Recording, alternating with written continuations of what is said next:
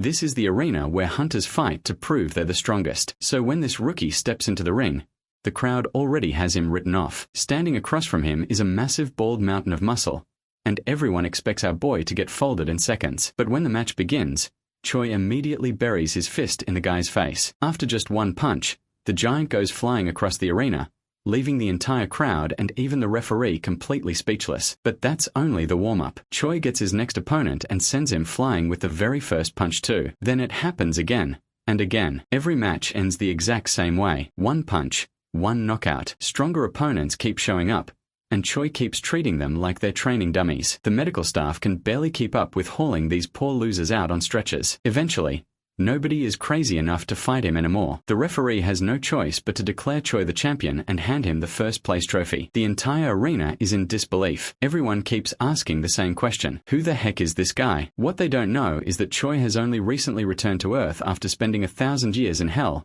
fighting monsters, and even gods until he became an absolute monster himself. But before all of that, Choi was just an ordinary high school boy benching in a classroom, and his teacher had asked him to stop. Of course, it is not wrong to bench, but our dear Choi happened to be benching in literature class. Although this teacher was still asking him, the others had given up on him long ago. Let's have a look back in time.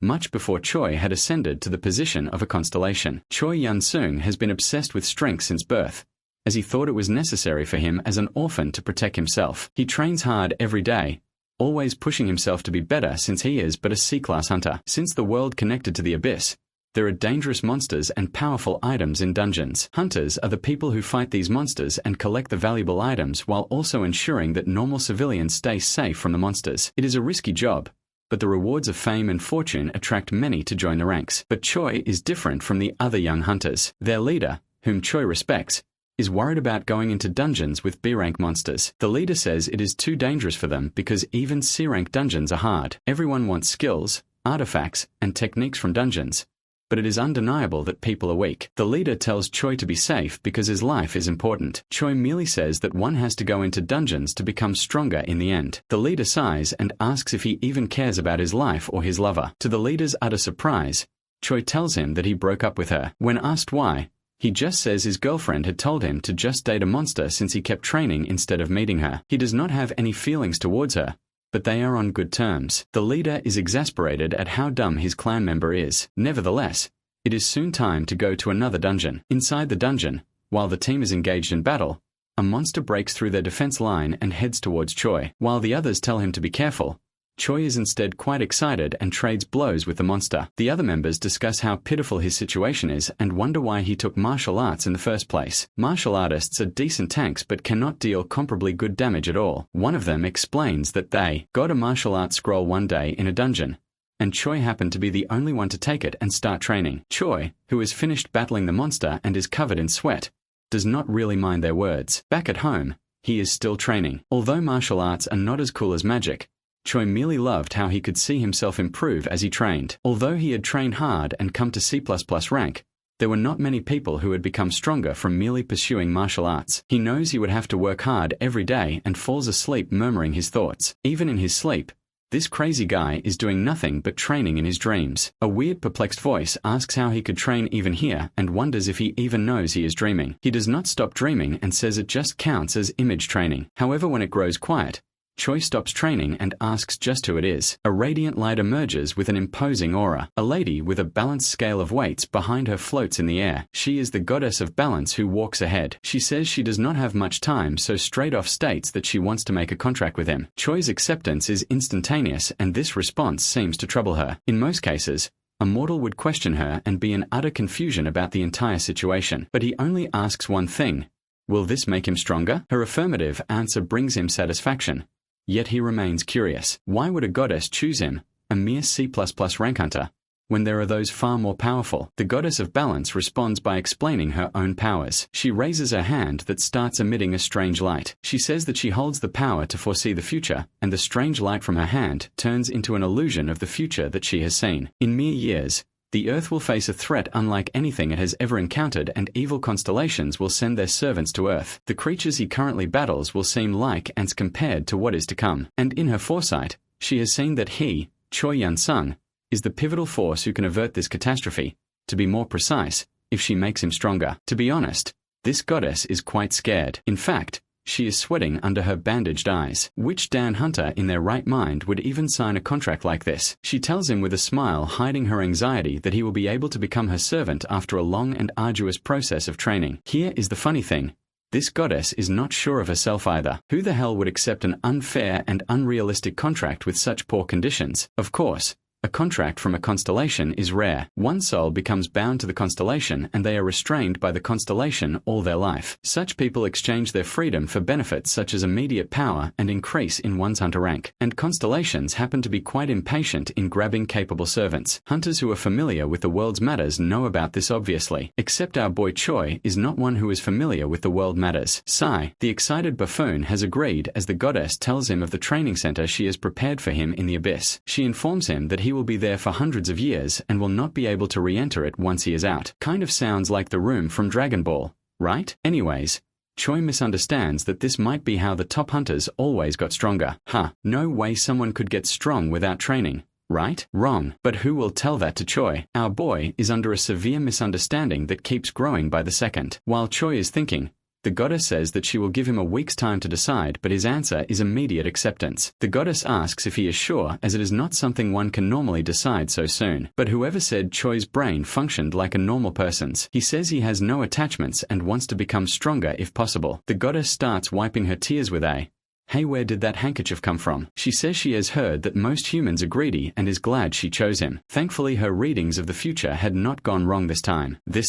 Had they been wrong before? But Choi will never know. The goddess has already opened the portal to the abyss and he is having a hard time just protecting himself from the mana waves. She tells him to think of any letter he wants to leave behind to inform his friend or family, and she will take care of its delivery. Wishing him the best of luck, she asks him to overcome the trials as she will be taking him in as a servant when he is done. As Choi steps into the portal, a single letter is left behind in the room where Choi had been. Arriving at the abyss, he can feel the insanely high magic power density in the air. He stands upon the greenish-blue ground, wondering if this entire place is his training center. But he does not linger on the thought for long. Determined, he resolves to begin and waste not a moment. The goddess tells the other angels about Choi, claiming she's seen his future and believes he's the perfect choice. But seeing the future is not easy, even for her. It is more like piecing together a puzzle and she's taking a gamble on Choi. In her vision, Choi is growing stronger with each challenge, frustrating the other constellations whose plans fail due to him. The goddess believes if she makes such a person her servant,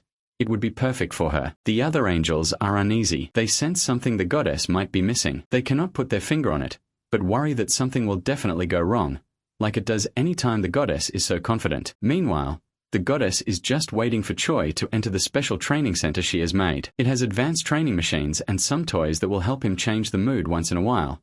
And above all, a safe training environment. It has everything he needs to get stronger, both physically and mentally. The goddess even included some fun things to keep him from getting bored. However, in the abyss where Choi has yet to enter the training center prepared by the goddess, he feels a magical storm nearby. He thinks it is a test from the goddess and gets excited. He believes that to grow he needs to take risks. So, without even a hint of fear, he walks into the storm. As Choi braces himself to face the powerful magical waves cascading towards him, he believes this trial to be a test from the goddess herself. The waves crash into him, intent on breaking his body to pieces. He feels every bone strain, yet he knows he cannot allow himself to falter here. He must endure, for this pain and hardship is essential in gaining a constellation's approval. As the magical storm sweeps through the illusions surrounding him and disrupts the goddess of balance's territory. This protective magic had once concealed and safeguarded her domain, yet now, the illusion shatters into fragments. The goddess herself, aware of the disturbance, had been unable to foresee it. She wonders why Choi has not arrived. Since he had been dropped only a short distance from the training grounds, he should have found his way by now. Aniclimax, one of her loyal angels, scouts the grounds but finds no trace of the young human. When he reports this to the goddess, she grows even more disturbed. Aniclimax speculates that the storm may have swept Choi into the abyss. The goddess of balance, hearing Aniclimax's deduction, desperately orders him to search every corner of the abyss if necessary to find Choi. Aniclimax accepts the order. The abyss is an infinite space. Finding a single human swept away by the storm would be close to impossible, but it appeared to be her last strand of hope. Meanwhile, at the present moment, Choi is inside the chaotic magical storm. It is like being trapped underwater with crushing pressure. The air is thick with raw and dangerous magic that can destroy his body. But Choi is not scared. He uses his divine celestial technique to absorb the magic, turning it into his own power. The bone strength increases along with muscle density and his danchan too, all while he still thinks this is a trial. A few weeks later, the storm throws him onto unknown soil where he lands on his knees. Thinking it had been a hard first training, he wonders if this is the next place for his training. Little does our dear Choi know that this is an empty place in the abyss ungoverned by any constellation, and the first time he finds, there is a serpent-like monster that is humongous in size but has scales of stone. Choi wonders if he is supposed to catch the serpent. The serpent looks like Onyx from Pokemon, but despite that, it appears to be an A-rank monster, far above his own capabilities as a mere C-rank hunter. He wonders if the goddess has grossly overestimated his abilities, but soon pushes the thought aside, thinking that she must have thought of all this already. He punches it with all his strength, but it does not even move or react. His attack is too weak to hurt it. Choi watches as his fellow hunters discuss the divine celestial technique, a D-rank martial art. They dismiss it as too slow and difficult because they fear the long and frustrating path to mastering it. No one wants to take on this challenge except Choi, who is interested in the divine celestial technique, even though others think it is a waste of time. Two older hunters warn him that it is a slow and difficult technique. It relies on inner energy,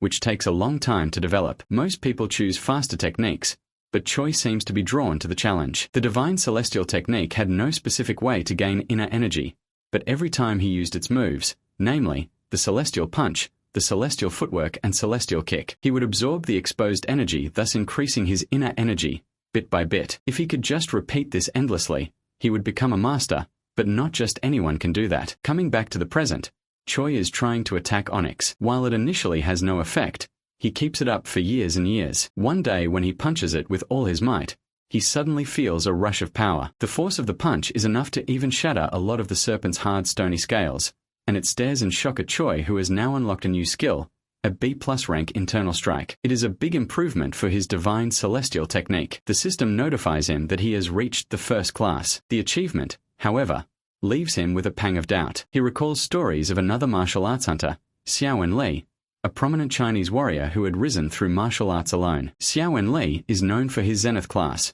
which holds the strength equivalent to the 6th circle of magic. When asked by reporters if he aims to grow even stronger, Xiao Enli replies that his goal is to become S rank, an honor no martial artist has ever achieved before. But this is slightly demotivating for Choi, who believes that it would take him nearly 1,000 years to reach such a rank. Nonetheless, tears of joy sting the serpent's eyes on realizing that Choi's training has ended, and so have the serpent's days as a punching bag. Choi assures the serpent that he has no intention of killing it. After all, he was the one who had chosen it as a training partner, and their battles have been beneficial to him. When Choi is wondering where he has to go to start training again, the serpent bows its head, lifting him up, as if offering him a ride. Choi is surprised, but thanks the Onyx, as it takes way too long to move around on foot. It has been 100 years since he first arrived in this abyss. His memories drift back to the sound he heard upon arrival, a deep, resonant hum, like the distant echo of a mana storm. He remembers wondering then if the goddess herself was guiding him. Now, as the serpent carries him forward,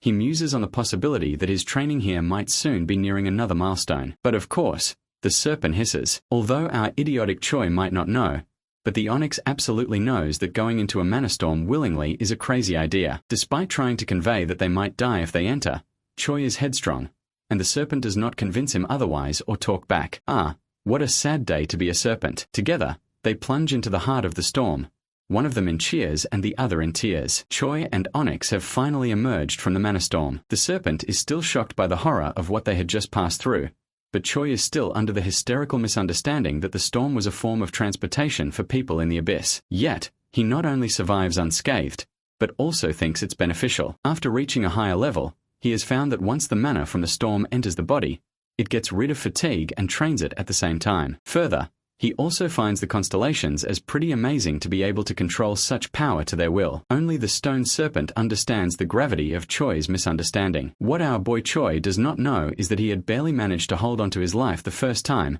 and that had luckily prepared his body to not be shredded by the current storm. All of a sudden, Choi wants something to eat, although he does not really feel hungry even after his 100 years fast. Onyx lowers its massive head and offers chunks of its own body to Choi, merely fragments of rock. Well, of course they fell from its body, so it is technically meat too. He wonders if he can really eat it. Onyx starts nudging the rock towards him as Choi wonders if this is payback for the 100 years. The sincere look on Onyx's face is evident. Choi smiles and hands it back, saying he cannot eat Onyx no matter how hungry he is. This small action somehow brings up a system prompt saying he has gained a complete understanding of the Great Serpent and has learnt the stone martial arts. With the new skill learnt, Choi could not wait to try them out. He felt strong enough to smash and flip the earth and flexible enough to swim through the air. Although the new technique is interesting, he does not intend to stop using the divine celestial techniques. Every transcendence of his deepens his enlightenment as he looks forward to what the new training exercise will be like. Driven by this desire, he eventually finds himself standing before a vast sea,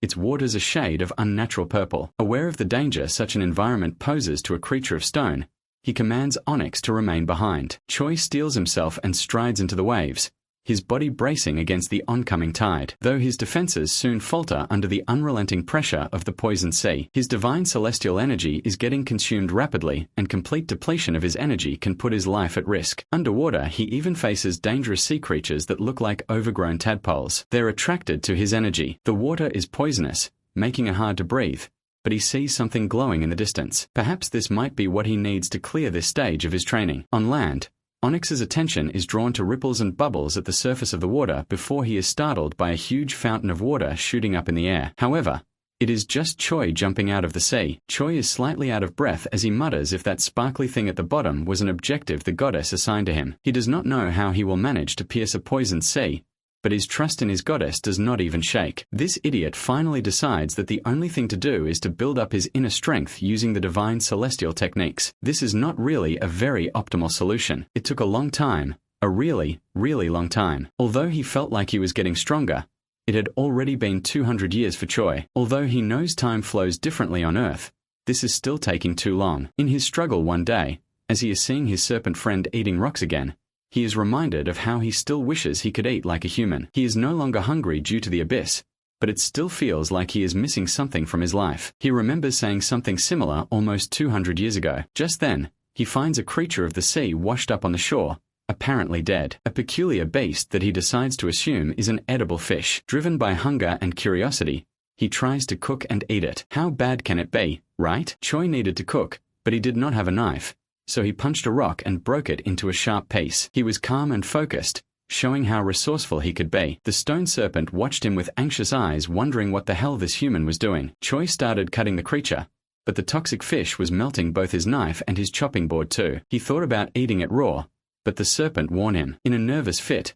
the serpent tried to bring something out of its mouth. This happened to be a special crystal, adamantine, that was the most precious treasure for rock-type monsters. As Choi uses it on the, fish, he realizes that it is not melting even after touching the toxins. Seeing this, he decides to make a set of cooking utensils for the time he trains in the abyss. Recalling the words of his clan leader, who had once stressed the importance of finding a hobby, Choi saw that it was useful to develop a hobby. Hunting, preparing, and consuming whatever he could find would help him while strengthening his physical resilience. With the utensils at hand, the most he could make was a raw slice of fish. Choi tried to eat the fish monster, but it was disgusting. Onyx was visibly repulsed, making strange sounds of disgust. Choi, however, was unfazed. He was used to eating bland and boring food. For him, food was just fuel, not something to enjoy. He was more focused on the efficiency than the taste. When Choi took a bite of the fish monster, it was terrible, and poison started spreading through his body. But the system prompt showed that he was using his inner strength to fight the poison. Not only did he survive, but the poison actually made him stronger. He realized that these creatures could be a source of power as long as he did not become intoxicated, and he could even harness their energy. Feeling stronger, Choi looked at the sea. He saw the creatures not as enemies now, but food. He decided to eat them all, using their power to make himself even stronger. He would not be afraid of their poison anymore. Choi spent a few hundred years exploring the depths of the sea, fighting and eating monstrous creatures. Gradually, he became immune to their poison and even learned to use it as a weapon. In the end, his poison immunity turned into unconquerable poison immunity. Now he was not just immune to poison, but also capable of using it by pulling on the poison in his dantian. Even his divine celestial technique ascended to new ranks. Even though Choi was powerful, he wondered why the goddess had not called him back yet. He thought about Earth, and wondered if it was still the same. He knew he was very strong now, maybe even the strongest hunter on Earth,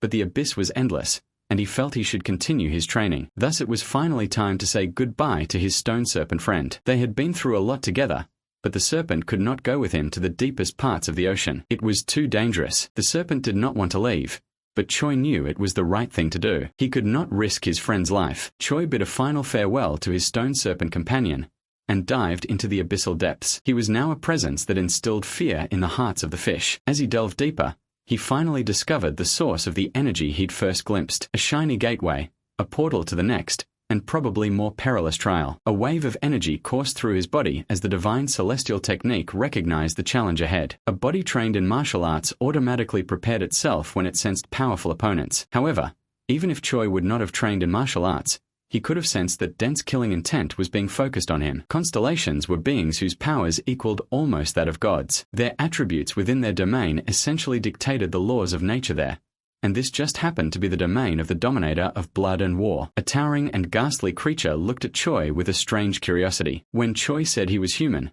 the creature scoffed, finding the idea laughable. It knew Choi was new to this place, and decided to enlighten him. As it spoke, he pulled out a monstrous blade. The creature declared it would behead Choi as a welcome gift, a lesson for the newcomer. But Choi misinterprets this monstrous declaration as part of a brutal training program. In his mind, this entire encounter is some twisted simulation designed to push him to his limits. Readying himself, he harnesses all the energy within him, condensing it into his fist, transforming his Ki into a compact and formidable force. But as the blade descends, Choi meets it with his bare hand, his hardened Ki clashing with the razor-sharp steel. He counters with a fierce resolve, launching himself upward, landing a powerful kick that sends the creature staggering backwards. The other monsters watched in surprise. Humans were weak here, but Choi was different. Some whispered in shock, while others readied themselves for battle. Meanwhile, Choi remains unaware of the reality he faces. He thinks this is all just a test set before him, but the monsters misunderstood Choi's stance. They think he is trying to impress the dominator to gain favor and look down on him,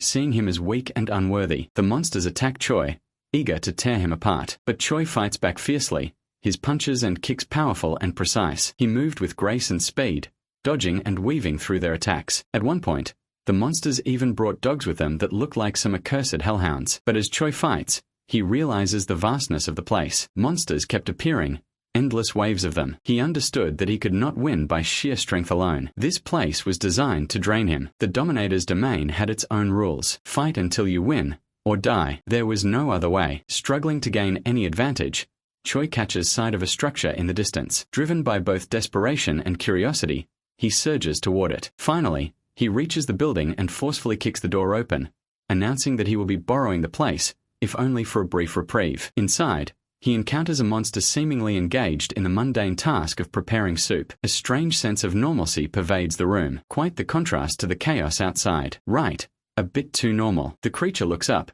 and for a moment, Choi considers the possibility that this monster might be more benign, or at least disinterested in fighting. He asks whether the creature has anything decent to eat, mentioning that he has not had a proper meal in days. The monster listens with feigned civility, ladling out the soup with a polite nod. But as Choi approaches, it suddenly hurls the pot of boiling toxic liquid toward him. The noxious fumes spread, filling the air with a deadly venom meant to incapacitate him. The toxin is nothing to Choi, who has mastered immunity to poisons. The deadly substance merely strengthens him, feeding his energy reserves. He absorbs the poison as easily as breathing, converting it into raw power that courses through him, amplifying his physical prowess. The monster recoils, eyes widening as it realizes its fatal miscalculation. Before it can react, more monsters from outside have pushed their way into the building, filling the small space with snarling, violent energy. They surge toward him, undeterred by the fate of their fallen kin, eager to subdue the human who has dared to defy them. But Choi is prepared. In a swift motion,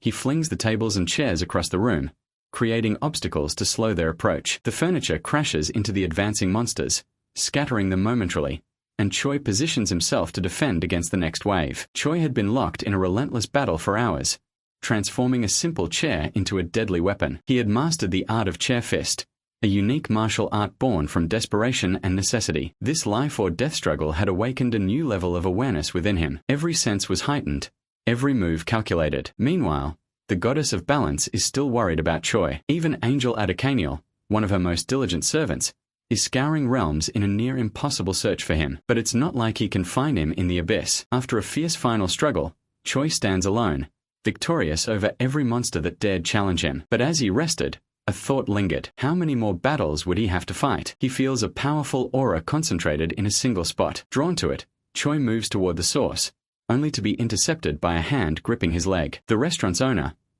pleads with him, begging him not to drink from the precious pot that he has worked so hard to obtain. The owner says that the dominator of blood and war does not tolerate dull or uneventful battles. Such monotony is no life for warriors like themselves, who will be forced to fight, die, and be reborn, only to repeat the cycle endlessly if they allow themselves to grow complacent. This pot was something the owner had suffered a lot to find, but Choi is unmoved. In a swift, dismissive motion, he kicks the owner aside, asserting that, in a contest of life and death, the victor claims the prize. With this decisive act, Choi declares both the pot and the entire restaurant his rightful spoils. Today marks the birth of a new era within these walls. The establishment is now his, and he declares it will henceforth be known as the Demon Inn. Choi recalls an old story about a retired martial arts master who bought an inn, transforming it into a sanctuary where he could live peacefully while still immersed in the world of combat. The tale had always fascinated him, but unlike that idealized vision, his newly acquired inn lies at the heart of endless chaos. Fights are frequent here that makes the inn's title,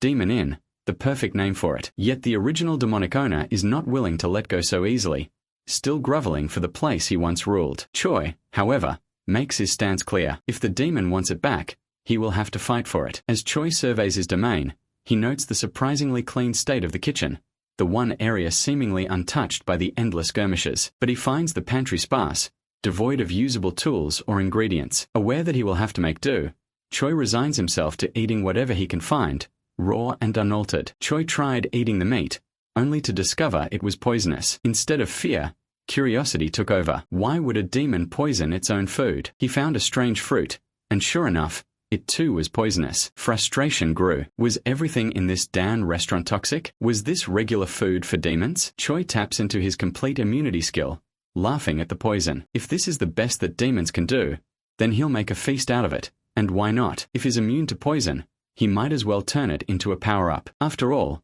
a little poison never hurts anyone, right? From that day on, Choi settles into a routine that borders on the bizarre. By day, he battles monsters that venture into his inn, testing his strength and honing his chair fist technique. By night, he was experimenting with poisons and ingredients that would look unusable in conventional cooking.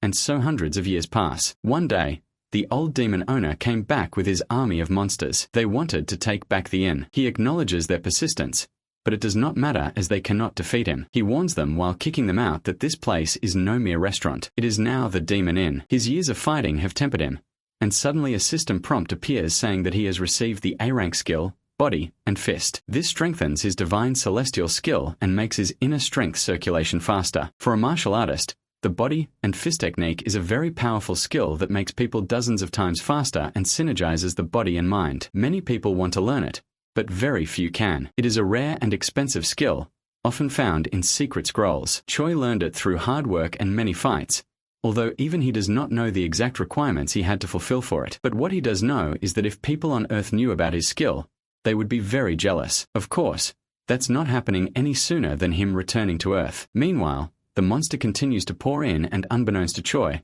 a dark figure flies through the sky approaching the inn. One regular day, the ground was covered with the bodies of monsters he had defeated. For 100 years he had lived there, fighting and winning against countless creatures. No monster could defeat him. They tried to attack him, but he was too strong. This place was his home, and no one could take it from him. Any attempt to breach his encampment, to lure him out or provoke him, ends only in their own destruction. The monsters were now gathered around Choi's camp, trying to find a way to defeat him. But no matter what they did, they could not break through his defenses. They were frustrated and confused. Choi also felt restless. He was strong, but he felt like he could be even stronger, but just did not know how. Suddenly, the monsters outside the camp start shouting about how they had fresh void beast meat and adamantium. They taunt him as they shout about the treasures lying about, trying to lure him out of his impenetrable fortress. Choi was annoyed, not by the monsters' taunts but by their pathetic attempt at acting. He finally stepped out of his safe place, ready to fight. He knew that staying inside would not help him grow stronger. He wanted to challenge himself and reach his full potential. As Choi exits his sanctuary,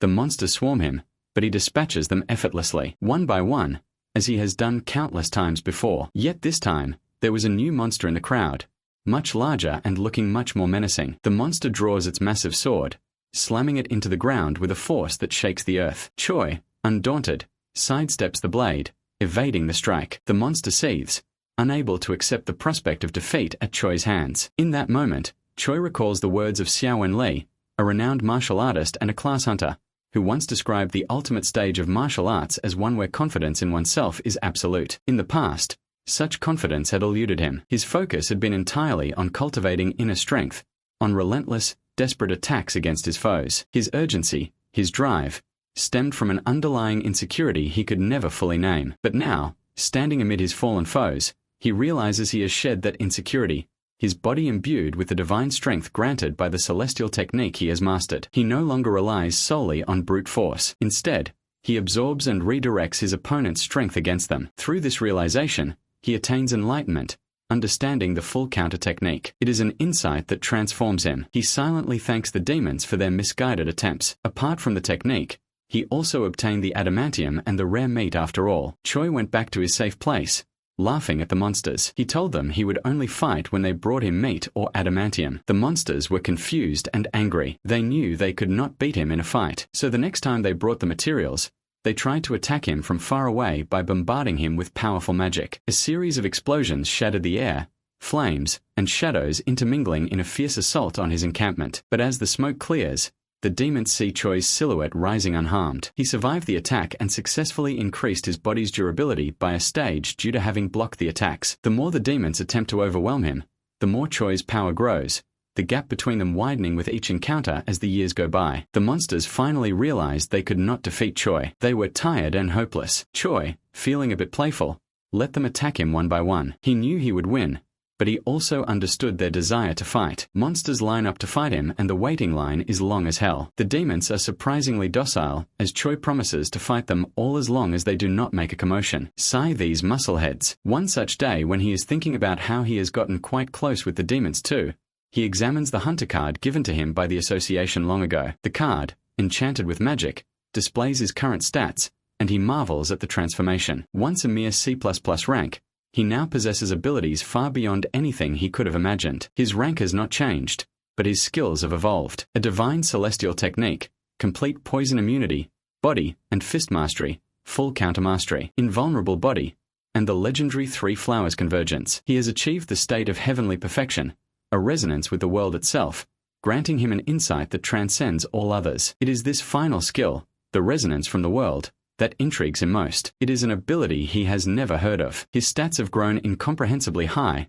and every skill he possesses has ascended beyond anything he'd once imagined. His list of abilities stretches on, each one shining with a rank mastery. But convergence of 3 flowers, now that was something even more profound, more mystical. This technique, rarely seen on Earth, was a martial ability hunters only spoke of in legend. The convergence of 3 flowers marked the pinnacle of Kai cultivation. Hunters used it when their powers were honed to absolute purity, when the quality of their inner strength was refined to an immaculate state. Should this purity falter, the skill would weaken. Yet, if nurtured, if cultivated with dedication, it could elevate a warrior to mythical status, a pinnacle where 3 flowers of Kai, vitality, and spirit bloom as one. Choi remembers tales of great martial artists who'd achieved such a level. Those individuals were known to have mastered unique A-rank techniques like Violet Dawn Divine Technique or the legendary Divine Tai Chi Technique. To reach this pinnacle was to touch the heights of martial skill, yet Choi never intended to seek such perfection. He had wandered through the abyss, his time stretching into an eternity,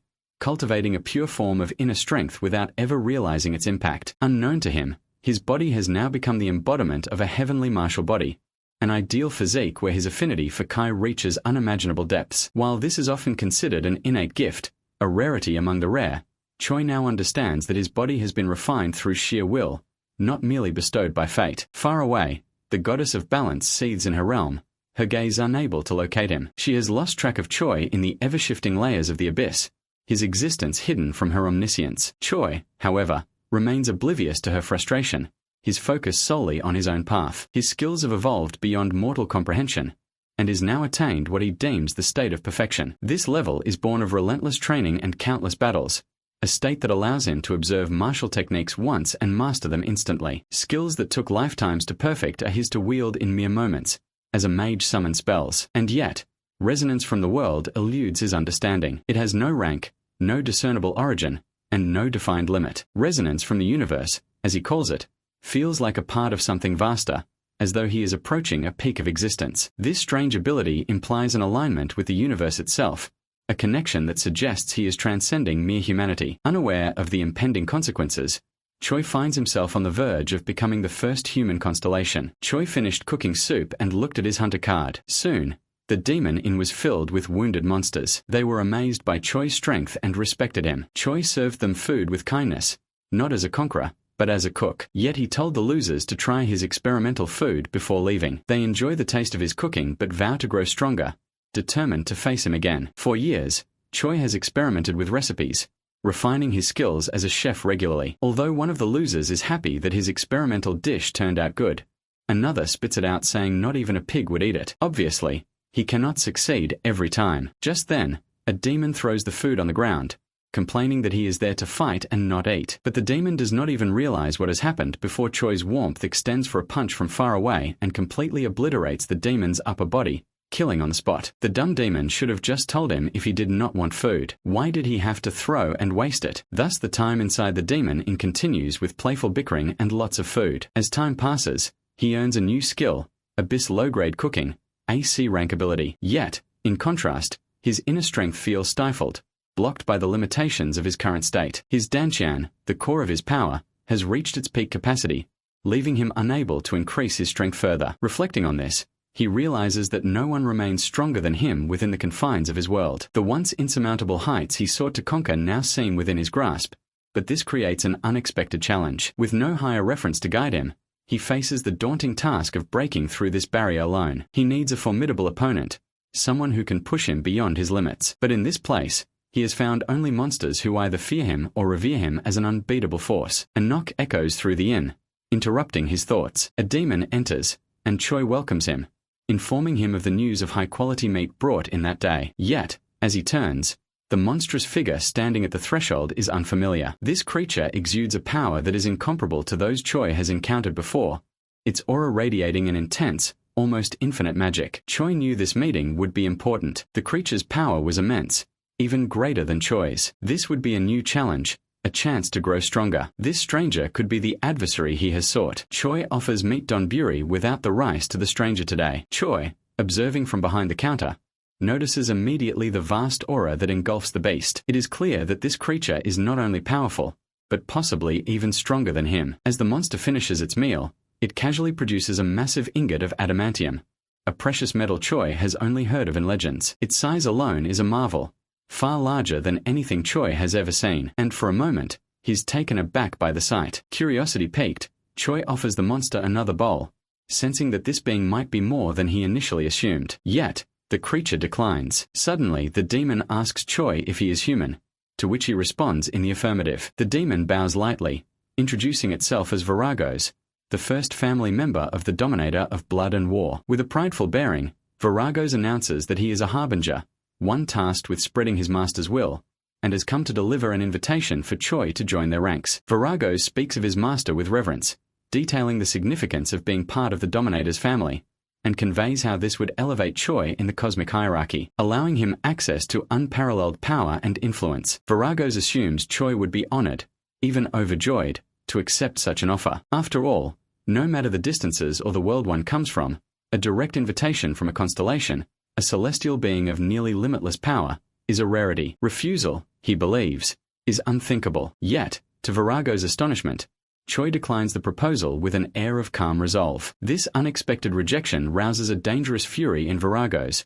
whose pride is shaken by such blatant defiance. The air thickens as his anger manifests, a surge of pressure flooding the inn and challenging Choi. But Choi, undeterred, faces Viragos head-on. He recognizes this confrontation as a long-awaited opportunity, a truly worthy opponent, capable of pushing him further toward his ambitions of strength. In the tense silence, Viragos insists that Choi's potential is precisely what his master seeks, that the Dominator of Blood and War thrives on followers who embrace battle and adversity. Thus, he cannot fathom why Choi would refuse. Choi, in response, mentions a prior commitment, a promise made to another constellation, one he is unwilling to break. Viragos grows curious and presses for details, sensing no trace of constellation energy around Choi. Choi admits that, although he has not yet joined any family, he awaits a place promised by a constellation with the power to foresee the future, one who has assured him that his path lies with her. Viragos laughed at Choi, calling him a liar. He explained that powerful beings quickly claim mortals with potential,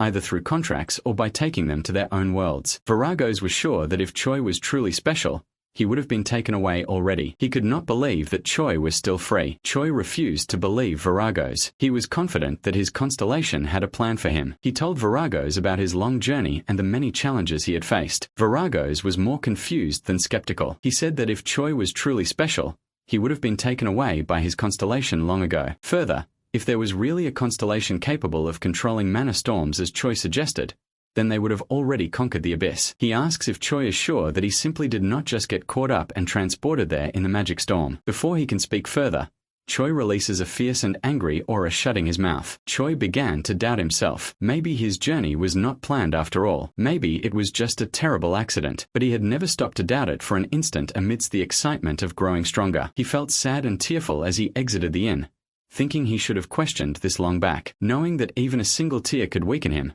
Choi made up his mind to return to Earth as he had already wasted a lot of years. But Viragos blocked his path. The receiver of the axe of blood, Viragos, finally revealed his true form. He would not let Choi escape his master, the dominator of blood and war. Viragos was very powerful, and he was ready to fight Choi. He said that even if Choi died, the dominator would bring him back to life again and again. As they clash, Viragos notices something unusual about Choi's movements. Despite the lack of any visible magic aura, Choi moves with a speed and agility that defy logic, almost as though he's moving faster than the eye can track. Intrigued, Viragos realizes that this must be a result of the celestial footwork technique, a rare skill that infuses physical prowess with divine power, allowing Choi to maneuver in ways that seem impossible for a mere mortal. The sight stirs Viragos' warrior spirit, and he intensifies his attacks, drawing upon his blood baptism technique, an ability that bypasses the need for traditional mana and taps directly into his own vitality and rage, a rain of corrosive liquid that looks like blood. Yet, Choi's invulnerable body technique shields him from the worst of Viragos' attack, but it still will not be enough to put up with the enemy's skill for a long time. Meanwhile, the demon taunts him to finish up soon as his master, the dominator of blood and war, awaits them. The air trembles under the oppressive weight of the dark red mana pouring down like an acidic torrent, burning, melting, annihilating anything unfortunate enough to encounter it. This ability is a terrifying show of Viragos' overwhelming magic, a force that transcends human understanding far beyond the capabilities of any mortal magician. Choi's body swells with power. His heightened senses and mastery over the heavenly martial body technique allow him to conserve inner strength with perfect precision. Through three-flower convergence, his every move is sharpened. For Choi, this is unlike any danger he has ever faced. In the face of Viragos' unimaginable power, Choi's mind becomes still. Long gone are the doubts and frustrations that once held him back, the regret over time he thought wasted on misunderstandings. Now he is fully immersed in clarity, akin to the calm he feels in the heart of this mana-infused storm. Speed becomes his most vital asset. He focuses intently on the flow of energy around him, reading every shift. With his heightened perception, he anticipates each drop of the corrosive rain from Viragos' power and evades them with precision. The art of phantom footwork elevates him beyond ordinary movement. He achieves a rank once thought unreachable, an S-rank technique that enables him to traverse space in an instant, allowing him to move to any location he envisions in the blink of an eye. Viragos is stunned. In all his experience, he has never seen a mortal evade his baptism of blood, a magic spell capable of obliterating legions. To him, martial arts had always seemed like the domain of the weak, an antiquated practice inferior to the vast power wielded by true magicians. But Choi's skill forces him to reconsider, a grudging respect rising within him. Viragos contemplates the differences between their abilities, acknowledging that magic users command limitless energy by tapping into the boundless mana of their surroundings. Martial artists, in contrast, draw strength solely from their own bodies. Yet, as he observes Choi, Viragos realizes that martial arts had originated not as a path of weakness, but as a means to defy the natural order. He recalls an ancient tale he once heard, a legend from the realm of the constellations. Long ago, in a distant land under a powerful constellation's rule, a group of enslaved individuals incited an uprising, challenging the very laws governing their world. The uprising persisted, fueled by a strange new discipline that did not rely on borrowed power. This technique, this act of defiance, was martial arts, a way of drawing strength from within. If Choi had been a mage, Viragos says, he would already have fallen, his body dissolved by the bloody tide of Viragos' baptism of blood. But Choi's will to resist fuels him, and he advances, fist raised in defiance. Choi's punch lands on Virago's with all the force he can muster, yet the impact is disappointingly ineffective. Virago smiles darkly, almost mocking, and declares that he has been blessed by the powers of blood. His body surges with newfound energy, and he swings his axe onto the earth that reverberates through the battlefield like a shockwave. The air crackles with pressure, and each magical wave brings Virago's closer to his peak. In Choi, he has found an opponent worthy of his fullest power. Choi fought hard against Virago's, using his amazing speed and power from phantom footwork. But Virago's was protected by a powerful magic shield. He knows he must reach a new level of power to have any chance of victory. Drawing upon his inner strength, he begins to channel his energy, gathering it within himself. This concentrated energy, known as Fist Ki, is the product of intense focus, a manifestation of Choi's martial essence. But Fist Ki alone is insufficient. Its limitations have long been evident. However, there exists a way to transcend this boundary, a technique so demanding that only one other martial artist, Jiawan Li, had managed it centuries ago, even if only for a fleeting moment. This legendary technique, the Kai fortification method, demands an unparalleled reserve of inner strength. It compresses Fist Ki to a density beyond normal limits, transforming it into a nearly impenetrable force. The sheer power required for this technique makes it almost impractical for most fighters. But Choi has already reached a level far beyond Jiawan Li's. Summoning every ounce of his energy, he channels it into his fists. Choi gathered all his strength, his body glowing with a fierce energy. With a thunderous step, he launched himself at Virago's, his fist a weapon of pure power. The impact was earth-shattering, and Virago's magical shield cracked and shattered under the force of Choi's attack. The once seemingly invincible shield of blood magic has finally been destroyed. Likewise, Virago's master's blessing, the powerful aura that has safeguarded him through countless battles, splinters into fragments. Yet Virago's cannot accept what he sees. Choi, however, knows he is treading dangerous ground. Each of his techniques depletes his inner strength at an unforgiving rate, yet the battle rages on, with no respite and no forgiveness. A brilliant light, blinding in its purity, fills the vast, dark arena as Choi and Virago's clash. Above, monstrous creatures gather to observe, whispering in or among themselves. It has been nearly half a year since the conflict began, and still, neither warrior submits. To the audience, Choi's endurance is the stuff of legend, yet Choi is far from invincible. Gritting his teeth, he channels his inner reserves, pouring his remaining Ki into his next attack, a celestial punch imbued with his fist aura. Power surges through him, burning like fire, consuming his energy at an accelerated pace that would drain any ordinary warrior in an instant. In response, he activates the Three Flowers Convergence, a mastery that allows him to draw Ki at a rate fast enough to keep pace with his body's demand. Alongside this, his heavenly martial body works in tandem,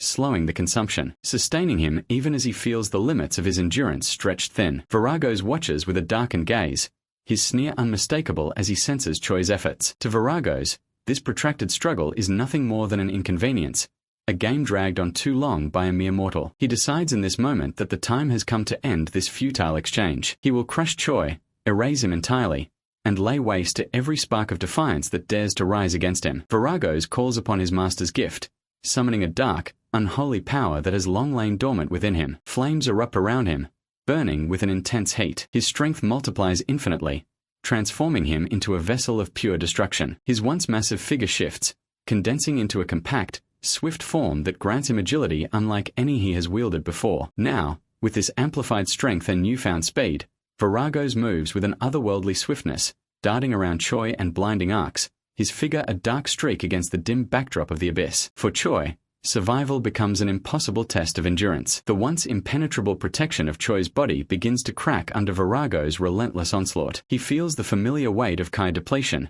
his body teetering on the brink of emptiness. Yet he cannot afford to lose focus, as that would mean death. Knowing that time and energy are slipping away, Choi finds himself faced with a desperate decision. His only choice is to push forward, to sacrifice every last reserve if necessary, to bring this battle to an irrevocable end. From the moment he had entered the abyss, he had never once emptied his inner strength completely. That would be practically suicide for a human here, but with not much choice left, he uses all his remaining inner strength to deliver a punch. Surprisingly, this awakens within himself a new ability, Celestial String, an enhancement that weaves divine energy into his techniques, elevating his combat prowess to unparalleled heights. His divine celestial technique begins to evolve in real time, each strike now pulsing with newfound energy and razor-sharp precision. As Choi's aura expands, Virago senses a transformation. The thought of this mortal rival ascending, of Choi becoming a new constellation within the abyss, strikes Viragos with a horror he has never known. He cannot allow it. In his master's domain, in this territory he has claimed as his own, the rise of a challenger is an abomination. He watches with mounting fury as Choi's form begins to expand, growing colossal, his presence towering over the abyss like the dawn of some new, unholy god. The restraints that have bound Choi's spirit dissolve, leaving behind only a raw, boundless power. Choi is no longer simply a warrior in the throes of survival. He has become something greater, something transcendent, his inner strength now resonating with the immensity of the cosmos. Within his Dantian, a universe of energy pulses, an endless reservoir of power waiting to be unleashed, he has ascended beyond mortal understanding, reaching a rank of strength that defies description. The technique that fortifies his Ki achieves an S rank, elevating him to a level of might previously inconceivable. Along with this, he gains an unparalleled ability, subduing the strong and assisting the weak. Choi's celestial fist comes crashing down one final time, obliterating the last vestiges of Virago's defenses. The Dominator's body, once a vessel of terror, shatters under the impact. The universe, vast and unending, awaits his next command, his next step. Choi stands amidst the aftermath of his battle with Viragos, realizing with a deepening awareness that countless constellations across the universe are watching him. The constellations, each express their interest in their own ways. The cat of lava and magma acknowledges him with a casual wave of its paw. The cardinal of plague and darkness extends an offer of a weapon, a sickle, pose. Even the bull who stomps at the world bellows its approval, yet none captures Choi's attention as much as the dominator of blood and war, who looks upon him with anger. The system notifies that he has won the battle and gained power from the universe due to the effects of his self-conquered title. Viragos, despite his own impressive prowess and the bloodshed he conjures, concedes his defeat. With dignity, he acknowledges Choi's potential. He encourages him to grow beyond these small victories, urging him to push his power so far that even the constellations themselves would find it impossible to look down upon him. Viragos speaks with conviction, planting the seed of an idea in Choi's mind, to one day etch his own name among the stars, to become a constellation himself. Choi, stunned by the enormity of such an idea, tries to dismiss it, yet he cannot fully ignore it. For Viragos, a being of vast power, sees something within him, something worthy of such aspirations. As Viragos fades from the scene, promising to meet him again for another contest, Choi feels a stirring within, an unfamiliar pressure building, as he contemplates the stares of the watching constellations. He attains a new level of understanding, reaching what he knows to be a zenith, a peak state of being in which he begins to grasp the depth of power that flows from self-mastery. The constellations' gazes bear down upon him, weighty and intense, like 1,000 spears challenging his resolve. Yet Choi feels the temptation they bring. The cat of lava and magma proposes a meeting, and the cardinal of plague and darkness does the same. Yet, for all their invitations, Choi understands that constellations like these rarely move from their thrones. They must be cautious, for in the abyss, competition is fierce. If one constellation loosens its grip over its domain,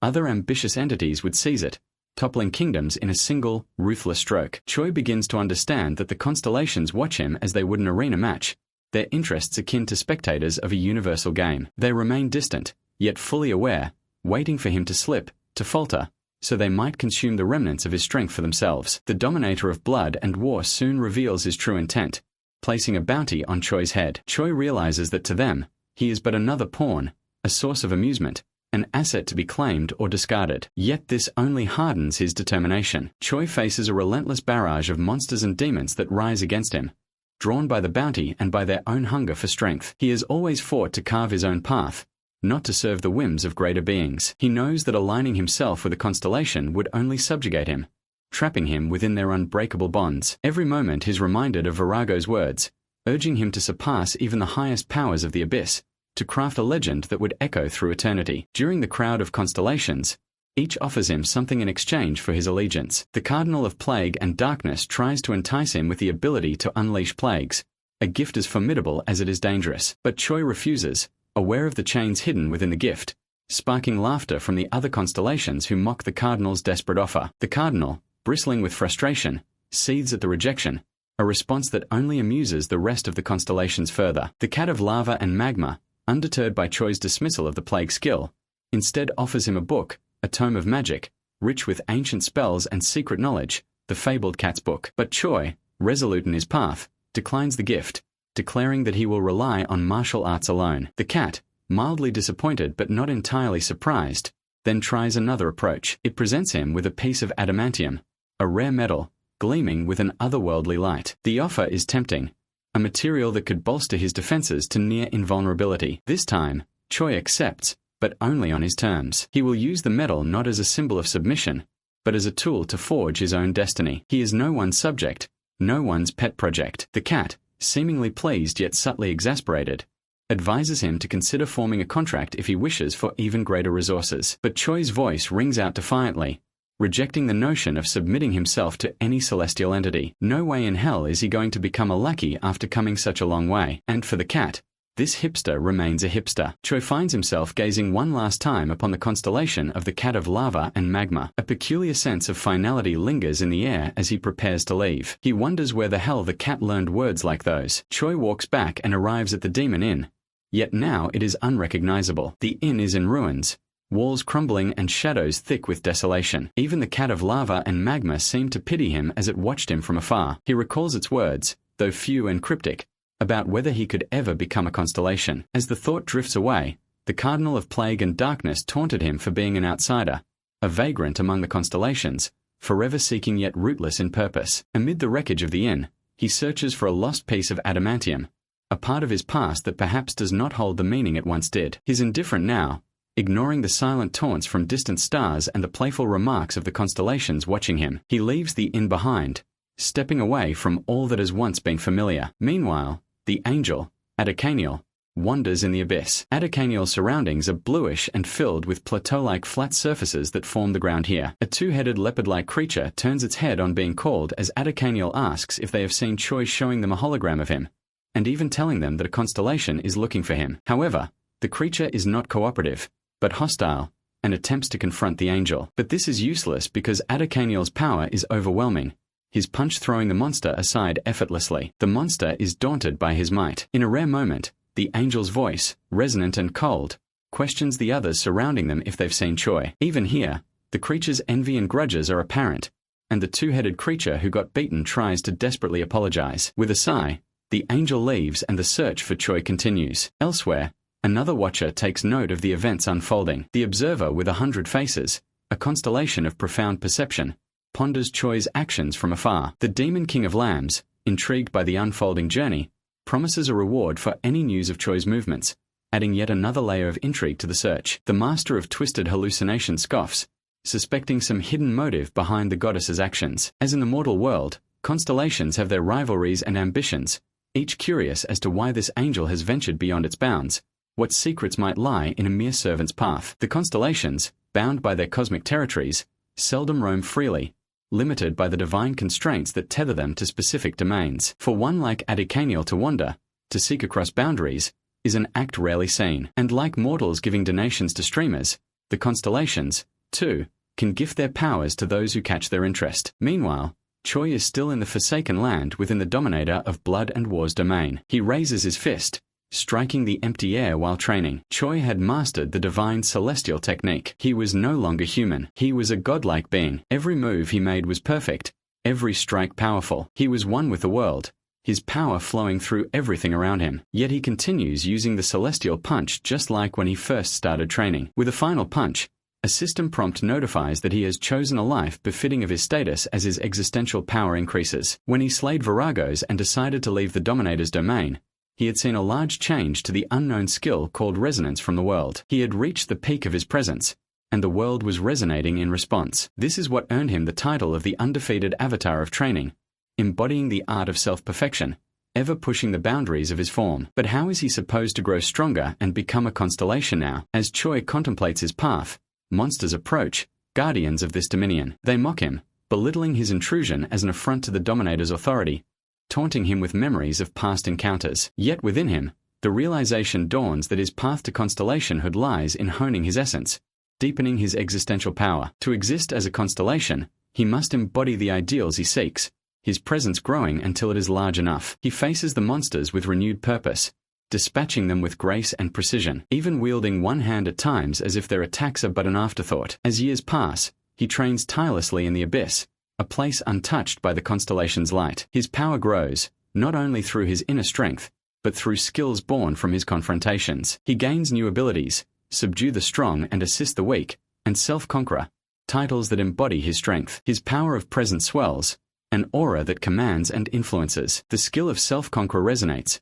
showing others the path of inner mastery, a rule unto itself. If constellations would start following contradictions, where a cardinal of plague and darkness would wield healing magic, and a dominator of blood and war would speak of peace, their power would weaken, and so will celestial standing, for their influence is shaped by the ideals they embody. Choi understands this implicitly. To wield self-conqueror, he must face an opponent stronger than himself, yet he must never fall to his altar, for his worth as a self-conqueror lies in his unwavering resolve. Suddenly the ground breaks open, revealing a colossal figure emerging from the darkness. Onyx, the stone serpent. Choi stares, memories stirring of a time when Onyx had been a loyal companion. The serpent's stone-scaled body looms massive and imposing, a being of ancient power that has come seeking him once more. Choi steps forward, arms wide as he welcomes Onyx, his old companion, but his friend's response is cryptic, unsettling. Choi's gaze travels down, taking in the sight of other serpents clustered around Onyx, other stone beasts similar to him, but bearing none of the warmth that Onyx once held. They seem menacing,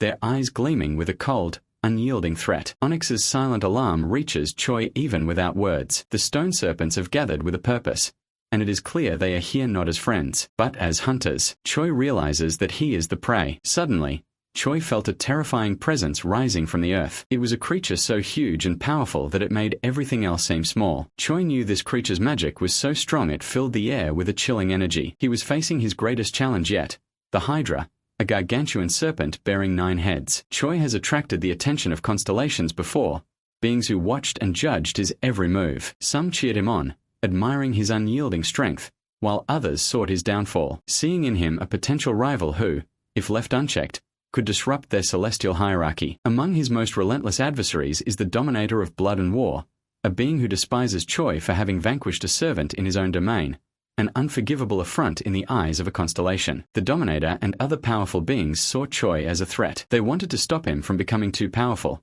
so Choi went to the abyss, a place where powerful creatures lived free from the control of the constellations. The Hydra, the ruler of his own domain in the abyss, was one of the most powerful beings there. It had immense power, but it was wild and uncontrolled. Within Choi, skills ignite in response to the threat. His abilities to subdue the strong and empower the weak surge to life, resonating with the energy of his surroundings. He feels his power growing, drawn to the challenge before him. He recognizes that this fight will test him, push him beyond his limits, but his spirit rises to the challenge. The aura of the undefeated avatar of training surrounds him, solidifying his resolve. Onyx's warning lingers in his mind, cautioning him against the imminent danger. Yet Choi's spirit, shaped by relentless battles and hardened by endless training, drives him forward. The Hydra seethes with rage, perceiving Choi as a defiler of its domain, an interloper who dared to meddle in matters beyond his grasp. Each of its 9 heads is alive with a malice so intense it could bring lesser beings to their knees. Poison drips from its fangs,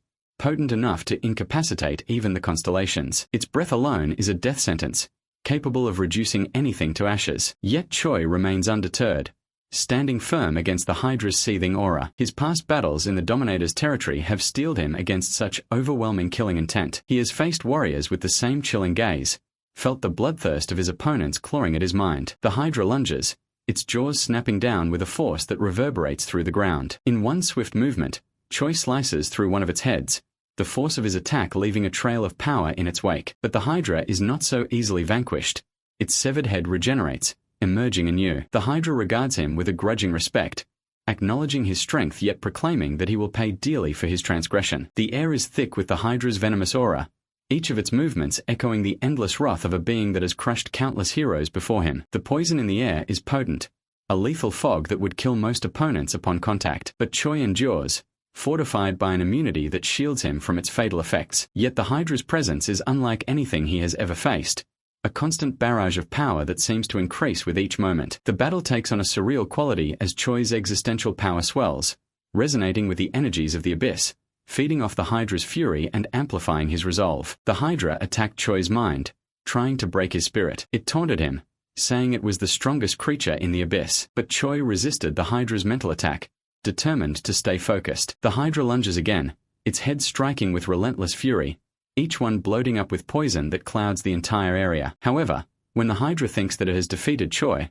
He jumps up through the cloud of poison unharmed. The undeterred Choi activates celestial footwork, an advanced skill that enhances his speed. He moves deftly between the bursts of poison. He pushes himself harder, seeking an elusive swiftness that might give him the advantage he needs to exploit any brief openings in the Hydra's assault. As he strives to reach an even greater speed, he notices something strange. The frequency and pace of the Hydra's breaths are slowing. It feels as though time itself is bending to Choi's will, allowing him to anticipate and evade the poison clouds with uncanny precision. This phenomenon cannot be explained by Choi's martial arts alone, nor by any of his magical skills. His newfound agility defies reason, surpassing his previous limitations. Realization dawns on him that he has tapped into an existential power, a force beyond physical abilities or acquired skills. It is a manifestation of his very being, allowing him to alter reality, to make time itself bend and fluctuate in accordance with his desires. With every movement, every strike, this power flows through him, aligning the world to his will. After his awakening, Choi launches himself toward the Hydra, severing its heads with precision and decisiveness. The Hydra regenerates, its heads reappearing, more furious and tenacious with each resurgence. Choi understands now that this existential power is what grants the constellations their dominion over the abyss. Those beings, ancient and transcendent, use this same force to carve kingdoms from the abyss's chaos, bestowing blessings and powers upon those they choose. He channels every ounce of this power into his attacks, transcending his limitations to match and overwhelm the Hydra's relentless regeneration. However, Choi has no desire to control the Hydra. Instead, he turns his existential power inward, focusing it upon himself. His fortified Ki, infused with this existential energy, transforms his weapon into a blade capable of piercing the Hydra scales, striking deep enough to halt its ability to heal. He forces himself to remain calm, a critical element of his training. In this battle, losing focus could be fatal. But fastly,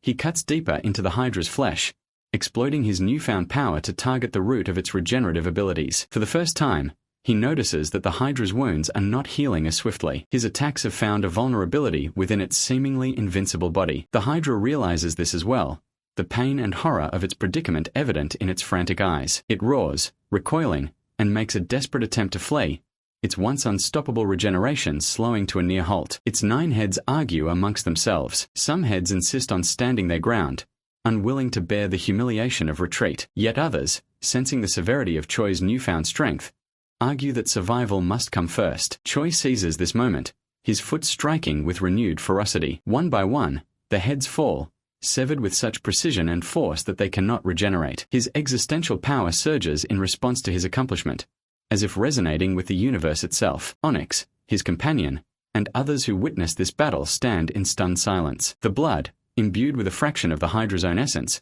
flows into Choi, merging with his own life force and granting him an A+ skill in undying regeneration. Choi stands amidst the remains of a battle, his gaze fixed on the slain Hydra before him. He remembers a time when he'd scoff at such abilities of regeneration and such, dismissing them as unnecessary for a martial artist. Yet here he stands, his hunter cards filled with all manner of extraordinary skills, proof of how far he's transcended his past life as a hunter. Those cards now mean little. He has surpassed the life of a mortal, pursuing instead the path of a constellation, an entity of legend and mystery. Nearby, the stone serpent Onyx and his family call out to him, though Onyx seems hesitant, as if unsure of who he's become. It has been thousands of years since they last met. Choi observes Onyx with equal amazement, noticing the subtle yet undeniable changes. Onyx too has grown, surrounded now by his own kin. Choi smiles, feeling both pride and a strange nostalgia. He notices the corpse of the Hydra, a prize beyond value, and he asks if Onyx would like any part of it: meat, leather, bones, anything that might be useful. Onyx hesitates, concerned about the Hydra's toxic body. The very air around the corpse is thick with poisonous fumes, making even approaching it a perilous task. But Choi, undeterred, begins cutting through the Hydra's flesh, segment by segment, heedless of the danger. Onyx, with a shiver of respect and unease, instructs the younger serpents to avert their eyes from the grisly sight. The spectacle leaves them in awe. Choi carves through the Hydra with high precision. Once Choi finishes, he realizes the Hydra's body is far too vast to carry. He thus decides to consume as much of it as he can hear. Seeing his predicament, Onyx steps forward and hands Choi a necklace, an artifact imbued with unique power. As the system notifies, it is an invaluable dimensional pocket. This artifact, a gift from Onyx and his family for saving them, has the capacity to hold the Hydra's massive corpse. Grateful, Choi accepts it, astonished at the thought of how many treasures he can now carry within it. He begins filling the pocket with the Hydra's rare bones, its robust leather, and potent minerals, understanding their potential for crafting legendary items. His mind races with possibilities. He could forge weapons or armor of unrivaled durability with the Hydra's materials, perhaps even create culinary tools to aid his passion for cooking. He recalls a piece of adamantium he's gathered previously, a metal of unparalleled hardness, combined with the orichalcum that Onyx gifts him, an equally rare metal exuding pure magic. Choi envisions crafting specialized utensils, an adamantium frying pan and cutting board, a set of orichalcum knives. The thought of using such divine tools exhilarates him. Onyx watches Choi and tries to explain to his doubtful children that although Choi looks kind of cuckoo, he is a good person. Meanwhile, Choi finds there's still much Hydra meat left, too much to take in the pocket's limited capacity. Rather than leave it behind, Choi decides to cook and consume it here. He recalls his years managing the Demon Inn, where his culinary skill reached an exalted level, and he eagerly accepts the challenge of preparing the Hydra meat. Handling the Hydra is no ordinary task. This creature refused the path of a constellation,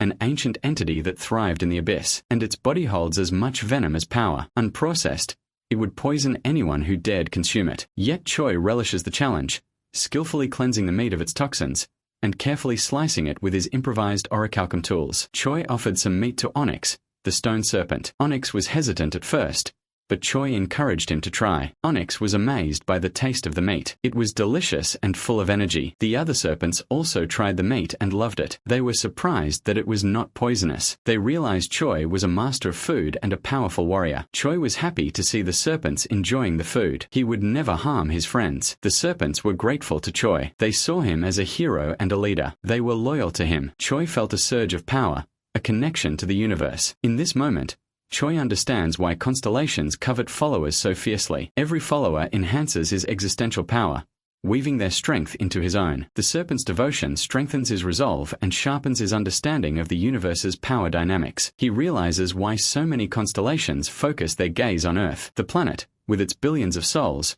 represents a boundless reservoir of faith and existential power. Any constellation that could claim Earth would wield influence enough to sway the tides of the abyss itself. With this realization, Choi feels an urgency rise within him. He knows he must find a way back to Earth before the prophecy of the goddesses is fulfilled. Choi sits alone, reflecting on his journey and the path that lies ahead. His solitude is soon interrupted as Onyx, his stone serpent companion, appears before him. Observing Onyx closely, Choi notices an unusual sight. The serpent's normally lean, muscular body seems to have bloated. A flicker of concern crosses his mind as he wonders if Onyx has consumed something harmful. He recalls common warnings about foods deadly to animals, like chocolate for dogs or green onions for cats. The thought lingers. Could Hydra meat have an adverse effect on creatures like Onyx? He muses that, while Onyx has always devoured anything offered with eager abandon, certain foods might still be beyond his capacity to safely digest. Onyx, however, dismisses these worries with unyielding confidence, asserting that no substance can truly harm him. For Onyx, all things are edible, each taste bringing some unique experience or benefit. Onyx, in a rare moment of caution, begins etching symbols onto the ground. The shapes gradually reveal a creature's outline, one that stirs memories of demons Choi has encountered. Onyx tries to convey a warning, though his fragmented, instinctual language makes it difficult for Choi to decipher. The creature Onyx depicts appears dangerous. Especially its face is a warning that it should not be underestimated. Choi's experience battling demons has left him weary of the supernatural, and he wonders what new monstrosity could await him here. He's tired of demons, having fought countless battles in blood-stained realms before, but if another foe is indeed lurking, he resolves to be ready. With a leap, he goes through the portal and lands on a flat floor. The skill he calls, subdue the strong and assist the weak, seems to gain new layers, sharpening as he senses the challenge before him. With his power heightened, Choi feels a rush of excitement. Servants of the constellation approach him, curious and reverent. They recognize him as the undefeated avatar of training, paying respects that are both earnest and cautious. They had been expecting him, an exalted visitor who might someday attain constellated status. Choi feels a flicker of pride, but he is aware of the latent dangers that underlie such attention. The servants speak of their master's wish to meet him, their tones both differential and foreboding. One servant, a nightmare incubus, tries to cast an enchantment, weaving a spell that would normally ensnare weaker beings. Choi feels the spell attempting to penetrate his defenses, but the divine technique he's honed shields him. He senses that the servants are not malicious. They merely lack control over their powers. The incubus acknowledges Choi's resilience, humbling herself by calling him Great Constellation. For a moment, He allows himself to be softened by their kind words. Such kindness, rare in the abyss, warms him in a way he had not anticipated. But he remains cautious and asks the servant if she's ever heard of Earth. She appears startled, mentioning that she has only heard rumors of it being a realm teeming with countless souls, a treasure of power if any constellation could control it. Choi dismisses her assumption that he seeks Earth for domination. He harbors no intention of enslaving his home. He desires only to protect it, a motivation that, here in this realm, feels dangerously idealistic. As they press deeper into the territory, Choi notices a shift in the servants' demeanor. Despite their nightmare nature, they are innocent and earnest in their admiration. They are not inherently evil. Suddenly, there was a commotion. A creature was screaming, desperate for power. The other servants were trying to calm it down,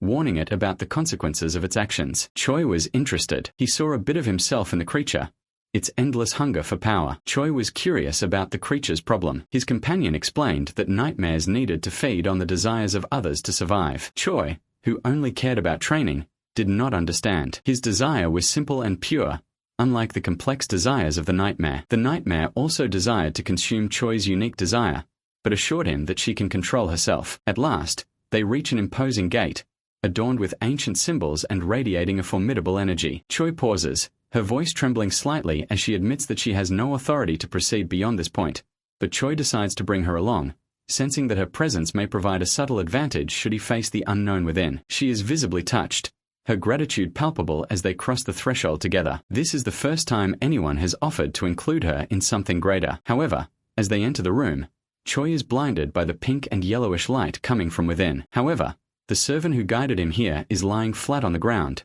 sound asleep. What greets him is a young girl who is none other than the constellation of dreams and greed herself. Her ethereal voice speaks softly yet clearly, whispering that Choi has been the cause of recent disturbances rippling through the entire abyss. The voice confesses a long-held desire to finally meet him. Confused, Choi refutes this, stating he is not a constellation, not yet. He feels far removed from such a position. As he speaks, she approaches, seemingly innocent, yet with a knowing expression that belies her youthful appearance. The servant who had accompanied him to the hollow room lies unconscious, a stark reminder of the dangers that lurk within this surreal realm. The girl insists that once a path is chosen, even the faintest step toward becoming a constellation is enough to mark one as such. She explains that it is not the title itself, but the very act of walking this path that defines one as a constellation. Choi, turning this over in his mind, is struck by her insight. The girl remarks that actions undertaken along the constellation's path are by nature those of a constellation. To further validate her point, she tells him that he can use existential power just like other constellations. Choi wonders if she is,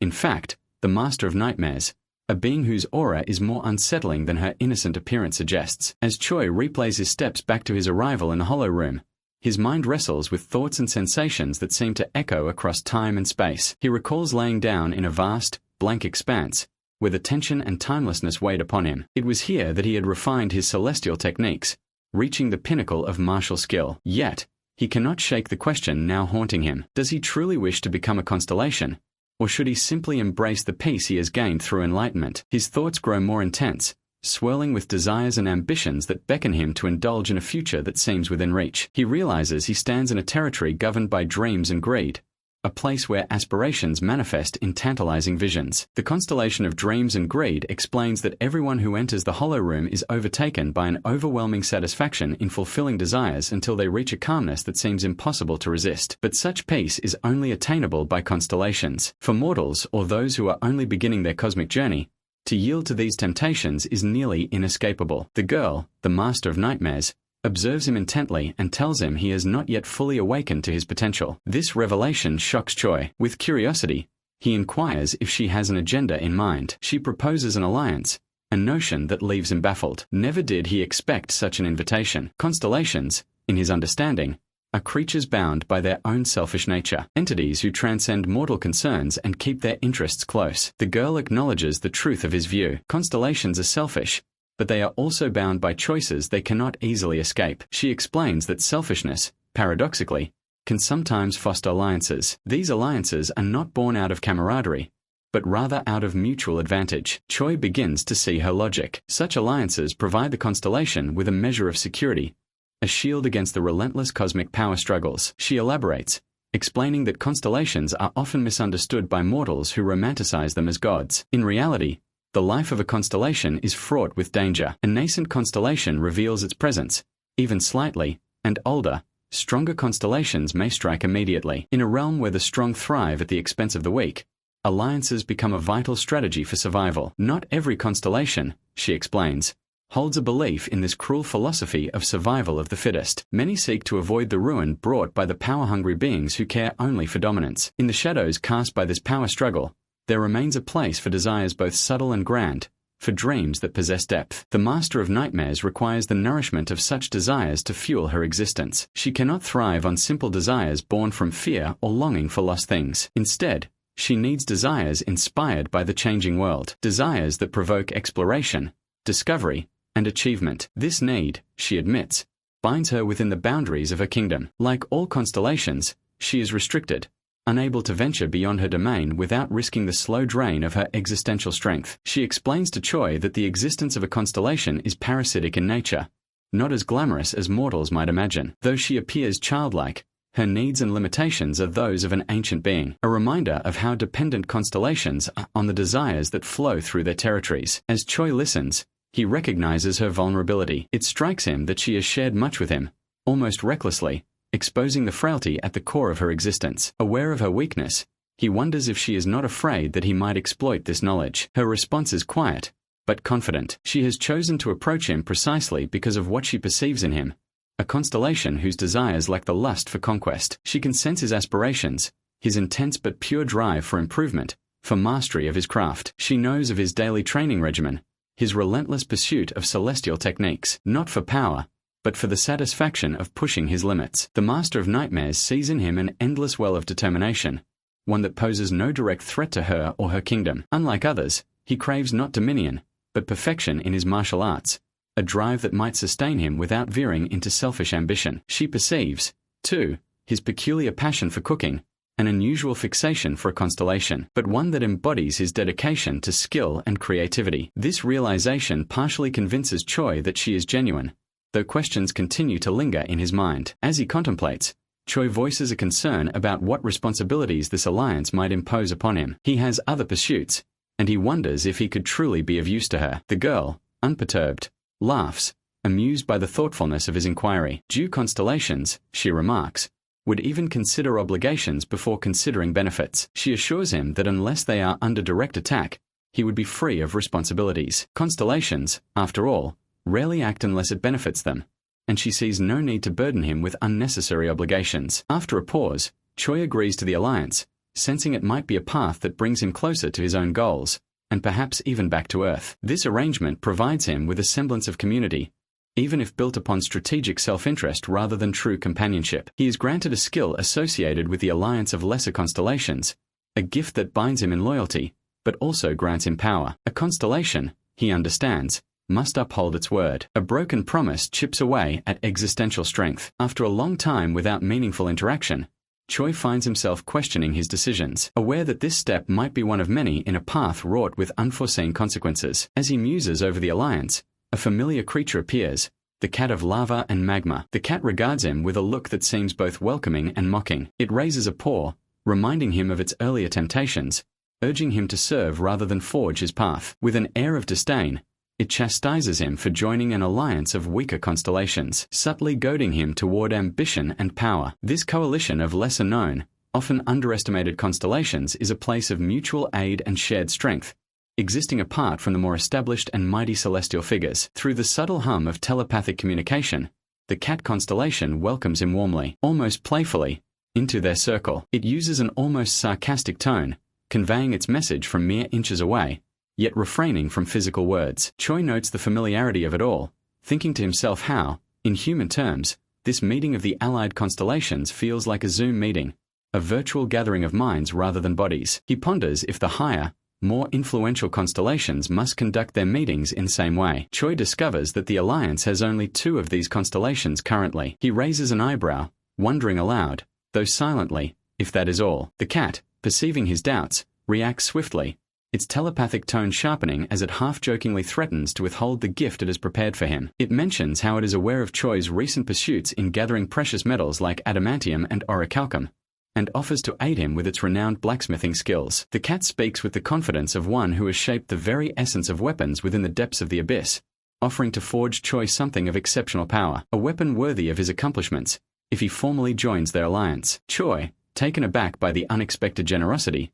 admits he had not considered receiving a gift for joining. He replies that he has not yet amassed enough orichalcum but would like to make a request once he's gathered more of the rare material. The cat constellation tilts its head in puzzlement, inquiring if the other constellation, the embodiment of dreams and greed, had not already gifted him something. The cat remarks how smoothly Choi's induction into the alliance had gone, how he had agreed even before the topic of gifts came up. Choi can sense the cat's amusement, the faint, mocking laughter emanating from its presence, as if it were chuckling at the foolish constellation it considers Choi to be. Choi brushes off the implication, casually remarking that he could leave the alliance at any time if he wished. The cat's mirth halts momentarily, then it dismisses his words as a jest, sensing the seriousness in Choi's voice but opting not to challenge it. The constellation of dreams and greed, a being who regards herself with high esteem, reminds Choi of the rarity of generosity among constellations, especially in alliances. She speaks of her preparations to keep him interested, revealing that she too has anticipated this moment by crafting a gift tailored to his needs. She produces a gleaming, spherical orb and hands it to Choi,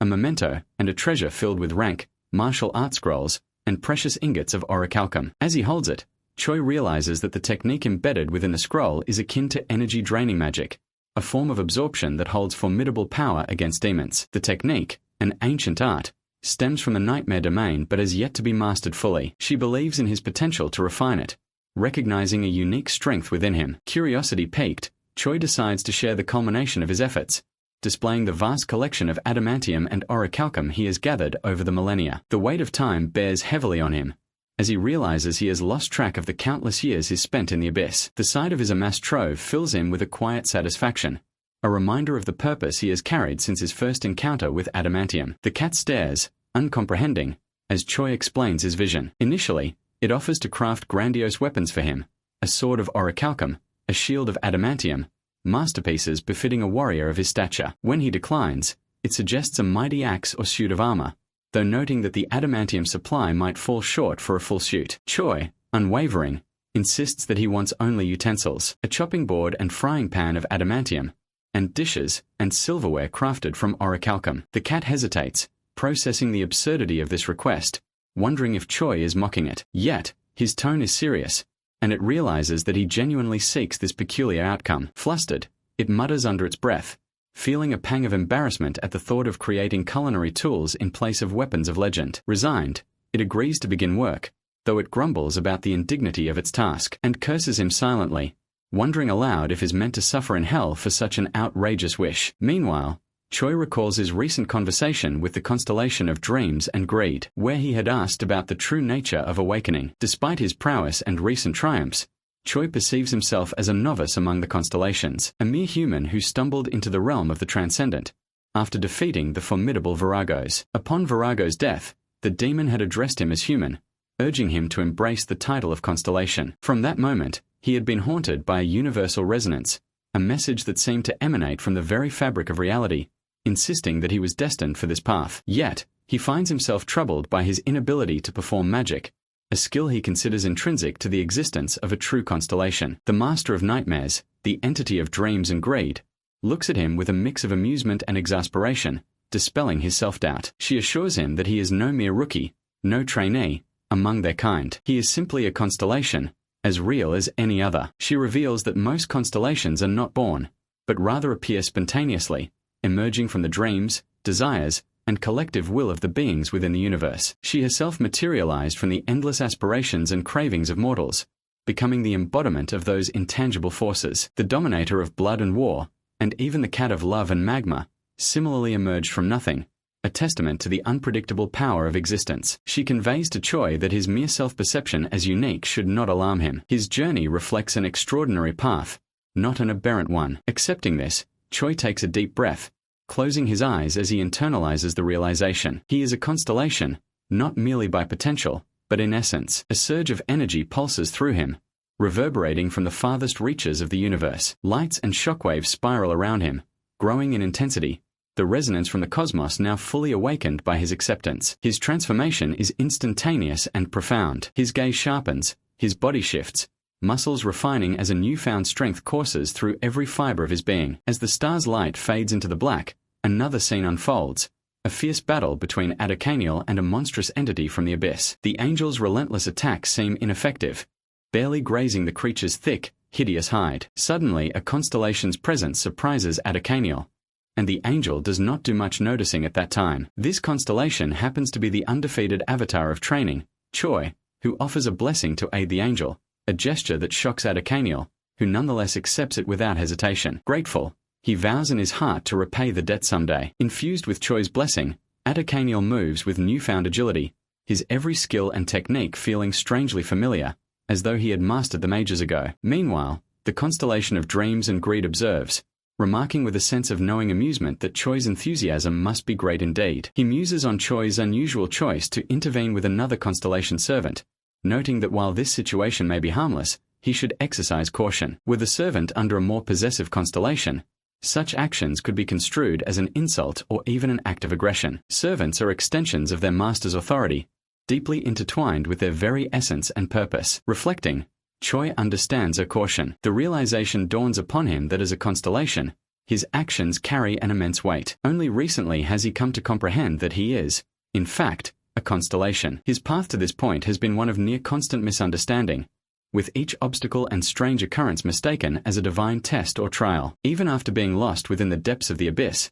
he saw every challenge as part of his training, his resolve unbroken. Looking back on his past choices, Choi feels the weight of his missteps, yet he understands that they have shaped him. The past remains immutable, a foundation upon which he stands. The constellation of dreams and greed offers him guidance, explaining that a constellation sight is far-reaching but not unlimited. She advises that when one gains a servant, they should focus on their servant's presence, attuning their power to extend their awareness. Choi realizes that, had he not pursued his own path, he would likely have ended up as someone else's servant. Now, through his authority, he can perceive his ally Onyx, the stone serpent, and his kin. It dawns on him that his existential power can expand his perception, allowing him a broader view. Yet, he also notes the inherent limits. Even constellations cannot exceed the bounds of their own capacity, no matter how vast. Conserving power is futile, for existential energy naturally replenishes itself, but expanding beyond their own limits remains impossible. Constellations, he realizes,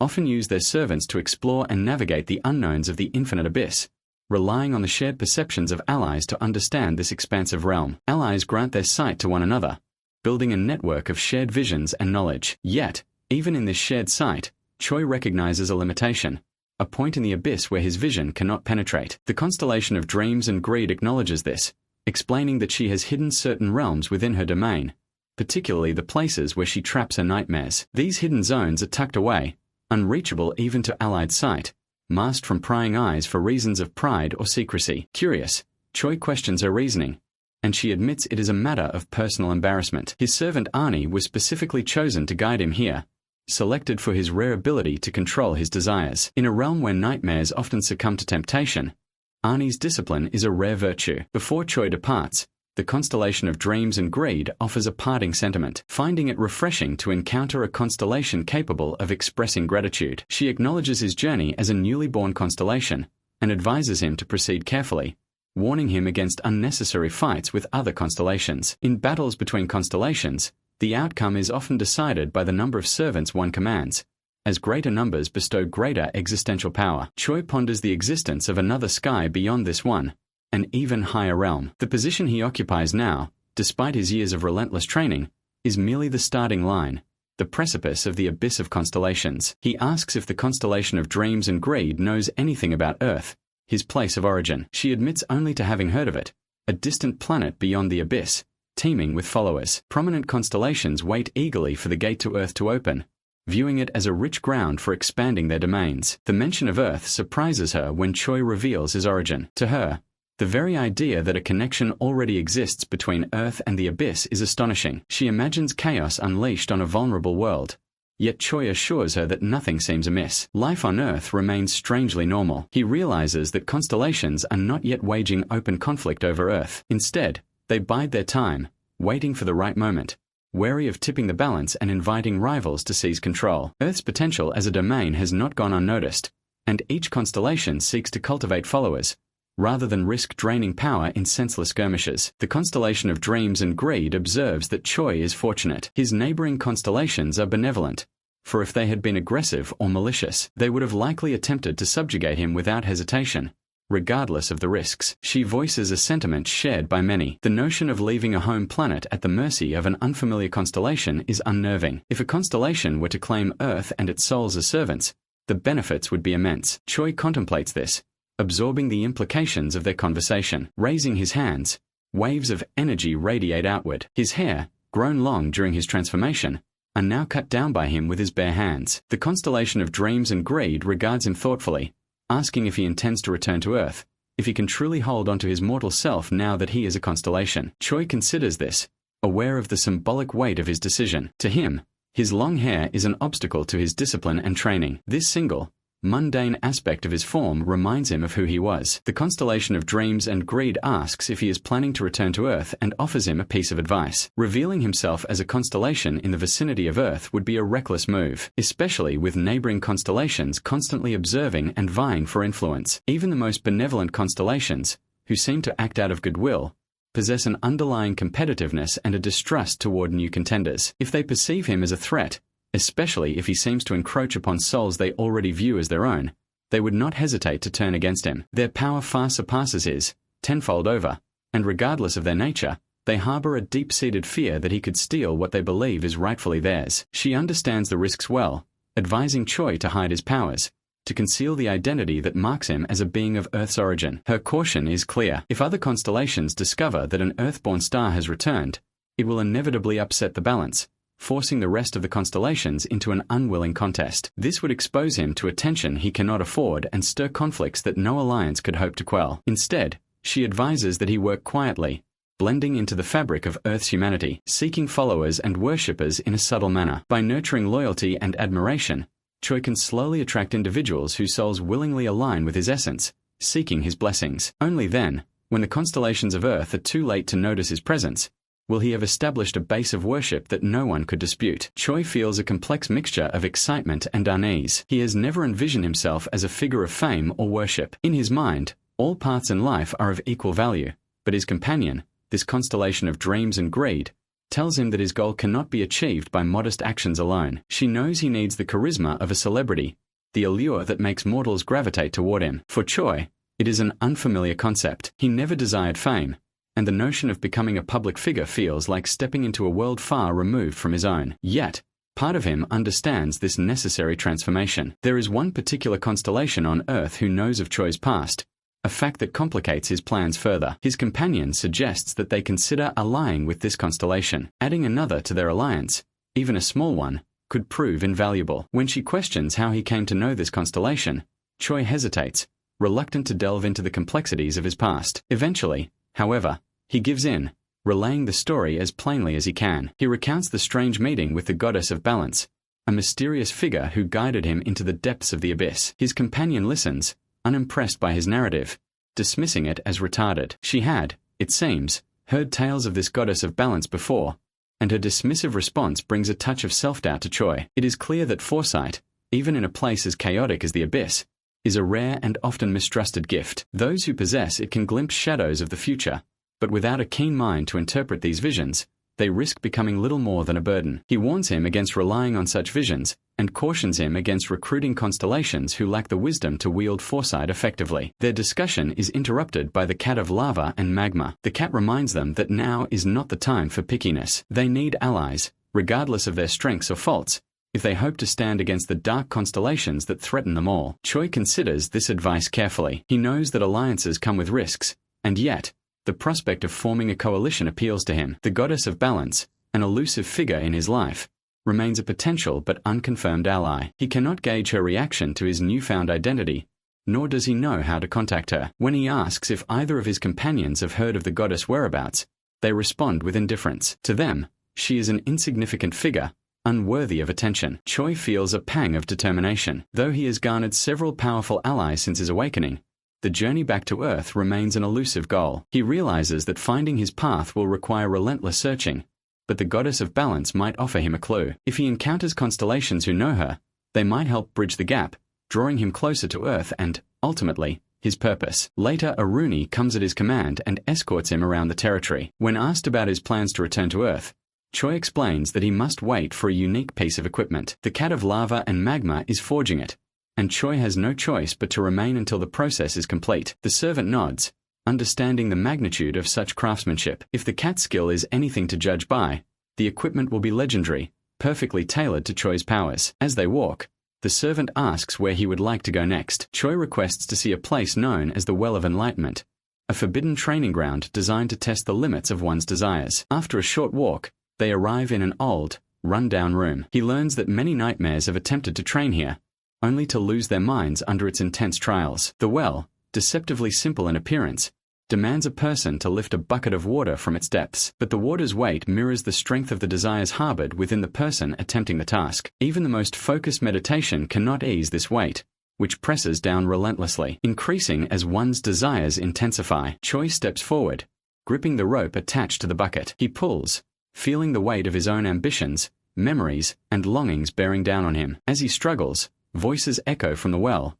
whispering temptations and regrets, calling him to abandon his powers and return to Earth. They remind him of all he once cherished, his beloved training grounds, the familiar weight of his precious barbells and dumbbells, the spicy ramen overloaded with chili powder, the stories of fantasy that spark his curiosity, and also movies. Images of his old life unfold before him, each memory sharper and more vivid than the last. He feels the familiar touch of his past love, her hand resting gently in his. They had parted on uncertain terms, never truly hating each other, and the allure of a fresh start pulled at him, offering peace if only he would release the rope. From afar, his companions, the constellation of dreams and greed and the cat of lava and magma, watch in silent concern. They recognize that even Choi, the undefeated avatar of training, faces a formidable challenge. The well is designed to probe the heart, to uncover one's deepest vulnerabilities and fears. For most, it would trigger an endless spiral, a descent into madness. But Choi, they remind themselves, is no ordinary figure. As a constellation,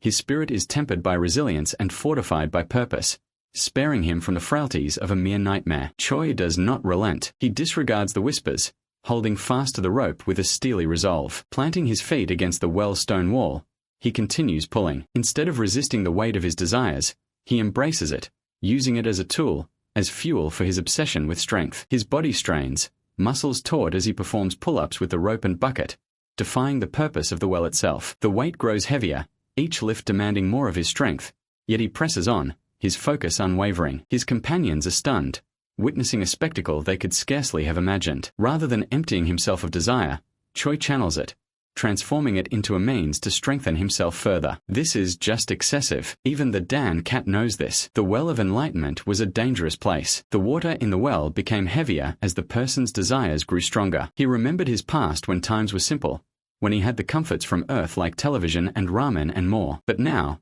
in the harsh reality of the abyss, he had learned to let go of such fantasies. His only desire was to survive and grow stronger. As he draws water from the well, he is let pass easily, and the ease gradually rises, but not to a point he cannot handle. Civilized, Choi comes to understand that in one or the other way, the well merely challenges his muscles by attempting to overload him with miraculous weights that he can carry, instead of loading his heart with the greedy force that one may so often feel. The constellation of dream and greed watches this mortal and is amazed at his strength, asking how this fragile thing could bear the weight of the desire within him and not be crushed by it. She is fully aware that even the stars in the sky, which make up the constellations, are equally not immune to what you may call their carnal desires or selfish prophecies or dreams. That a member of the human race such as Choi can cope with these forces is somewhat commendable. It is not his strength that matters, but his ability to be strong for what needs to be done. As Choi spent his days training hard at the Well of Enlightenment, he learned to control his power by focusing his thoughts. Sometimes he would empty his mind, making the training easier. Other times, he would focus intensely, making the training harder. This way, he could push himself to his limits, both physically and mentally. And in moments when he seeks a break, he turns to Ani for sparring sessions that hone his battle techniques. The constellation of dreams and greed, in her talks with him one day, mentions how worried she had been that he might turn out to be impatient. But this cannot be for Choi, who has nothing to do there but train. She explains that although he is a battle-type constellation with incredible strength, he may have the opportunity to increase the number of his followers and create his own kingdom. But it is still an idea for the far future, as he is having a hard time just taking care of his own body. They reach the cat of lava and magma, who gifted Choi with cooking utensils forged from adamantine and orichalcum, two of the most durable metals in existence. Each tool was a masterpiece capable of withstanding immense forces. Choi was amazed by the tool's resilience. He tested a knife by striking out with it while using a powerful celestial punch, but to his surprise, the knife remained unscathed. This terrifies the two others near him, who warn him to be careful with such legendary weapons. They decide to let him test the knife on the utensils instead. Choi gladly agrees and uses the knife to deliver a blow to the utensils. Smoke rises when his attack makes contact, but when it clears, the utensils do not even have a single scratch or dent. This fills Choi with admiration for the tools and respect for the cat's skill. Choi then spends some time cooking dishes using these indestructible utensils, the most notable being a bowl of rice soup made with hydra meat. The flavors are rich and potent, the soup imbued with a warmth. When he serves it to those around him, the nightmares and servants who dwell in the abyss, they are entranced by the meal. The taste is simply way too good. On tasting the soup, Ani finds himself overcome with delight. The hunger of the nightmares transforms into a battle of desires that nearly spirals out of control. For a moment, chaos reigns as they vie for a taste of the prized dish, only calming under Choi's stern gaze. However, this escapade earns him the title of the undefeated avatar of rice soup among these nightmares. Yet even amidst this rare moment of happiness and fun, Choi remains vigilant. Soon after his cooking and feasting, he ventures further into the territories of the abyss, crossing into the domain governed by the Cardinal of Plague and Darkness, a figure whose very presence is anathema to light and life. The Cardinal regards Choi with disdain,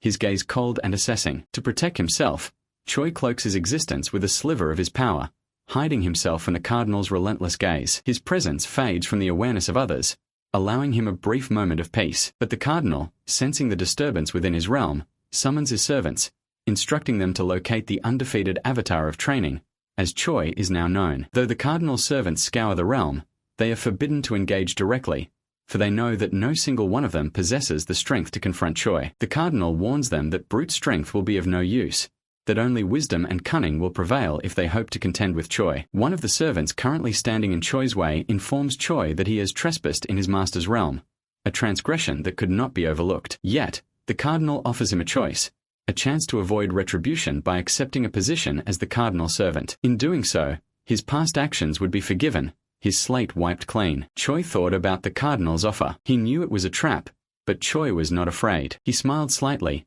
knowing that he would not be swayed by the Cardinal's threats. The servant spoke with arrogance, but there was a foul smell about him. Choi was disgusted and angry as he covered his nose. He ignored the servant and started shouting, demanding to speak to the Cardinal himself. He was not afraid to face the powerful Cardinal. Determination courses through Choi. He lashes out, destroying objects within the Cardinal's domain with the sheer force of his unleashed energy, causing shockwaves that ripple through the surroundings. Moments fall, one by one, as they stand in his path. Choi's rage is unrestrained, his power growing along with his frustration with the Cardinal. How long will this supposed ruler hide behind servants? His patience wears thin, and he begins to question aloud if the Cardinal is afraid of being unworthy of the title he holds, unable to defend his own territory. With each strike, Choi's skill, subdue the strong and assist the weak, activates, amplifying his strength. His existential power surges, feeding his presence in force. Another skill, self-conquer, stirs within him, heightening his determination and presence. The other constellations in his alliance can see him through the connection they share, watching him initiate a battle they had warned him against. The constellation of dreams and greed urges him to reconsider. The cat,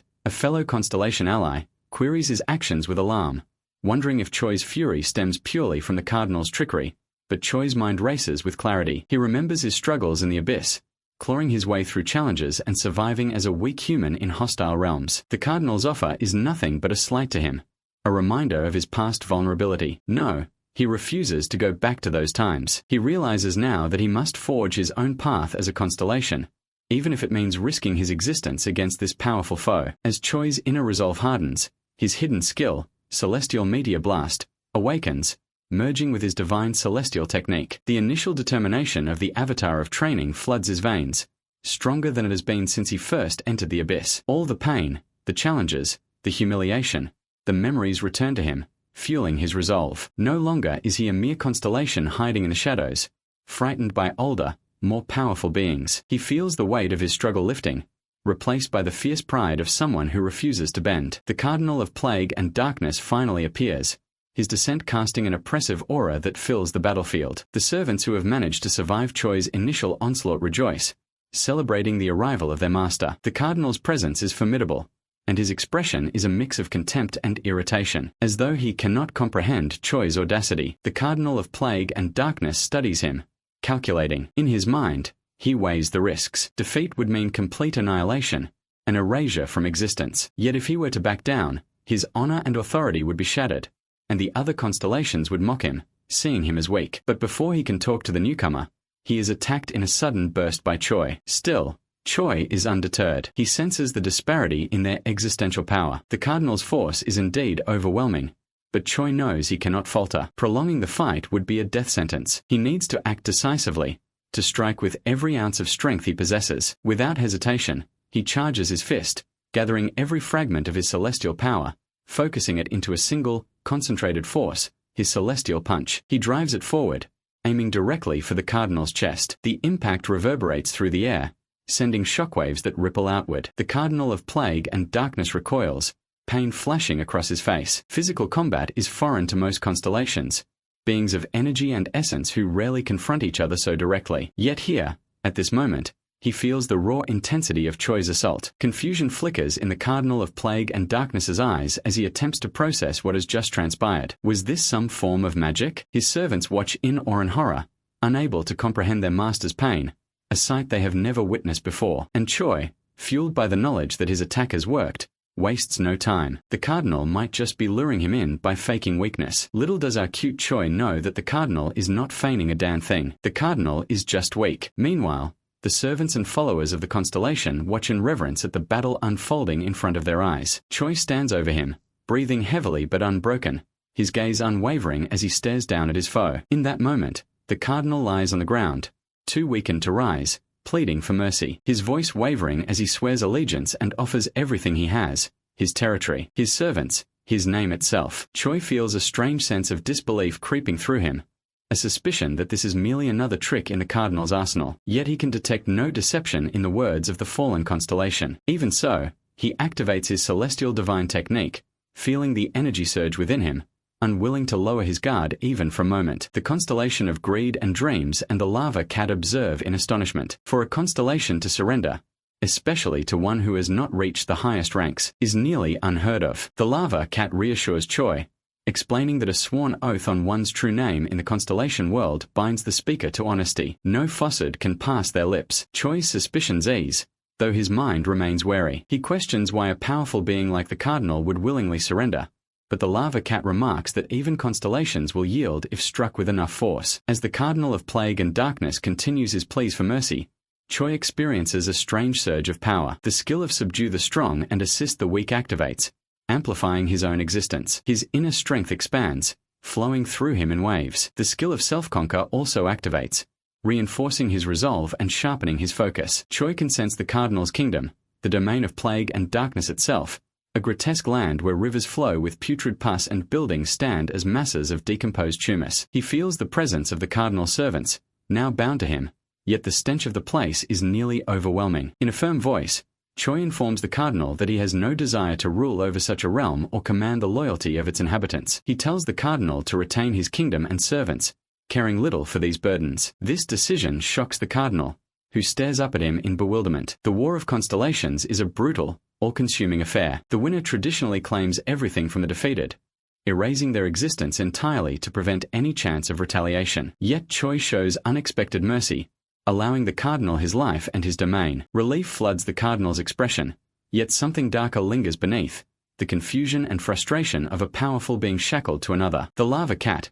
watching with a curious gleam in its eyes, points out the unusual nature of Choi's choice, suggesting that he has made an error in allowing the Cardinal to retain his power and kingdom. But Choi remains undeterred. Kingdom management holds no appeal for him, and he relies on his martial skills and battle tactics rather than the structures of rulership. Remembering his training with Ani, he recalls the strategy of staying close to his opponent to neutralize their existential powers, a tactic that has served him well against constellations. As his reputation spreads throughout the abyss, tales of the undefeated avatar of training, defeating the Cardinal of Plague and Darkness, echo among the constellations. This reputation draws the attention of the constellation of the Clockwise Needle, another mid-level entity that seethes with hostility. He speaks of his carefully laid plans, determined to resist what he perceives as an unworthy intruder. With a sneer, he derides Choi as a mere nuisance reeking of decay, swearing to protect his kingdom at any cost. Once again, Choi's skills activate, subdue the strong and assist the weak, and self-conquer, strengthening his resolve and preparing him for the confrontation ahead. He understands that he must battle not only this new foe,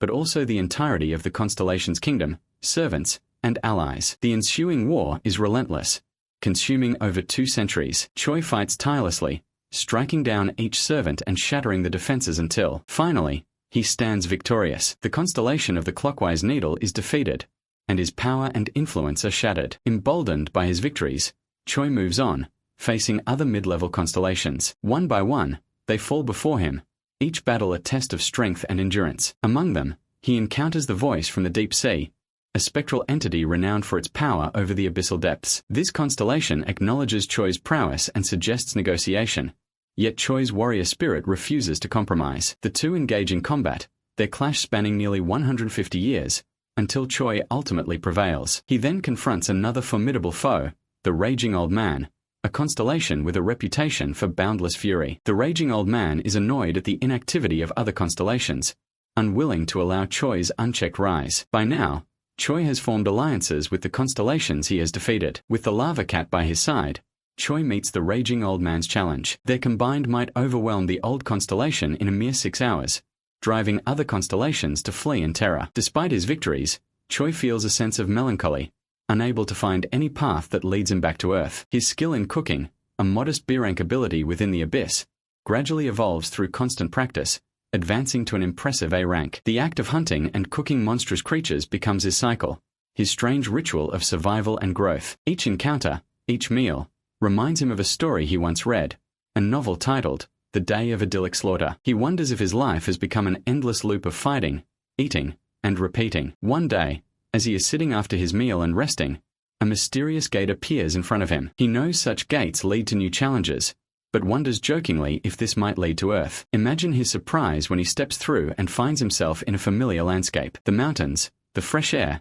and the solid ground felt real. He could not believe his eyes. Was this really Earth? Yun Sung Choi stood in a forest, unsure if it was really Earth. He looked around, confused and curious. The cat who happened to be observing his moves was also skeptical. It asked him if it was Earth, but he said he has to find people first to be sure. After walking around for a bit, he finds a village, but the structures do not look Korean. There was something different about it. He could not quite put his finger on it, but something was wrong. As they walked, the cat started asking if there were many kingdoms on Earth. Choi was surprised. Kingdoms were things of the past on Earth, but here, it seemed like kingdoms still existed. He was not sure if he was really on Earth anymore. As Choi ventured deeper into F's, he saw more and more strange things. He saw goblins, not the savage creatures from his world, but civilized beings living in towns. He realized that this world was very different from Earth, closer to the abyss. Seeing the goblins standing in front of a gate, he realized that gates between worlds were common here, not rare and dangerous events, and as such,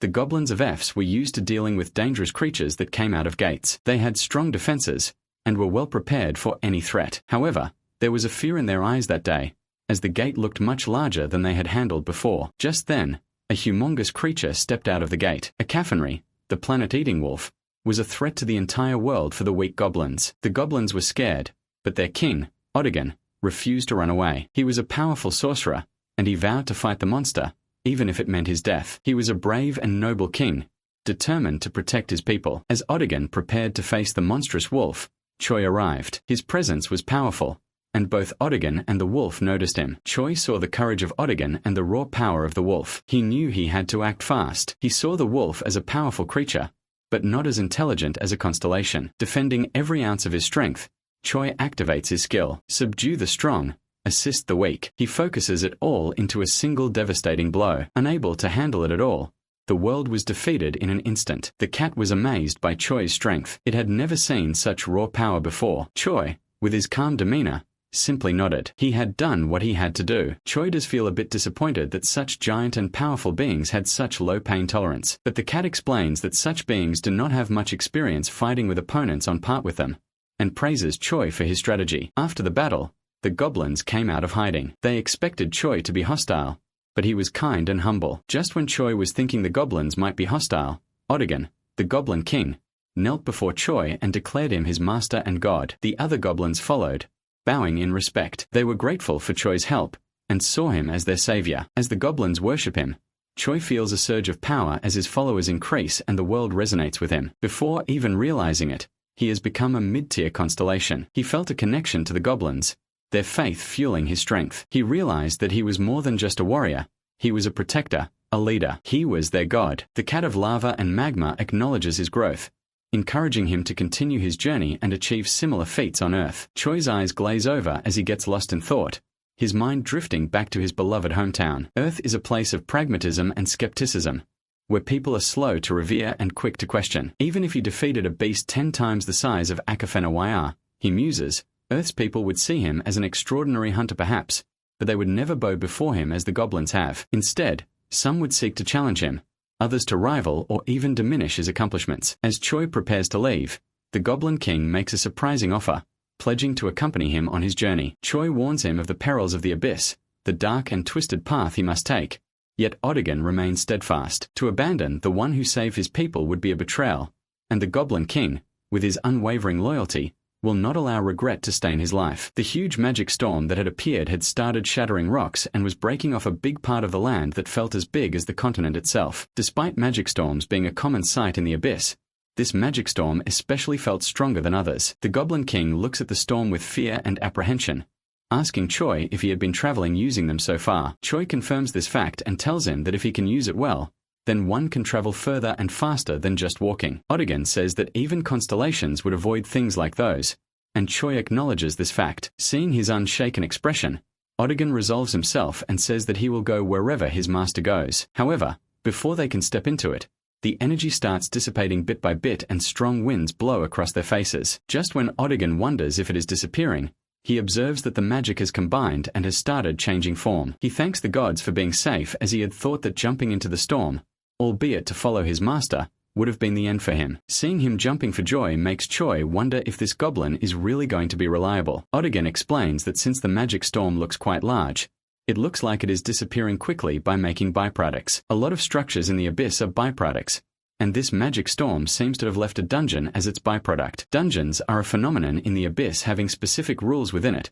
and being connected to another location. It is a place that acts like a bomb which releases monsters. Meanwhile, in the Mojave Desert in US Nevada, officials are gathered around it, discussing the gravity of the appearance of the dungeon there. The dungeon's name happens to be the Demon's Mirror of Delusioning. The limited number of people that can enter happens to be 10, and there are only 2 weeks and 11 hours left before a monster appears out of it. An older man is glaring at the newly appeared dungeon, saying that the younger generation was being disrespectful by naming dungeons and monsters and constellations as if it was some kind of game. The young man behind him states that the Confederation of Dungeon Analysis has speculated this as a C tier. He finds it lucky that it is a C tier which is popular. The danger level is quite low even with one B tier hunter, but the rewards remain great nevertheless. At the moment, a hunter team named Gaines has obtained permission to hunt it. The Gaines is a team that has been getting a lot of attention because the son of the Parker Foundation newly made it. Since monsters of the abyss and magic were introduced into Earth, humanity's lives had changed. The crystals of magic possessed by monsters called cores were much cleaner and efficient sources of energy than what humans used to use before. Thanks to the abyss,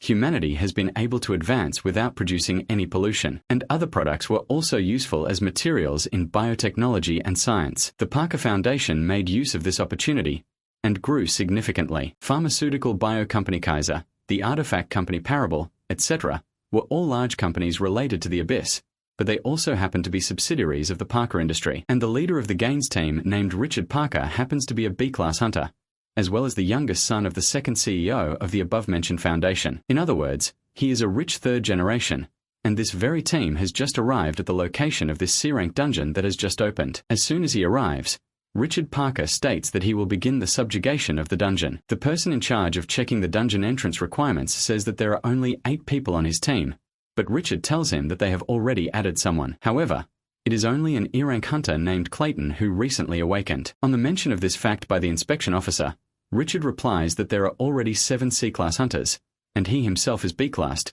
so there should be no problem at all to enter. Saying so, He pushes him aside and walks ahead. The inspection officer sighs as he knows that an E-rank hunter will not be able to do anything meaningful inside. The E-rank hunter is seen just carrying a huge backpack. One can get a lot of rewards from a C-rank dungeon. As long as one is lucky, one can even obtain items worth millions.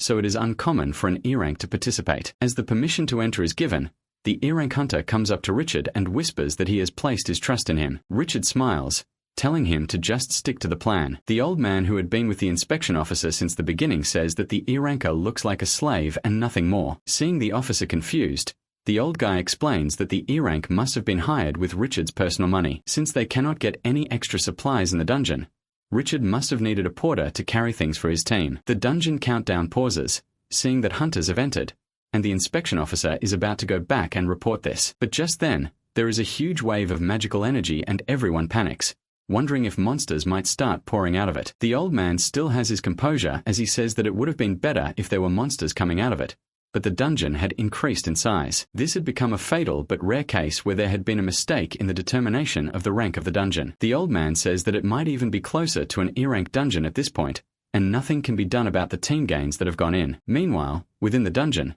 the hunter team is unaware of the terror they have set foot in, only thankful that it is not some kind of a swamp. The old man outside, who appears to be high-ranked, is quick in ordering the inspection official and tells him to send a report to the Confederation of Dungeon Management and also to send a call to the Parker Foundation since one can never be too sure of what might happen. It would not be right to let the faint glimmer of hope die, the hope that the team might still be saved. It was the first day of the hunter group, Gaines, embarking on the task of clearing the dungeon known as the Demon's Mirror of Delusion. Richard Parker led the team into the cave, and the hunters accompanying him were murmuring among themselves about the cavern's vastness. The cave appeared suspiciously large and was enveloped in darkness and dampness as they ventured deeper into the underground labyrinth. As they proceeded, they stumbled upon a dilapidated structure filled with countless broken tombs. One of the soldiers suggested that they should prioritize finding an exit route first. However, Richard dismissed the suggestion, instructing the soldier to search for the exit alone while he and the rest of the hunters would focus on locating the boss monster. Richard ordered the team to investigate the spaces between the buildings,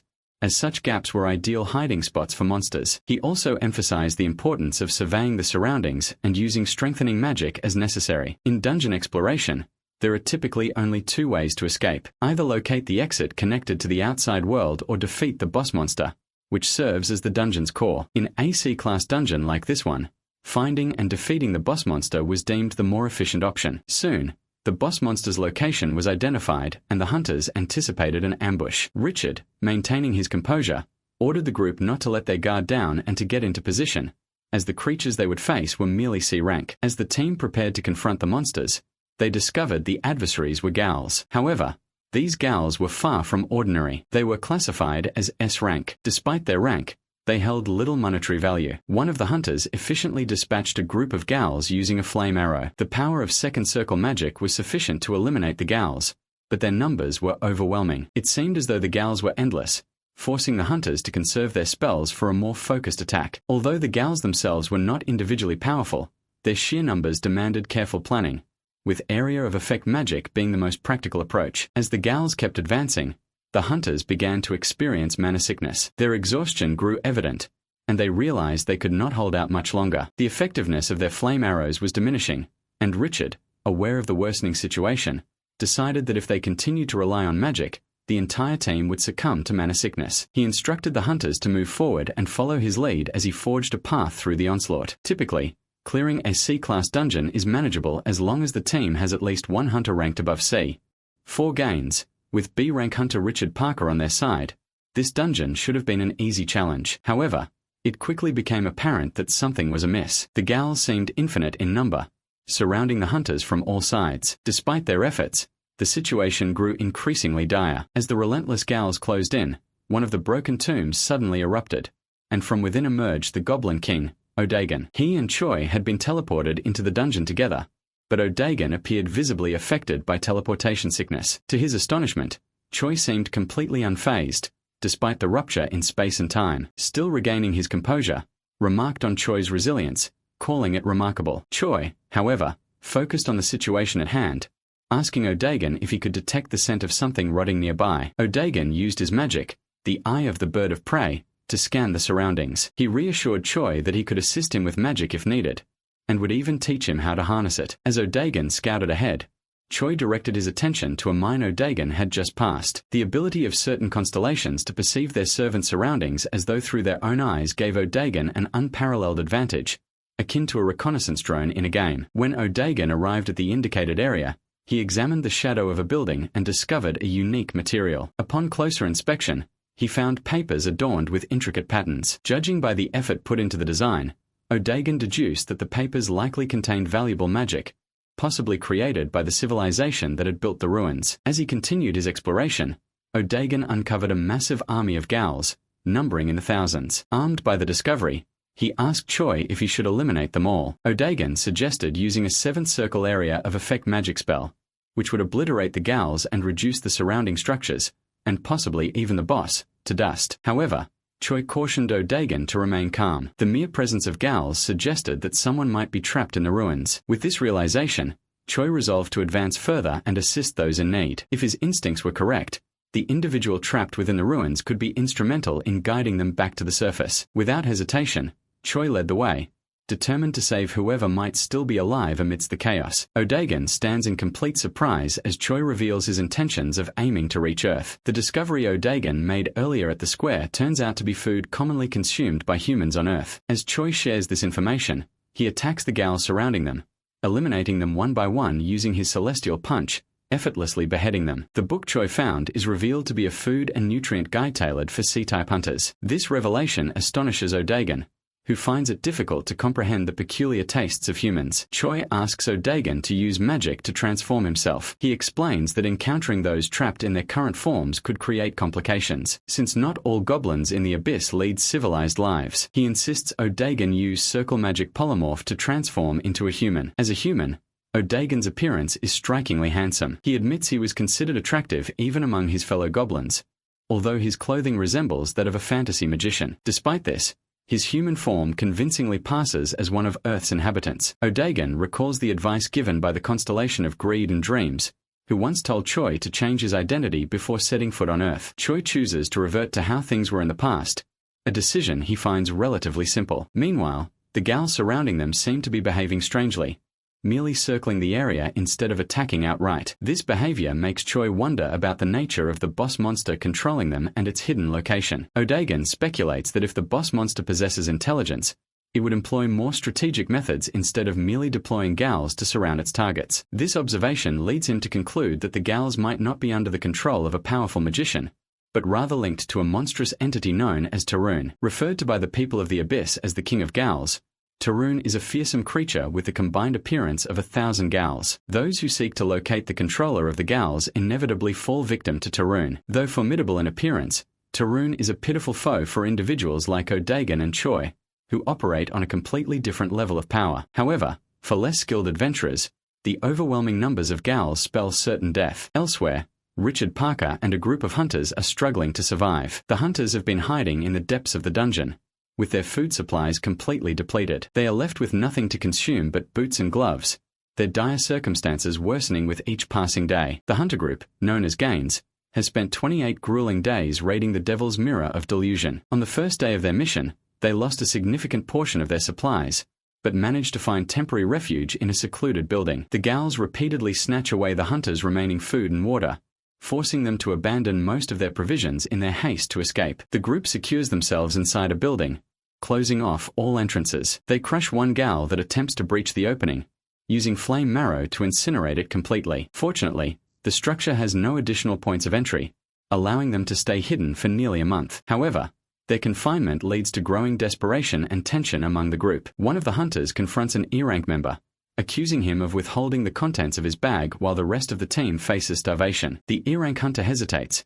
explaining that he is bound by a contract that forbids him from revealing what he carries. Richard steps in and demands the bag be opened. He grants permission as its owner and insists that the team has the right to inspect its contents. He doubts that the bag holds anything useful for their survival. The desperate circumstances leave them with no choice. When the bag is finally opened, the group discovers that the E-rank hunter had stocked various items prepared in a C-rank dungeon. Among the items are several bottles labeled in French, containing cosmetic products meant for use after showers. Additionally, the bag holds a book authored by Shakespeare. Unfortunately, None of these items offer any practical aid in their current predicament. All of them were disheartened. Before carrying all these useless impractical stuff, they had hired a porter. Only 10 people were allowed in a dungeon, and there were 8 hunters, including the captain and a porter. One of the hunters blames Richard for their plight, stating that it is the leader's responsibility to ensure the survival of the team. The accusation takes Richard by surprise, leaving him momentarily speechless. The disgruntled hunter appeals to Master Ganyang,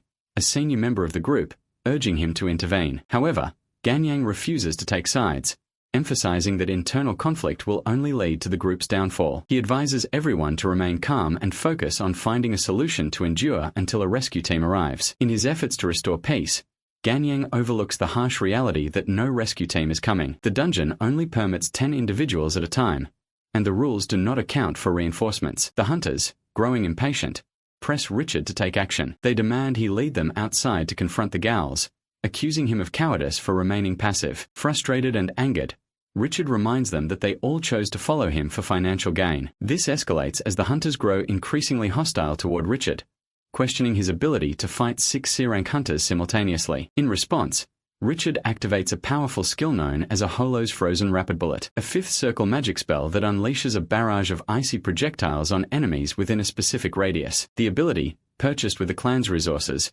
ensures that any hunter foolish enough to charge him will face certain death. Master Ganyang remains seated and detached from the unfolding conflict. When Richard asks for his opinion, the senior hunter calmly states that Richard would not have heeded his advice regardless. The remark causes Richard to cool down, recognizing the truth in Ganyang's words. He comes to terms with the futility of fighting his own team members, acknowledging that their collective fate is sealed if they remain trapped. Despite Richard's resignation, the other hunters refuse to give up. They argue that they have endured for an entire month and see no reason to abandon hope now. If a rescue team were to arrive after they had given up, it would bring them shame. Richard bitterly remarks that if anyone truly comes to save them, he will donate his entire fortune to that person. At this critical moment, Choi suddenly breaks through the sealed door of the building. He surveys the scene inside the cramped room, his piercing gaze falling on the group of desperate hunters. Without hesitation, he asks if anyone among them hails from Earth. Upon getting no answer, he asks again, louder this time. Richard Parker mindlessly answers that he is from Earth,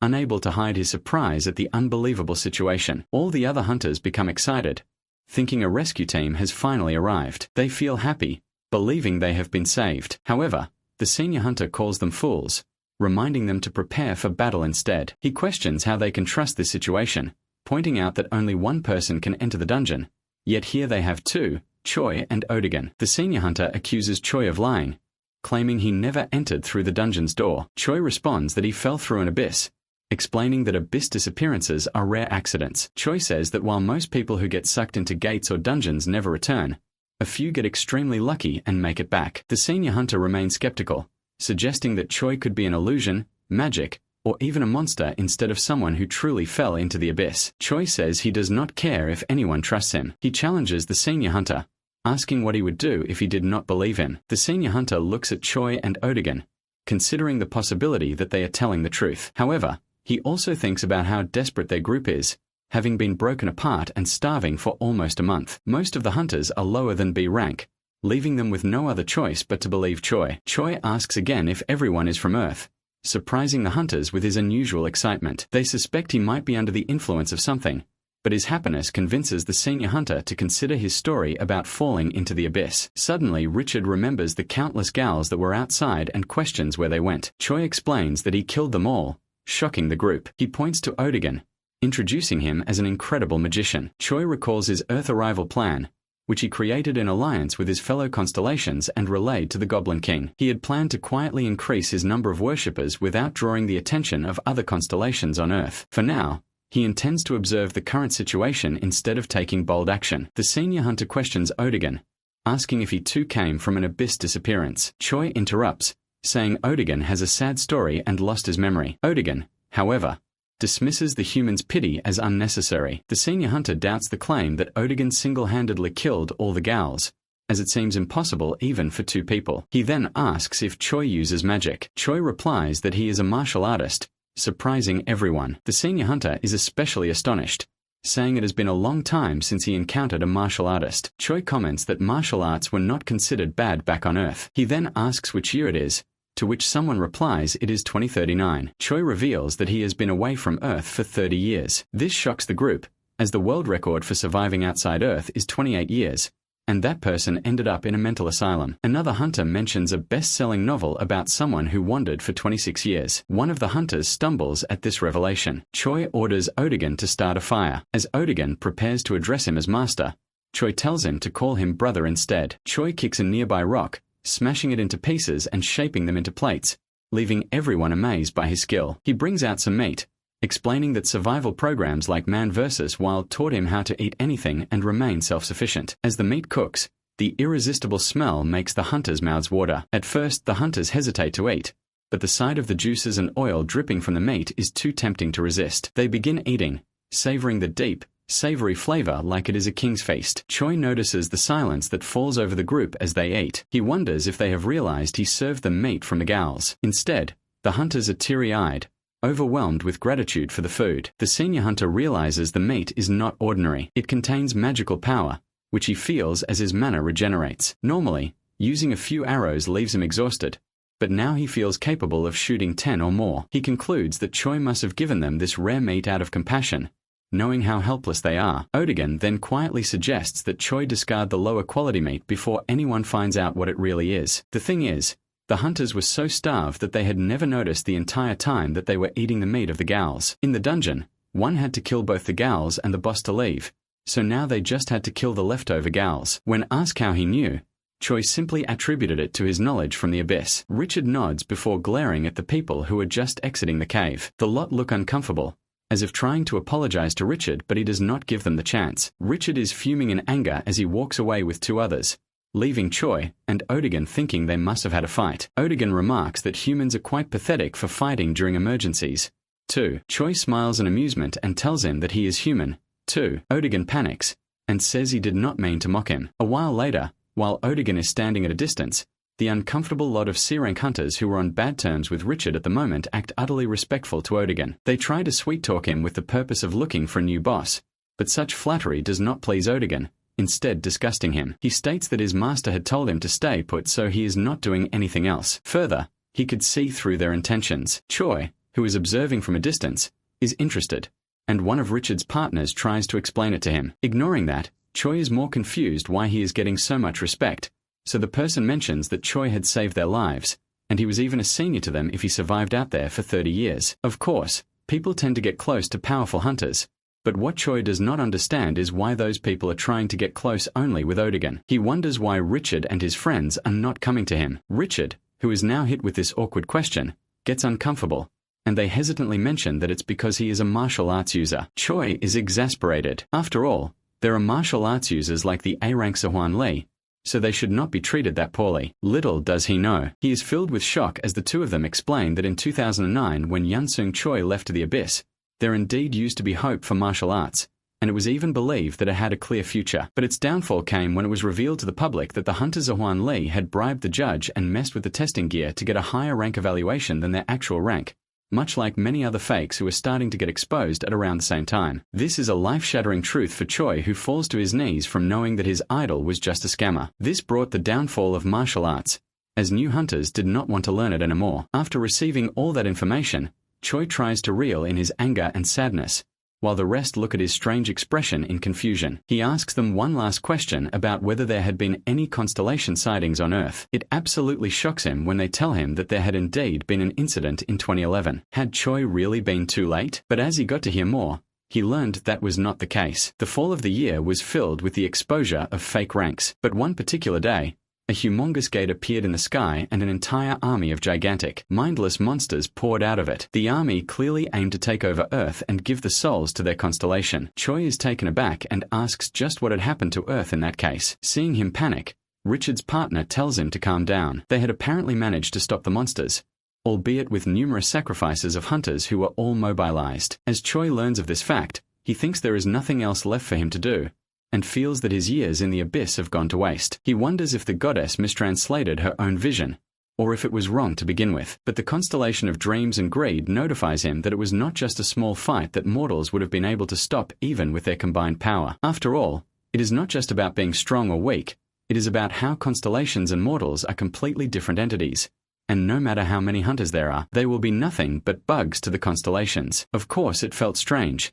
So Choi asked Richard and company how they defended against the constellations. They told him that it was closer to an armistice. They were not confident that they could conquer more land, and it was too costly for the humans to regain their land. Although it is true the truce could not just stay forever, at least it was working for now. It was thanks to the other constellations of Earth who promised to protect them. Hearing this, even the constellation of Dreams and Greed and the Lava Cat understand what must have happened. Even if constellations invade, they give power to their avatars and send them instead. Choi's was just a special case. While the balance was a bit off due to the attack of the new constellations, it ultimately returned to like how it was when the Abyss was first introduced, a situation where they tried to avoid an all-out war. Despite their greed for souls, they were not really prepared to suffer losses on their own end for them, so the truce lasted. Choi is still a bit sad about hearing all this. After all, he had trained for so many years only to find he was too late. But Lava Cat says that things are not so simple. Dream Girl also points out that the situation on Earth is not over yet even if he is a few decades late, because truces do not last forever. Further, there are way too many constellations that might invade in the future that will not be interested in a truce. Choi understands that if the situation turns out that serious, then Earth might become the center of the battle between constellations. Meanwhile, O'Dagon is out clearing a few monsters here and there, and the people against Richard are following him around just throwing praises into the air, while O'Dagon is disgusted by their behavior, and walks away while the others can only imagine how well they might do if he goes to Earth, as he is close to an A-rank mage at the very least. As Choi sees the annoyed O'Dagon walking towards him, he wonders if he is going to be alright. Richard is glaring at the opposite party, and Choi asks if he wants to fight those guys. Richard refuses with a panicked expression, although Choi had not meant it as a threat, but an offer of sincerity. Choi wonders if his morals are crooked after staying in the Abyss for a long time. Meanwhile, Lava Cat and Dream Girl,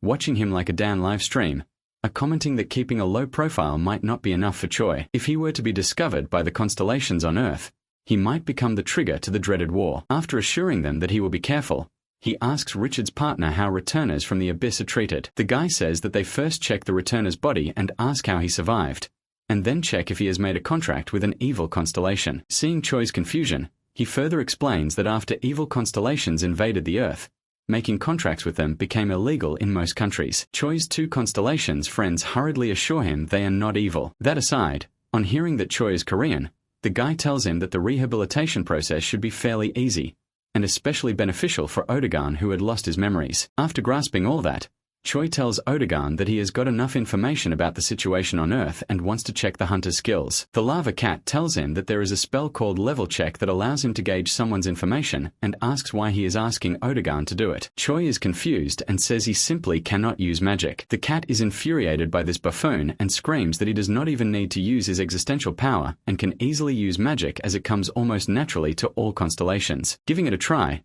Choi's constellation eye is activated and he decides to read Richard's information first. A screen appears in front of him as the cat also tells him that the more he uses it, the more proficient he can become at getting information about his opponents. Meanwhile, with O'Dagon's magic attacks, the dungeon is soon cleared as the people stare in disbelief. They had managed to survive hell and would be returning soon. And for Choi, who was away for so long, it was finally time to go back to Earth. While the system is notifying everyone that the dungeon is going to close, Choi is busy playing around with the constellation he has just found out about. He is currently checking out the adamantium frying pan. What he believed to be just a good cooking utensil turns out to be an A-rank weapon. With self-conquer active, even this small training of his constellations increases his existential power. Meanwhile, outside the dungeon gate, reporters and people from the organization are gathered, anxiously waiting for a response from the gate. Suddenly, it starts emitting energy and thunderous red strikes, alarming them and prompting the reporters to retreat. While they are waiting for monsters to come rushing out,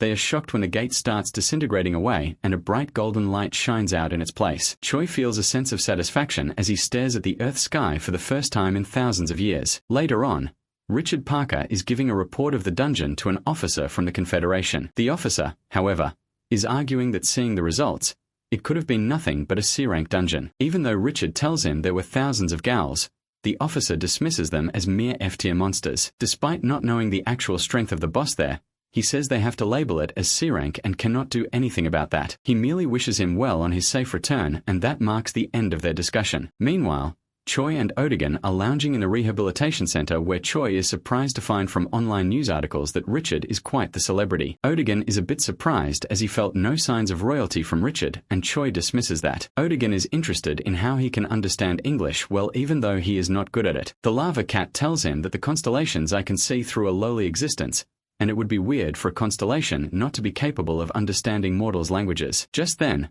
a lady doctor comes in and tells him that the results of his tests show that he is quite healthy. Further, his body looks so perfect that it is as if it was given by some god, and they find his mental state to be stable as well. Since it had been 30 years, she feels he might have a hard time rehabilitating and offers help if he wishes to move to another country. Choi has a feeling she does not want him here and just gives vague answers. On the other hand, Odigan seems to be getting approached by various people in suits who are trying to pull him over to America and enticing him with offers for hunters. Such is the treatment that high-ranking magic users receive that martial arts users can simply not relate to. With a sigh, Odigan finally states loudly that his answer will always remain the same. That is, he will always follow Sir Yun Sung Choi no matter what. The agents are curious as to why Odigan is so loyal to him, but Choi does not divulge any information while having a playful smile on his face. The American agents can only speculate that it must be because Choi had been the first person Odigan saw after losing his memories. Knowing that Choi might be their key to Odigan, they try to make a few offers to him while asking if he really wants to move to another country. Choi appears uninterested and says he will think about it once he is let out of rehab. Seeing that they are discussing things amongst themselves a distance away from them,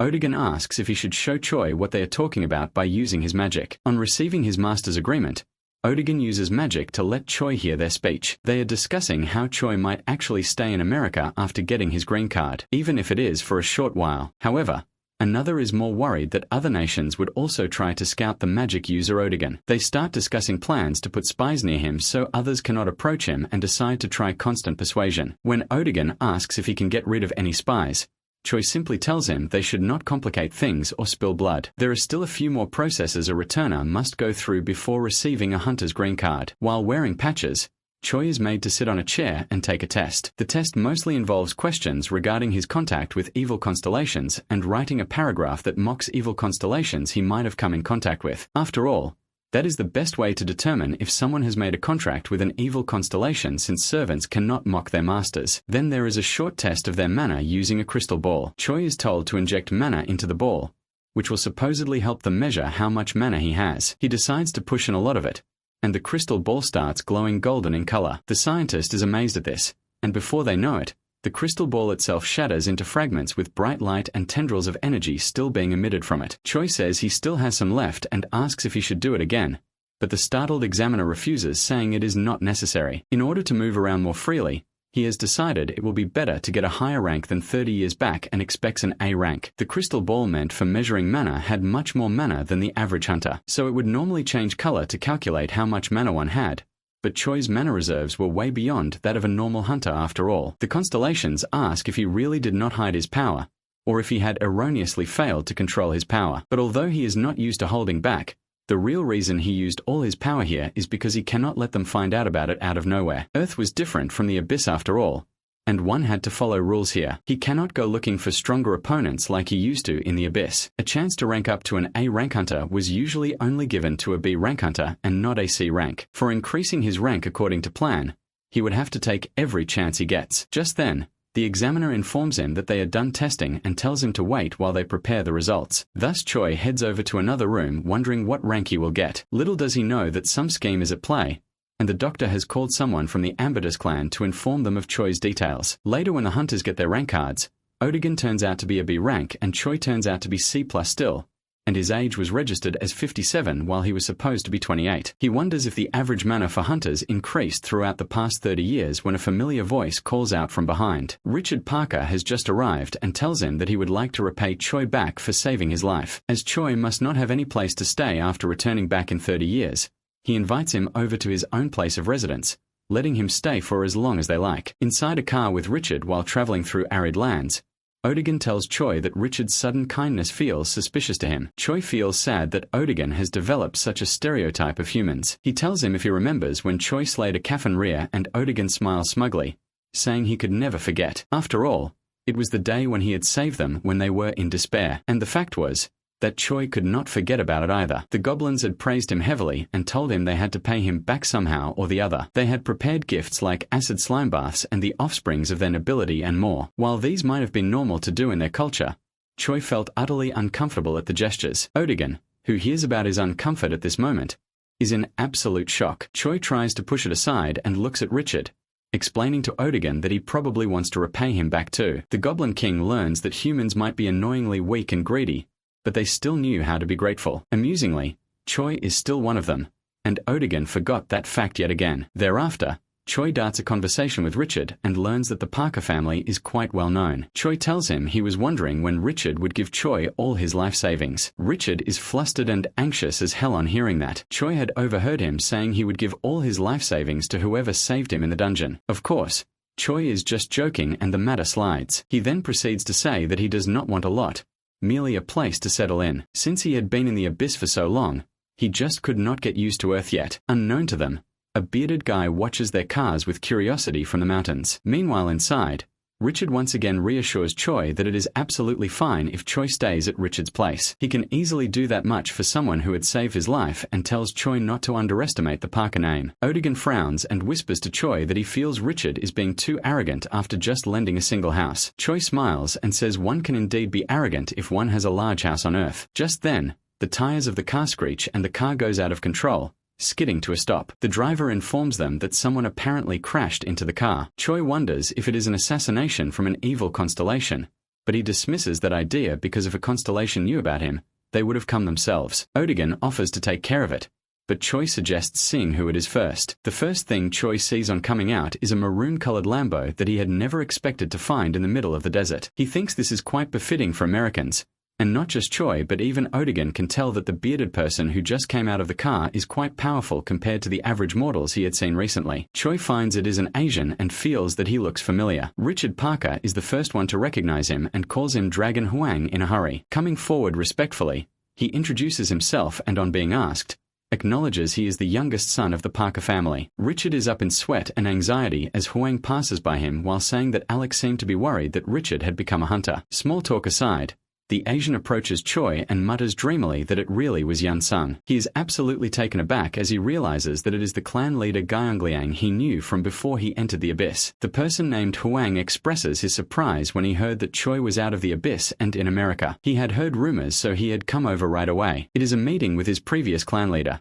so of course the air feels tense after 30 years. While they are staring at each other, Richard is the first one to break the ice, asking Choi if he knows Dragon Huang. It is Huang who replies and says that they are indeed acquainted. Meanwhile, Choi cannot help but overhear how the guards accompanying Richard were talking about Huang being an S-rank hunter and having remarried the 19th time last month. The entire situation felt quite chaotic for Choi. Was this the very same clan leader who used to say that B-tier dungeons were too much for their skills? Let us take a brief look back in time, when Seoul was not an exception to the invasion in 2011. During the disaster, every hunter clan there had fought against the endless army of monsters, and the leader of the unbeatable class, Gyeongliang Huang, was also among them. Thanks to the efforts of hunters like him, Korea had been able to withstand the invasion. After a long and harrowing battle, they had done all they could and protected all they could. They should have been heroes, not just as a title, but in the way they were treated too. But even in the hospital, they told one of the clan members that the healing magic is not covered by insurance. His legs were crippled,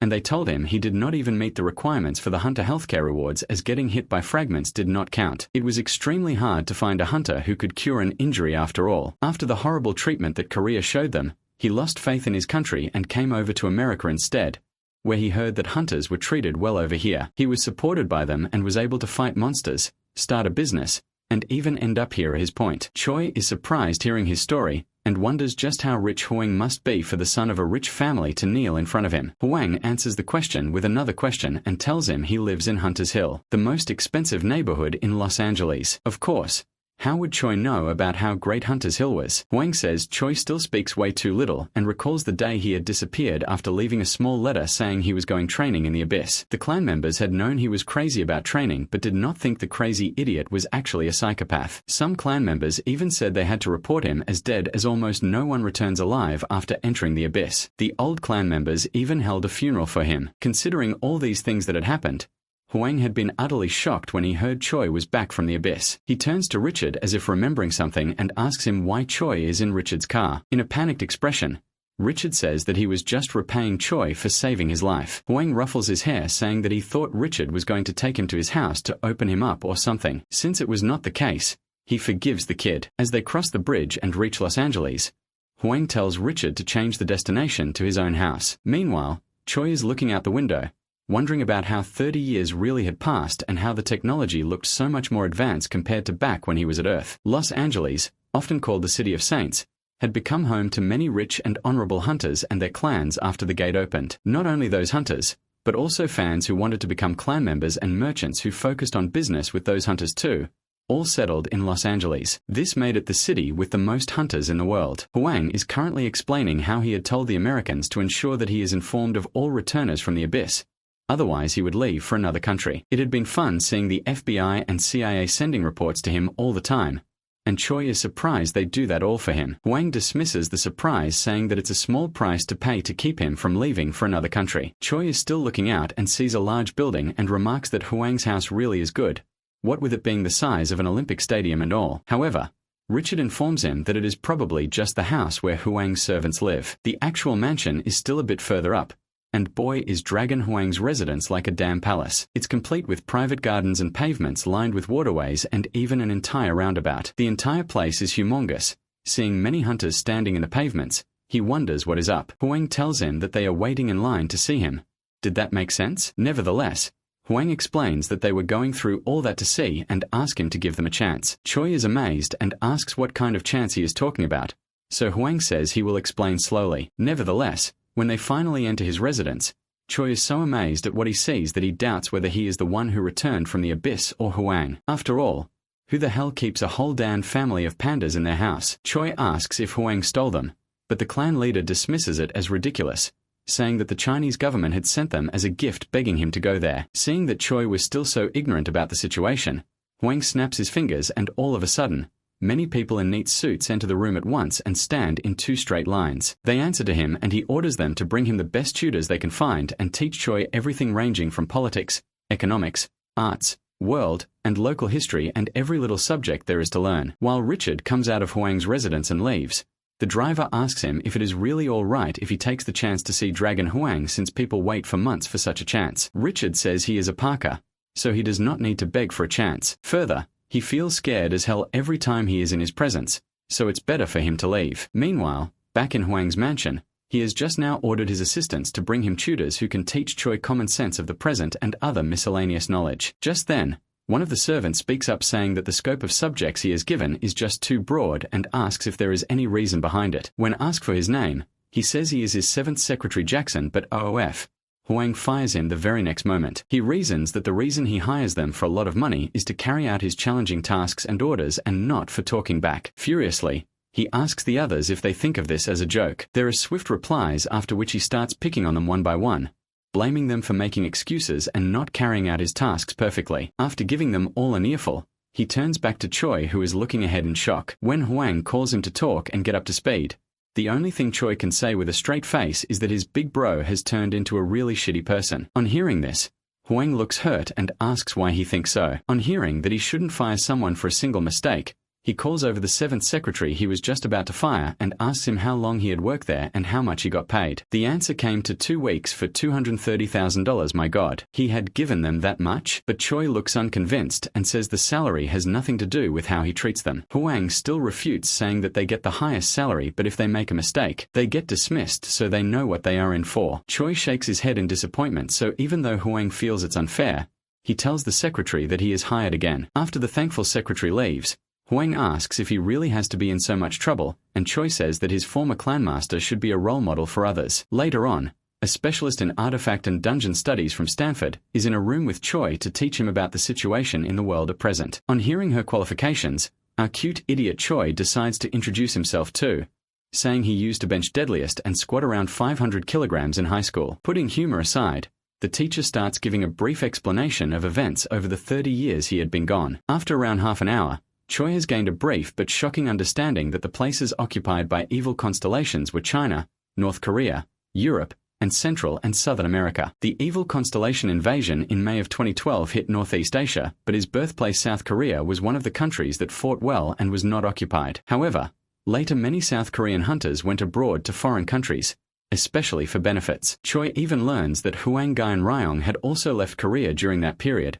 and feels sad thinking about all the things he must have had to go through. The Hwang he knew was timid and hesitant, but now he was an S-rank hunter and swimming in money. The Lava Cat constellation says that things have turned out well, so he should make Hwang one of his avatars since Choi trusts him well after all. But when Choi starts wondering about how awkward the situation will be when he tells his clan leader the truth, he can pretty much guess that Hwang will suspect he is doing drugs or some other stuff. However, jokes aside, Hwang would understand if Choi explained everything seriously, yet he seemed to have some reservations about him that the cat was curious to hear. However, the answer was not that he did not trust Hwang, but more of a fact that he did not want to drag his big bro into the affairs of the constellations. Later on, Hwang takes Choi and shows him around, finally coming to stop at a dome-like structure that looks like a greenhouse. But Hwang describes it as the jungle gym in his backyard. Coming inside, Choi sees that instead of looking like a backyard jungle gym, it looks more like a concert venue with all the empty space and glass walls. Hwang snaps his fingers and all of a sudden, the shapes making up the dome start darkening and a faint orange lining can be seen around each. Hwang and Choi start floating as Hwang seems excited that Choi is adapting pretty quickly. Meanwhile,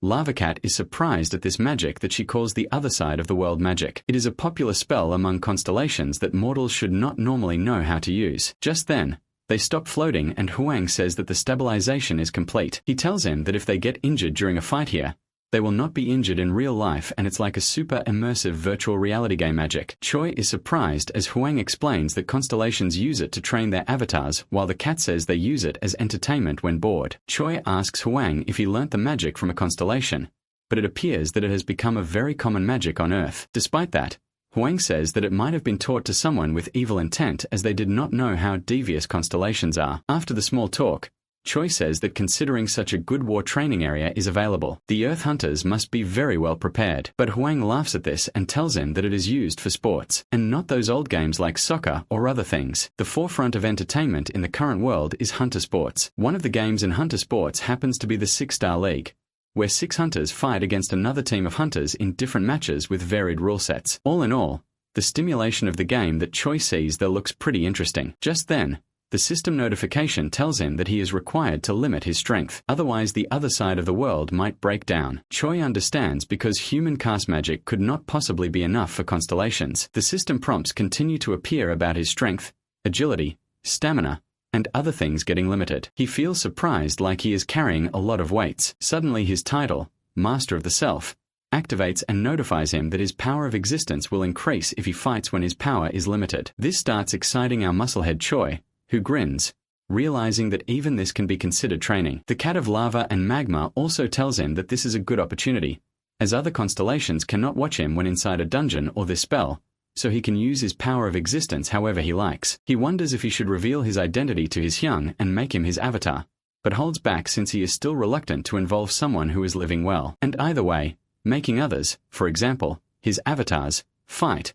was never his style to begin with. The cat says that if he fights with other constellations, he will definitely need an avatar, as it is really rare for constellations to fight in person. Sighing, he decides to think about it later. Suddenly Hwang asks if he is feeling shocked with how things have advanced in 30 years. Choi just remarks that hunter training seems a lot more realistic due to this magic. Hwang shakes his head and repeats that this is not training, but the most popular sport in the world. Choi is still having trouble grasping the idea that such technology and magic isn't used for training, but rather just for hunters fighting for fun. Although Hwang says it's a competitive sport, Choi is still unconvinced. Yet the clan leader tells him that it is stupid to even compare baseball and soccer to something like the 6-Star League. Something more comparable would be the UHC, which is also a hunter sport. It is a competition where hunters fight one-on-one, and once a person watches the UHC, other combat sports become boring. He asks Choi if he feels excited hearing about all these new things, but Choi just denies it. Hwang laughs,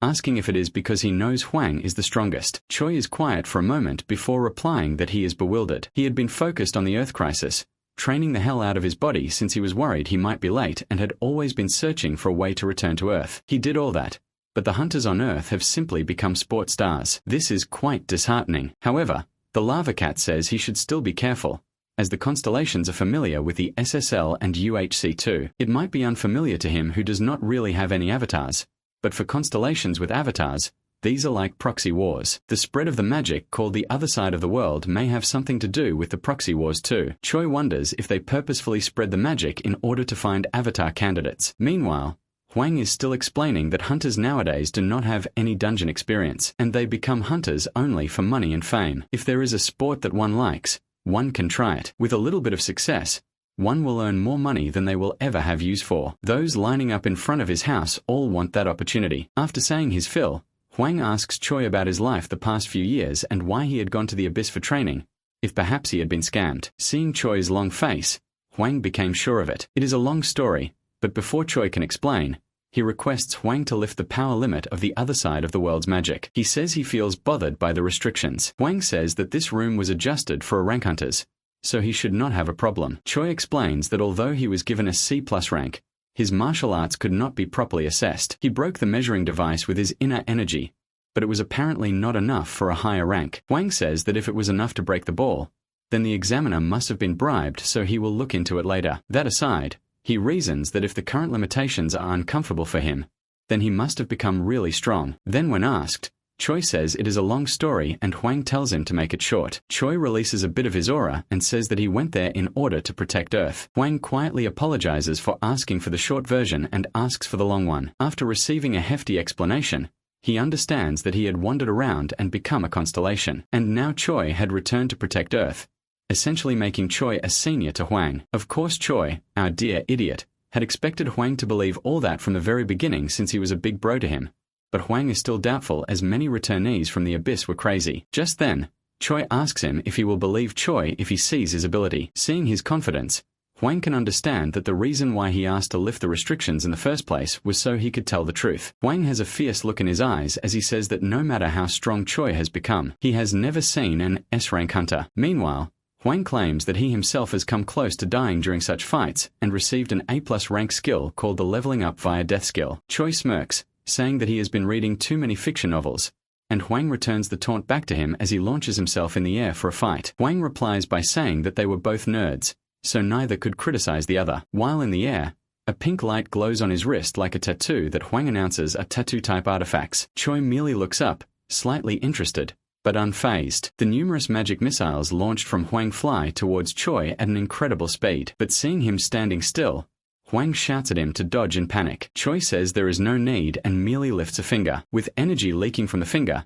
he fires a straight beam of pure mana that breaks most of the missiles in the direct line of fire and grazes Hwang's cheek. Hwang kneels and touches the ground and casts the sixth circle of magic, the path of lava. Choi asks where the heck he even learnt this kind of magic. Hwang curses as he feels Choi is looking down on him. He then uses a spear of pure fire, another sixth circle magic. Choi simply makes a protective Ki shield around himself that dissipates the spear before it can even get near him. Hwang looks at it and is shocked, shouting that he thought it was only a fake rumored skill spread by the Chinese. Realizing that even such simple things are fake, Choi is really depressed. Just then, he feels that he is low on energy already. This is because he used a Ki shield when his strength was limited. He has to control his strength to make sure he does not break the reverse world, so it is quite a pain for him. It has been a while since he has fought like a human, so he decides to maximize the efficiency of his mana usage. Making a compressed ball of mana, he sends it towards Hwang, who finds that he might not be able to dodge it at the speed it is approaching. Although he tries to use short-distance teleport, he fails as his magic is destroyed by Choi's powerful aura and he takes damage due to the rebound. The speed of Choi's attack simply shocks him, and he decides he has no other choice than to strengthen his own body with magic. Just when he is about done and is going to taunt Choi again, he is cut off mid-sentence as Choi has already moved and locked his body in a tackle. Choi smiles and asks if Hwang was really trying to use close-range combat against a martial arts user. Even Hwang realizes his rash mistake and acknowledges that it is because he has not fought a martial artist in a long time. After the fight is over, they sit down and Hwang asks what level of martial arts Choi really is at. He says he is above the penis level that is the supreme peak level. If one goes beyond that, they can exceed mortality. Hwang tries to process that information, as he realizes that Choi really has become a constellation and simply finds it ridiculous. Choi replies that seeing how even Hwang had changed was a surprise to him. Hwang retorts that he was successful, and Choi throws it right back at him. After the fact has sunk in, Hwang finally asks what exactly Choi wants from him, since he is now a constellation. Choi started explaining how the ceasefire that had been agreed to by the constellations and the humans was only temporary, and new constellations might emerge from the abyss at any time. The constellations currently in ceasefire might even be plotting to take over Earth behind their backs, and they would never know. The constellations already have multiple servants on Earth, and they are already very well known, while Choi on the other hand will have to start from scratch, so he is at a disadvantage because of being late. Hwang stopped him and asked what he meant by the fact that he was originally going to ask for help. He asks Choi if he is no longer going to do so. Choi shakes his head. Hwang is already living his life, so he does not want to drag him into this hardship. As Hwang hears this, he feels ashamed, as the youngster of his old clan was protecting Earth from hardship in the abyss for 10,000 years, while he was here just trying to act cool because he was older. Smashing his fist into the ground, he says that Choi should not be worried about Hwang and he wants to help. Choi says he really does not want to ruin his already good life, and Hwang shouts out saying that he will help him no matter what. Choi nods as he finally gives in, while the lava cat is delighted by his skills at conversation and baiting others. However, what the cat does not know is that it was what Choi honestly felt. He did not want a person he knew to get caught in a fight between constellations, but it did not seem like his clan leader would back off either. This was how his big bro had always been after all. He thus sends Hwang his offer of being Choi's servant and tells him to accept it. Hwang is a bit hesitant seeing that he has to serve under someone younger, but Choi is a constellation after all, so he accepts in the end and becomes tied to him. The system notifies that if he disobeys the rules of the constellation, then he will receive penalties, and as a servant of the constellation, he will become even stronger. Choi, Hwang, and Odegan are all sitting at a table having some beverages, while Hwang is remarking on how he had never thought he would be entering a contract with a constellation. Hwang under a constellation meant selling one's soul to them and having all of one's moves monitored, but Choi assures him that he will not monitor his every move so he does not have to worry. He then explains that the primary plan is to first hide the fact that he is a constellation for a start. He says he has to keep increasing the number of servants he has while hiding the fact that he is a constellation, as he needs the servants for when he runs into other constellations. After that, Choi asks Hwang if he will be able to win in a one-to-one fight with a great demon. Hwang says that it is unreasonable to defeat them one-on-one, as a hunter always participates through party play and raids. Seeing Choi's doubtful expression, he assures him that he will not lose because both in the SSL or UH, whether it is a team play or solo, he is confident. He will not be intimidated at all, even if it's a battle with a constellation. Choi ponders over how the magic used in sports called alternate universes is frequently used by the constellations as well. It is strange that humans partake in hunter sports using magic. The cat explained that the constellations battled in the same manner by sending out their servants to battle each other. It was highly possible that other constellations have intended the hunter sports to become popular since it becomes easier to select their servants based on their performance levels. Choi believes that is too wild of a speculation to think that constellations watch this type of crap. However, the lava cat says it will be quite entertaining for him to watch this and that he should not underestimate the boredom of the constellations. Even at this moment, most constellations writhe in agony of their boredom as they speak. Either way, Choi concludes that if servants were to fight like Earth's hunter sports, it will be a huge advantage for him since he is used to fighting in this fashion after all. And as important as it was to increase the number of servants, one needed to become the object of their envy. In other words, fame worthy of the strongest hunter. When an A-class dungeon opens, this is the type of hunter that the nation's government will plead and beg for assistance. As much as people claim that their nation's hunter is the strongest, they know deep down which hunter remains the strongest in the world. This leads to faith and devotion. Hwang understands. Choi definitely had the skills, but the problem was how to showcase it to the world. Hwang decides to introduce Choi to a clan. Although Choi starts to joke, he shuts up when Hwang gets serious and explains that he is in charge of multiple groups at present. There is not just one single clan but an entire company group where the profits are out of this world. All cores and items in dungeons are purchased by the company as well as the additional support and bonuses. As long as one is able to prove their loyalty, they will be rewarded handsomely, so it is a much wanted spot. But despite hearing all that, Choi does not understand why Hwang wants him to join a clan. Hwang scolds him and tells him that he needs to hide his powers adequately. Choi stares at his hands and remarks that although he managed to limit his powers down to max level, as long as he can control it well, he can battle classes from A to S. Hwang tries to ignore that indirect hurt he got from that statement and tells him he will send Choi to a clan where they take top candidates so he can look for servants there. However, Choi asks if they will really like it if a C+ ranked martial arts user joins their clan. Hwang says they will not like it at all, so he can do nothing but suggest Choi to rank up. As long as Choi reached a class, he would become utterly recognized, and even further and highly decorated individuals will be honored as S-class. Just then, Choi realizes that Hwang is also quite amazing for having reached S-Class, since it is a title that is given to less than 10 people in the entire world. Hwang tells him to go ahead and start everything they can, starting with the preliminaries for the UHC. Seeing Choi's confusion, Hwang states that many hunters wish to compete in the UHC, but they have to get through the preliminaries to be accepted as professionals in the league. Thus, he tells Choi to go to the preliminaries in a week and get himself used to it until then. Choi does not understand what he should get used to, so Hwang passes him a smartphone. He says this is what they use for everything nowadays, including watching the news. Seeing the screen, he tries to play around with it and reaches the news section where he finds the name of Chang-sik mentioned and recalls something. Meanwhile, Hwang has gone over and is giving instructions in his office to prepare the hunter department to re-evaluate a person. Further, he says that he needs a trustworthy manager and his current servants do not make the cut, so he asks them where her daughter is. Ironically, he has so many daughters that he has trouble figuring out which one. Finally, he decides on the one with the worst temper, the A-class manager. Seeing they have understood who he is referring to, they accept the orders to bring over Ain Lawrence. However, Hwang is not sure she will take a liking to Choi, as he is quite tricky to handle as well. Meanwhile, in another part of the city, Ain is managing and criticizing a hunter named Vagan for their incapability. She scolds him, saying that just because he has a lot of mana does not mean he can handle a high circle magic. However, Vagan argues that he is already C+ class and has received scouting offers from big clans, so it is unacceptable for her to make him practice one circle magic repeatedly. She looks at him with disappointed eyes and just silently leaves. The person standing outside the room bows as he sees her. She tells him that Vagan does not deserve to be trained, so she does not want to manage him. He does not refute and merely apologizes before entering the room. After entering the room,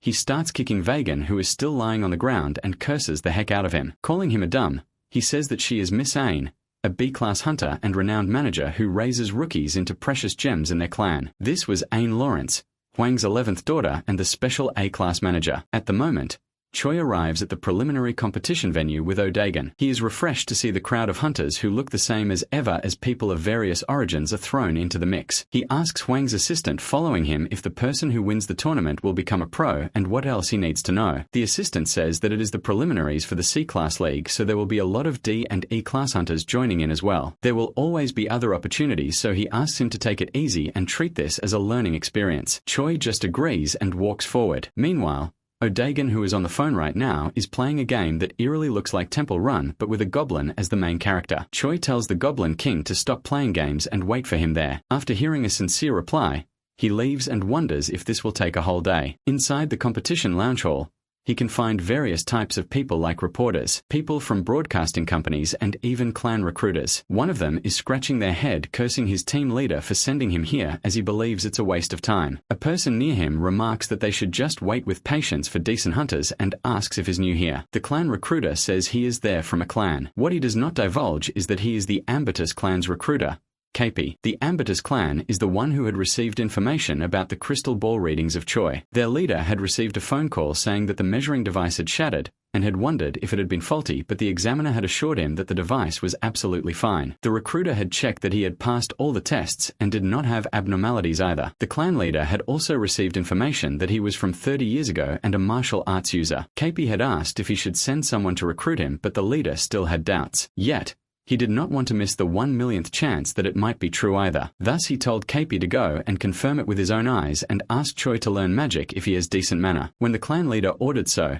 KP had no choice but to come. Thus he waits expectantly to see how good the returner named Choi is with his martial arts. As soon as Choi enters the arena, he is notified by the system that he needs to control his power or the virtual world will be destroyed. After a lot of effort, Choi finally manages to suppress it. As a result, his skill called Subdue the Strong and Assist the Weak has been activated, and he decides that he will be able to use Fist Key to a certain extent and Fist Hurricane as well. Furthermore, due to the restraints, his existential power would increase manifolds as a result of fighting here. Seeing him mumbling weird stuff, Choi's opponent asks if he is crazy, but Choi just replies nonchalantly. The opponent taunts him, but the referee intervenes, saying that they will be disqualified if they fight before the signal is given. During the match, one can use any skills as much as they want, and when one surrenders or when both are incapable of fighting, the match ends. While listening to this, Choi is just stretching his arms and yawning like he is bored. The audience who are watching the live stream cannot help but comment that he is probably being arrogant, but also welcome the good showmanship. For these stream viewers, it is their first time in a long while seeing a martial arts user, and Choi is almost like a living fossil to them. Meanwhile, The people who are assessing the performance of the candidates are going through his data and are shocked to find that he is a martial arts user. They are all thrown into shock as they realize that martial arts users are still around. It had been way too long since they last saw one. It is the opponent's first time fighting against a martial arts user. When the opponent learns that Choi is a martial arts user, he decides to put distance between them as soon as the match starts. Thereafter, he would use the second circle float magic and use a strengthened magic missile. As the referee's countdown ends, the match starts and the opponent jumps back in an instant. He thinks he is faster but cannot finish his sentence as Choi's fist comes hurling at him the very next millisecond. The fist hits him square in the face and he is sent flying as he crashes against the wall of the arena. Losing consciousness, he falls to the ground with a dull thud. As the onlookers stare in obvious shock, the referee has no choice but to declare the end of the match and declare Choi's win. Seeing it end so soon, contrary to the audience's expectations, Choi feels utterly disappointed. The Ambitus clan's recruiter is just as shocked but does not lose a moment to call his clan leader and inform him that Choi is a real gem. The clan leader says that it is unexpected to have found one in martial arts, so he tells him to try scouting him. Later, when Choi is back in the waiting room and is watching the matches on the broadcast with disinterest, a voice calls out to him from behind. He turns around to see the recruiter whom he remembered seeing a while ago. This happens to be Coupe, who immediately starts flattering Choi and gives him his card as an introduction. He says that Choi might already know, but being a hunter these days is no longer the same as in the past, so compared to hunters who fought before, they cannot even be considered hunters. Choi, however, replies that it is all right as long as the hunters are strong and well trained. Skipping the small talk, the recruiter informs Choi that he is from the Ambitus clan and is there to scout him. Seeing his expression change, Coupe presses on asking if he has heard of them. Choi dismisses it, saying he is a returner so he could not have heard of them in any way. Just how is Coupe planning to recruit Choi, and will his offers prove tempting enough to our young constellation? There's a long road ahead.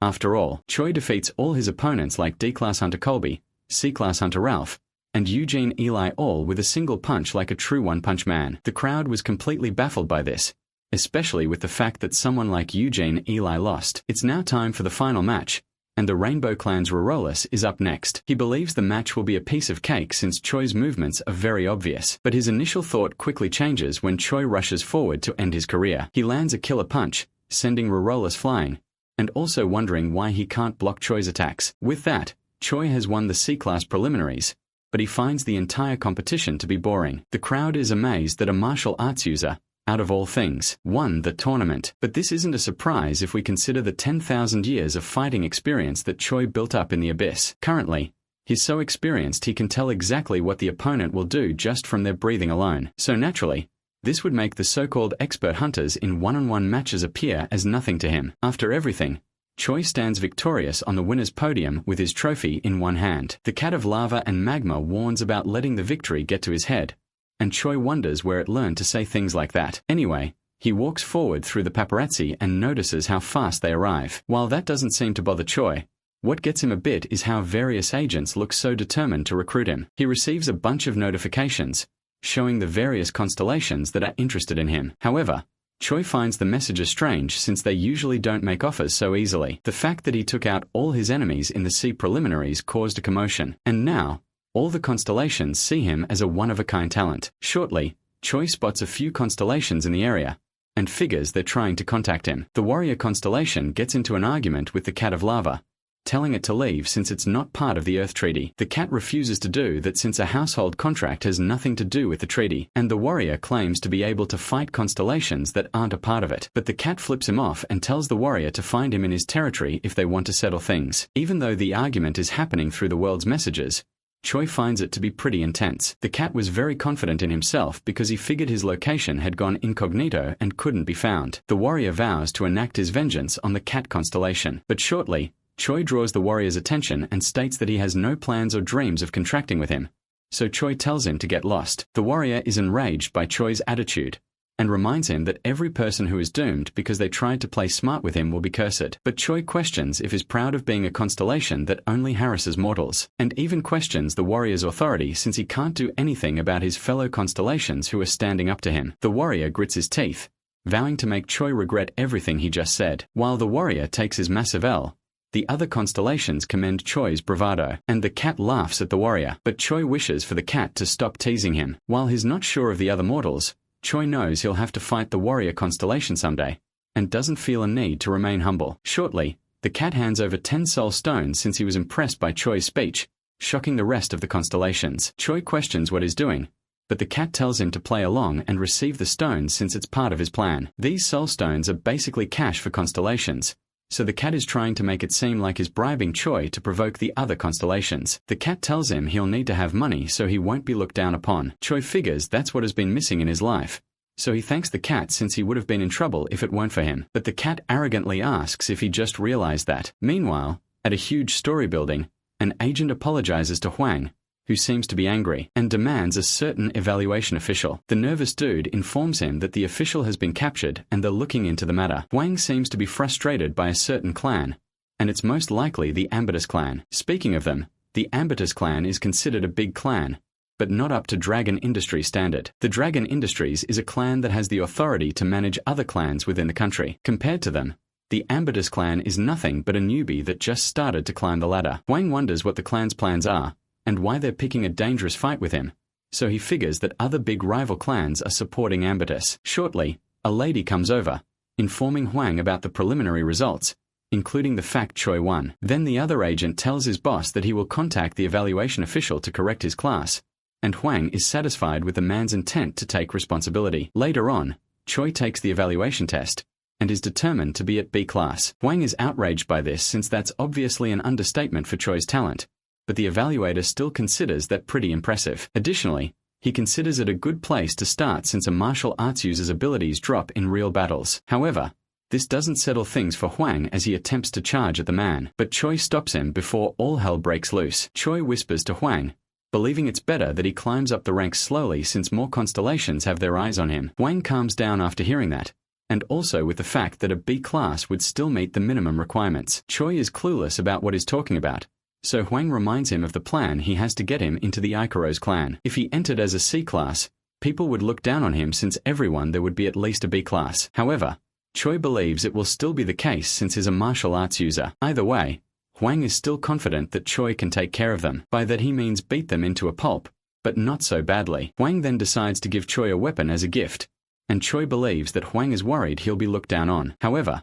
Huang claims that's not the case and draws out the weapon from a bag. This weapon is the Lunar Heavenly Sword, and Choi concludes it's much better than what he expected. He already knows it's an A-rank artifact from China, but even with that, Huang is still willing to give it away. The fact that he's giving away such a priceless artifact makes Choi suspect that Huang stole it. In his defense, Huang claims that it was a gift from the Chinese government for assisting. During that time, a demon god constellation was occupying the northern area of China, and the country was on a highway to pandemonium due to the large number of powerful dungeons popping up. Among the dungeons were 3A rank monsters, Yu Boom, the Great Sage, and Bai Zi. So Huang stopped by to go against these monsters, but I guess we could say he did this mainly to protect his factory in China, not out of the kindness of his heart. Moving on, Huang planned to assign a manager to Choi. Even though he believes he doesn't need a manager, the person who'll be following him around is Huang's daughter, and what will happen from now remains to be seen. Much later, Choi heads straight to cooking with Odigan. He serves the culinary masterpiece to Ain, who thanks him for the meal. As she digs in, she wonders if Choi made a contract with a meat constellation since she never expected the meat dish. Either way, she puts the thoughts aside and takes a bite, and then the sudden burst of flavor smacks her. Ain always liked Texas-style barbecue brisket, but this one was way more delicious than the regular kind, even more than what her dad could make. The secret ingredient to this meal is actually magic. It turns out magic can give a much richer taste to a meal, and the meat Choi served contained way more magic power compared to the ingredients Huang used. This is the difference between ingredients in the real world and the abyss. While Ain remains in a state of bliss, Choi and Odigan wonder if anything is wrong with the food, judging from her reaction. Shortly, Ain finally speaks up, and she hopes for Choi to become a chef. She even offers to invest in his future restaurant business, and doesn't care if Korean food is the only thing Choi can make. Putting the business idea aside, Choi offers Ain some rice. She takes a bite from it and once again, it's delightful thanks to the strong magic in it. Then she suddenly realizes that she doesn't eat carbs since she'll get fat. But the next thing you know, Ain has downed the entire bowl. Now moving back on track, Ain reveals that she'll be Choi's manager. While a normal manager would manage a hunter's schedule, a first-rate manager is responsible for analyzing a hunter's strengths and how to improve. And luckily for Choi, Ain is a super first-rate manager. She was pleased to see his confidence in his battles. Now the decision made between her and her father was to start up a real raid team. While this team might be for protecting the Earth, One sure thing is that this team is made for getting good loot from raids. Ain reveals that the government put the dragon industry in charge of the city, pointing out how governments now have to work with the numerous guilds. She adds the fact that the people of the Ikaros clan, despite being crazy, are all treated well because of how strong they are. So for Choi to get there, he'll also have to be strong like them. With that said, Ain hands Choi her number to contact her in case he needs anything and leaves the room after that. Outside, she just confirmed what her father said about him. Even though he came from the abyss, he appears to be pretty normal and extremely confident as well. Now she's seen who she's working with, Ain figures that Choi will have to learn how to fight magic users in preparation for the monsters he'll face in the B-Class League. Later on, Choi is seen working out. Odagon volunteers to destroy all the crazy guys in the Ikaros clan, calling him master. However, Choi reminds him of the fact he didn't call him Hyungnim, which startles Odagon. But he doesn't see a problem with it since old habits die hard. Besides, there are plenty of crazy hunters out there, and Choi doesn't believe that Odagon calling him master will cause any trouble. However, one rule that must be followed is that Odagon must get permission before killing anyone. As Odagon said, Choi drops his dumbbell and goes into meditation. He did this to connect to the constellations broadcast called the Game of Stars. He did this to see what kind of constellations he might fight in the future, but all he saw was the aftermath of the cat and warrior constellations bickering. Either way, he searches for a constellation that wants to fight, but no one responds. Choi figures they're ignoring him. This is not a surprise since constellation battles are for gaining followers, and the loser has to give up what they bet. Of course, constellations also have to be on the same level to fight. In addition, Choi's title, the Avatar of Training, is a name that has been seen for the first time, and there's no reason for a constellation to accept a challenge from a nobody. With that, Choi figures is lacking in many ways since the only way to gain family is through existential power. On another note, he wonders if the goddess of balance is alright since he hasn't heard from her for a while. The next day, Choi and Odagon arrive at the Ikaros clan and are led to their training center and accommodation. The fact they use private training centers surprises Choi, but this is due to the different rates of improvement among the people. With the tour over, Choi decides to head straight for the training center. As for Odagon, he's going to spend his time playing a goblin-related game on his phone. While Odagon's completely addicted to the game, Choi heads over to the strength training center. He gets to the gym, and the first thing he spots is a lady who's completely ripped using a bench press. From the fact that she's lifting a weight of 5 tons, Choi figures that she's a close combat power-based hunter, most likely a tank. The lady racks the weight and wipes her sweat. She spots Choi and wonders what business the new hunter has with her, so Choi explains that he was fascinated by her training. After that flattering comment, the lady introduces herself as Elizabeth Gutierrez, and hopefully, they both get along well. Elizabeth introduces herself and stretches her hand for a handshake. Choi also introduces himself, and they both shake hands. Once he does that, Elizabeth squeezes her grip. Choi is surprised at first, but he sees where this is going, so he decides to return the favor, and Elizabeth suddenly retreats after this. She's surprised to find someone else who is much stronger than her, and asks if Choi is a close combat based. Choi reveals that he's just a martial arts user. This fact of being a B-class martial arts user surprises Elizabeth, so she wonders how he started up. Choi explains that he wandered around the abyss for around 30 years, and that explains his martial arts skills. Elizabeth questions if it's useful, since she's like a jack of all trades who likes to learn anything that's useful. She shows a bit of her skill, and reveals that she learned multiple fighting techniques for close combat, allowing her to easily handle both monsters and humans. After a bit more showing off by stating her rank in the UHC League, Elizabeth finally wants to put Choi's martial arts into action, so she asks him to follow her. They head to the Hunter Training Center, and a dude spots the both of them. He has never seen Choi before, so Elizabeth introduces the martial arts user. The dude introduces himself as Anthony, and Choi doesn't recognize him even with how famous he appears to be. This fact surprises Anthony, so he recalls his great feats, including the fact he got to be class in the shortest time, but Elizabeth informs him that Choi came from the abyss and has no clue of whatever he's saying. With that in mind, Anthony decides to explain what's up, and the rule is that Choi has to follow Anthony, the clan's so-called ace, and everything will be alright. As Anthony leaves, Choi wonders what's wrong with the dude and his glorified ego, but Elizabeth just says he should avoid him. But anyway, it's now time for the brawl. The two of them pass through a blue light to head for the fighting ring, and they are both ready to fight. Knowing how curious Elizabeth is about martial arts, he decides to teach her the first lesson, to not stick close to a martial arts user. At the same time, Choi launches a surprise attack, but Elizabeth spots it just in time and barely manages to block it with her sword. This attack drives her to a corner, But Choi is not done yet. He unleashes a barrage of kicks since martial arts will always be faster than magic. Elizabeth decides to counter by infusing her sword with magic power. She swings her sword, but Choi dodges the attack. Choi continues to dodge as she attacks. He considers her attack speed to be decent for a magic user, and considers her a good candidate for his family. Putting that thought aside, Choi counters with a celestial kick which puts Elizabeth off balance. She decides to set up defense magic seeing how things are. But even with that, Choi's punch pierces through the defense and hits her. She gets on her knees due to the force of it and wonders how Choi managed to land that hit since she activated her magic. But Choi reveals his attacking with more than just magic-powered muscles. Elizabeth charges into attack again, through hand-to-hand combat this time, but Choi counters and gives her a full serving of punches. Also, Choi plans to recruit Elizabeth after he's done with her. Choi stops his attack and figures he might have overdone it. However, that's far from the case. Elizabeth is fired up and goes to attack once again, but with a quick blow she's down again. Even with that, Elizabeth is determined not to give up as she gets back on her feet. Choi figures she's one of those never quit, never surrender kind of characters, and informs her that she's met the wrong person to do one of those anime MC moments. Choi gets into hardcore training mode since he loves seeing that kind of persistence. Even everyone in the training facility is alerted to what's about to happen. Finally, Elizabeth realizes that anime willpower isn't getting her out of this one, so she falls to her knee and surrenders. But it's already too late. Choi is already willing to give her the training from hell, and who knows if she'll survive this one. Later on, Elizabeth is fortunately still alive and comments on having such a difficult spar. Even though Choi wanted to train for longer, he asks if he piqued her interest in martial arts. However, Elizabeth refuses the offer to learn from him and is now determined to train more and win Choi. Choi suggests that she should learn it to fix her weaknesses, but Elizabeth's pride won't let her accept help from her enemy. Although she'll still be friendly with him, she refuses to accept any help from him since he's now her enemy. Choi doesn't get what that's about,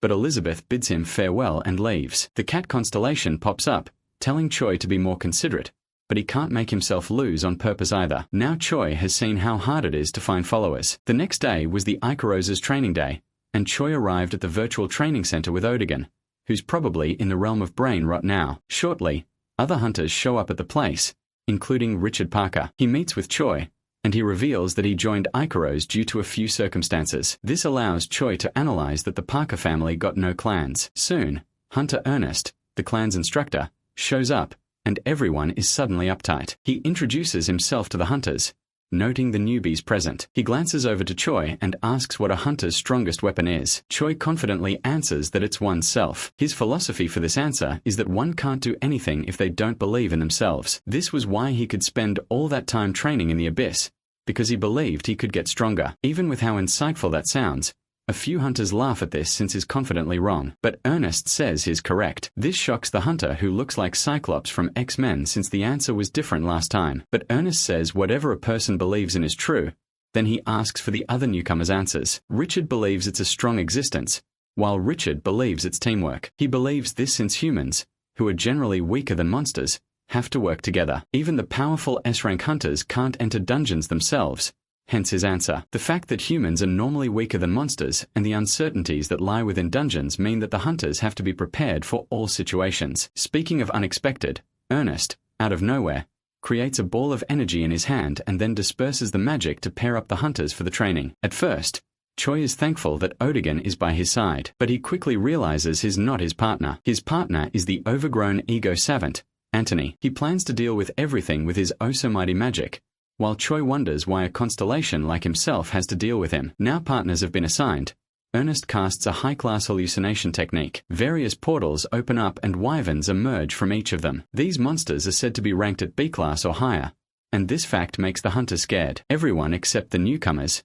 Choi and Odigan. Ernest observes this but figures that the chairman wouldn't recommend just anyone. Either way, it was time for the wyverns to attack, and the hunters began to scramble. Some consider setting up barriers, others believe it's wiser to run away. Then there's Anthony, who's confident he can dodge the monster's breath, so he uses some acceleration magic to maneuver. Choi notices this and considers it reckless. To avoid both of them from getting hit, he quickly strikes Anthony on a pressure point which stuns him. Then he carries Anthony's body and evades the wyvern's fiery breath just in time. Ernest and his assistants saw how fast Choi's martial arts was. Based on his skill, Ernest could already tell Choi's an abyss returner and can see why the chairman was interested in him. Meanwhile, Anthony finally returns to his senses and is upset that Choi didn't follow his lead. Choi says he was slow, a comment which Anthony doesn't agree with. Since he claims that's not the case, Choi tells him to move faster next time as they dodge the wyvern's attacks. While Anthony tells Choi to follow orders, Elizabeth catches up, seeing the chaotic duo. After a while, Ernest signals the end of the round. He tells everyone who got hit to leave, while the rest will continue. Choi, however, has already figured the next attack will come from below. As Anthony prepares a spell, Choi calls him slow again and yoinks him away just like the last time. Then a giant worm monster emerges from the ground shortly after. This monster is called Rock Eater, a monster found in dungeons of B class and above. The side character hunters see how the next monster is another powerful one and complain about the harshness of the training, but Ernest tells them to deal with it rather than whine. Then there's Choi, who has no problem with the training at all. In fact, he's enjoying it and considers it a training program fit for the Ikaros clan. After dealing with Rock Eater, everyone takes a quick break. A certain hunter approaches Choi. He's a B-rank hunter named Smallwood High Mountain, and is curious about how Choi knew where the monster would come from. Choi answers that he could tell through sound. As the two have a chat, Ernest resumes the training program. It went on with dodging in trios, magic countering, and subduing fellow hunters while they were under the effects of illusion magic. With that out of the way, it seemed that the worst was finally over. But the nightmare continues as Ernest announces they'll be going for a dungeon raid. However, it's not a standard dungeon. They've been able to create dungeons in the other world to make a similar atmosphere, almost like hunter sports. Speaking of that, Smallwood asks Choi what team is a fan of, but Choi has no idea of what to say since, Abyss Returner and all. At this point, hunter sports have taken the spotlight, and no one cares about the regular sports we all know. Putting athletic interests aside, Choi takes a look at Smallwood's stats, wondering what type he is. When he does, he reaffirms the belief of not judging a book by its cover. Besides, if he's to take a servant, he'll have to see their skill info. Anyway, Smallwood asks Choi to teach him martial arts, but Choi begins to leave, letting him know that only 1 out of 100 learn it, and he'll have to put in the effort. As he calls for O'Dagon, Choi adds that it would take around 100 years to get to the top. This info surprises Smallwood, especially with the fact that it's not possible to level up quickly in martial arts,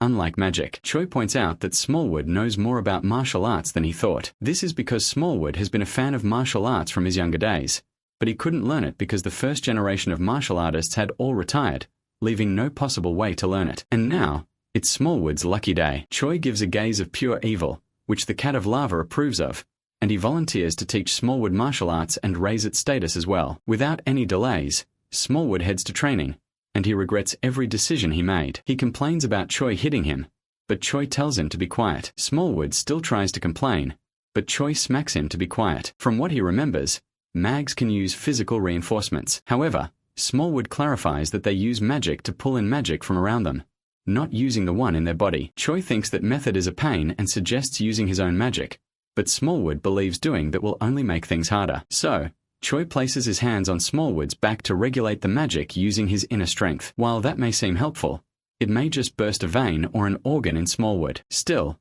Smallwood has no other choice but to trust Choi. They begin the process, and Choi receives a notification that magic can be used for martial arts. He tried this idea in the first place since he figured mana and inner strength are similar. Even though it works, Smallwood finds the mana consumption to be pretty bad and suggests a different method. However, Choi insists that the current method is what's best for a mage like him, and the only thing that matters is being able to land a hit. So, Smallwood unleashes a magic charged hit. That's a step in the right direction, but it's currently a D-rank skill. Smallwood remarks that it feels much different from regular punches. On the other hand, Choi is glad he thought of using magic like martial arts. Even though its skill rank is low, it's not completely worthless. Sometime later, Ernest announces it's time for training number 2. For this next stage, the hunters will go in teams of 6 and will have to clear a dungeon. The hunters present are determined to succeed and get into the first team. Choi notices how fired up they are, and it's understandable since the first team gets all the action. Since Smallwood knew that,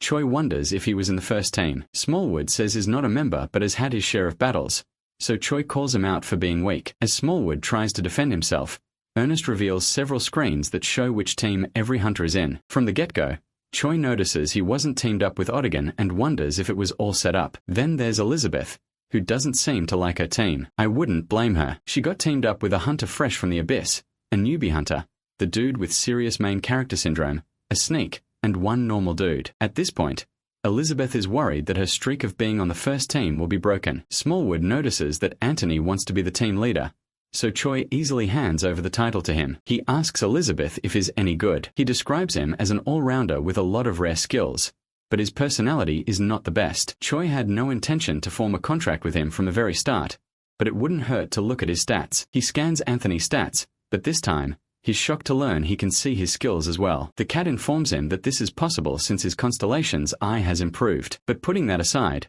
Choi figures that Anthony is long gone because he has mental protection and narcissism as B-rank skills. Just like everything, the more a hunter uses their skills, the better they get at them. And Anthony has somehow gotten his two skills, mental protection and narcissism, above B rank. These could be the two skills that help him maintain his mental strength, or rather, his delusion. Shortly, the final unknown member of the team steps forward and his name is Whittaker Moneymaker. However, Elizabeth and Smallwood don't approve of his company. The reason for this is because he's a person who judges people based on how profitable they are and is all about money. I mean, it's not a surprise for someone with a name like Moneymaker. Anyway, the dude's explanation for this is he gives based on how much he receives. That explanation sounds reasonable to Choi, but Smallwood cautions him and still holds a grudge against a time Whittaker blocked him on Facebook, right after Smallwood dropped to the second team. Putting the childish quarrel aside, Whittaker is actually a B-rank healer, and he offers to assist Choi as long as he works with him. However, Choi declines the offer since he can fight pretty well without the support. Whittaker is shocked by this sudden decline,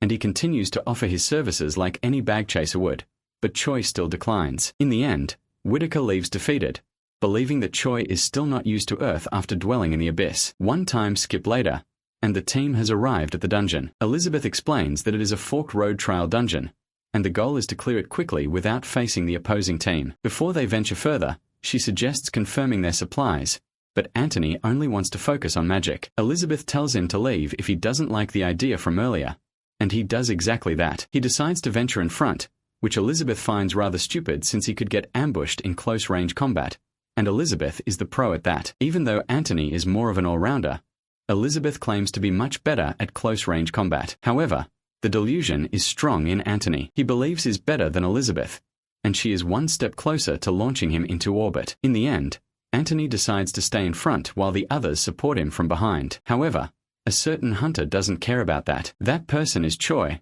and is already gone full speed ahead. He encounters a rock chameleon and smashes it with his bare fist. Everyone catches up and watches in awe at this, but Choi snaps them out of their shock and tells them to get to work. Anthony, however, is still determined to remain in front. He detects a hidden chameleon and dashes towards it, but out of nowhere, a stream of mana kills the monster. This attack was from Choi, who is currently testing the Lunar Heavenly Sword. He was able to bring it along thanks to the spatial storage device he got from the Stone Serpent. However, he changed the looks of it and wears it on his waist. Now he can take out anything he needs at any time. While Choi contemplates trying the attack with a faster sword, Anthony is upset about the fact that he stole his kill, but Choi suggests preserving his strength for a monster that is worthy of the team's ace. This logic clicks with Anthony, and he figures that Choi will let him fight the stronger monsters. However, that decision will depend on the situation. Choi goes ahead with the rest of the team, trying to catch up. At the same time, he slices up the monsters in his path. After witnessing this massacre,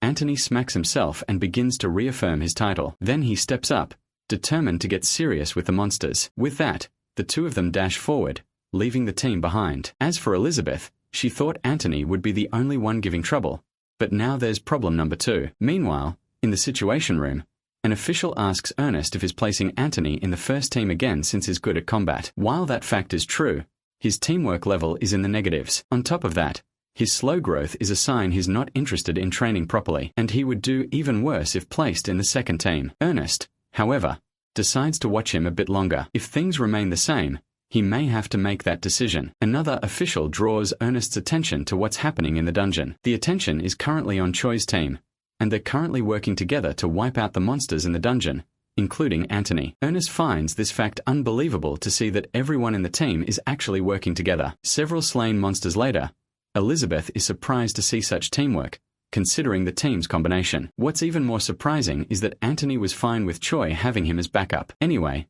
they head further into the cave, and Elizabeth suggests that they rest. Smallwood volunteers to stand guard with Whittaker, but before they can do any other thing, Choi has detected enemies in the area and tells everyone to prepare for battle. While everyone is confused about this, What's unexpected is that Anthony instantly trusts Choi. He still wants to show what he's capable of, and still claims to be better. In the middle of bragging, Choi detects and kicks away an enemy's attack. Everyone is confused about where it came from, but Choi already knows it's from a monster called a rock gargoyle. This monster possesses strong endurance and attack power, plus looks like a rock chameleon that crawled out of a hell vent. But what's annoying about it is its ability to disguise itself as a rock. But fortunately, they're all cowards, and Choi is sure they've all retreated after that initial attack. Back at the Situation Room, the officials wonder about the hunter who successfully tamed Anthony. Ernest figures that Choi has good leadership traits, which is why the chairman recommended him. He's just a martial arts user. An official warns that the relevant team is heading in quickly,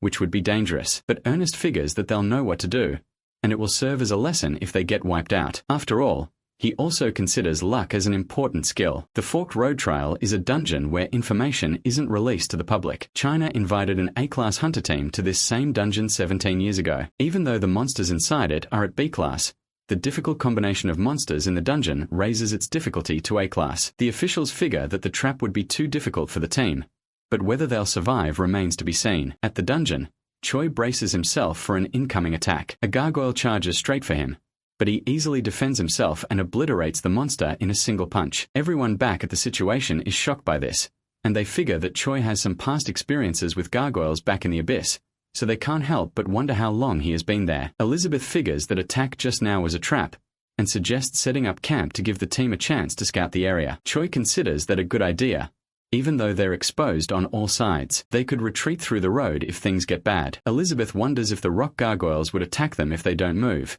but Choi isn't sure about that. Still, he assures that there won't be a problem since he can detect them. Elizabeth is surprised by this, but Choi doesn't see it as a big deal as long as they react to the B-class monsters calmly. However, Elizabeth is not convinced about the difficult situation. In fact, it won't be a surprise if the coach is intentionally trying to get them killed. Anyway, they set up camp, starting with a tent that sets up automatically. Choi is in or at this technological advancement, and pulls the old back in my day like a true boomer. Everyone is surprised by how little Choi knows about the world. So Elizabeth pulls out a drone, and fortunately, Choi knows what it is. She plans to use it as a sentry. Even though it's useless against the rock gargoyles, it's definitely better than nothing. Next, Whitaker sets up detection magic around the area and praises himself for it, but Elizabeth says he's talking so much for someone who just used a single spell. Regardless, he continues to praise himself for all the supporting abilities he claims he can do, but Elizabeth tells him he's not getting out of sentry duty with all that. Whitaker gets triggered by that statement,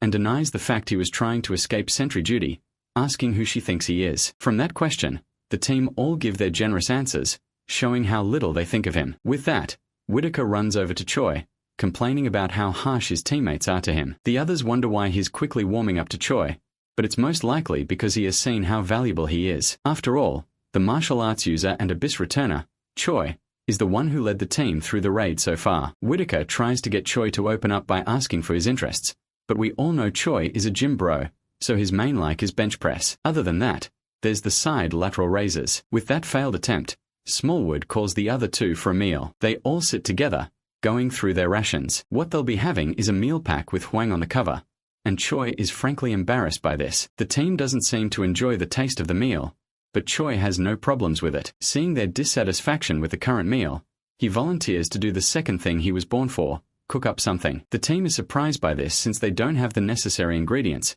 but Choi states that they have a lot of them, namely the dead rock chameleons. Everyone is shocked by this since it's weird. However, Choi tells them not to worry about that as he draws his legendary pan to get to business. Back in the Situation Room, the instructors learn that the other teams are approaching the center, and all that's left to see is if they can also handle the gargoyles as well. However, that answer is no. The Secrets team had been completely wiped out, while half of Agnes' team was annihilated. It's at this moment that Ernest realizes that the training is too harsh. As a result, hunters are starting to run away, and this would give the remaining ones a tough time, including Choi's team. As for the team, they find out that Choi is currently cooking a masterpiece. While he does that, the others watch skeptically at what he's doing. However, Choi came prepared. He also brought some rice with him, and he set it up to cook. Apparently no one on the team has seen rice before, so they watch it like it's some food eaten by aliens. A while later, Choi finishes cooking. However, He never planned to share his food since they all didn't approve of monster meat, and everyone was shocked at this. He only wanted to show them how good it can look. Anthony speaks up and denies the fact that he said that. He goes on to praise Choi's abilities and his cooking as well. No one ever thought Anthony would ever get to this stage as well. This compliment gets to Choi,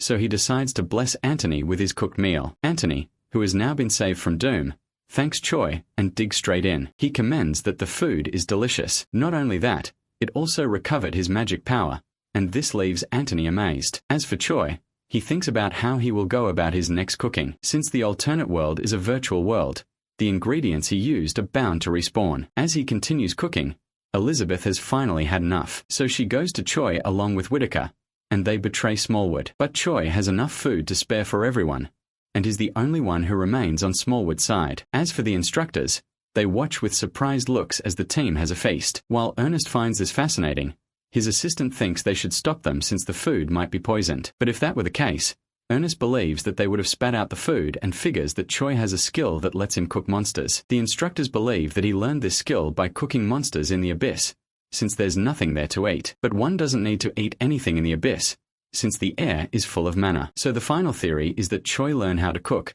simply out of boredom. Sometime after the feast, Richard stands guard at the camp. Suddenly Choi pops out of the tent. This surprised Richard since everyone was supposed to be asleep, but Choi has probably learned to sleep with one eye open, thanks to his martial arts experience. Anyway, he asks Richard if there were any problems. Richard tries to explain himself, but Choi figures that he's feeling inferior to the other strong hunters. His guess was 100% correct, and this surprised Richard. But Choi tells him to forget about those pointless thoughts and keep training. Richard says he's doing that, but Choi calls him out on his pathetic training schedule and says he'll have to do better if he wants to be on the front lines. This pep talk hits Richard in a way he never knew, since his family always called him a prodigy. While he reflects on that, Choi draws his sword, since he senses danger. He then yells to wake everyone up since they're currently in an ambush. The team heads out of the tent on hearing that, and then Choi charges into battle along with Elizabeth. He's aware that they'll not be facing stone gargoyles alone, but something much bigger, and it seems to be the dungeon's boss. Ernest guesses that the gargoyles couldn't handle Choi and his team alone. Since they are smart creatures,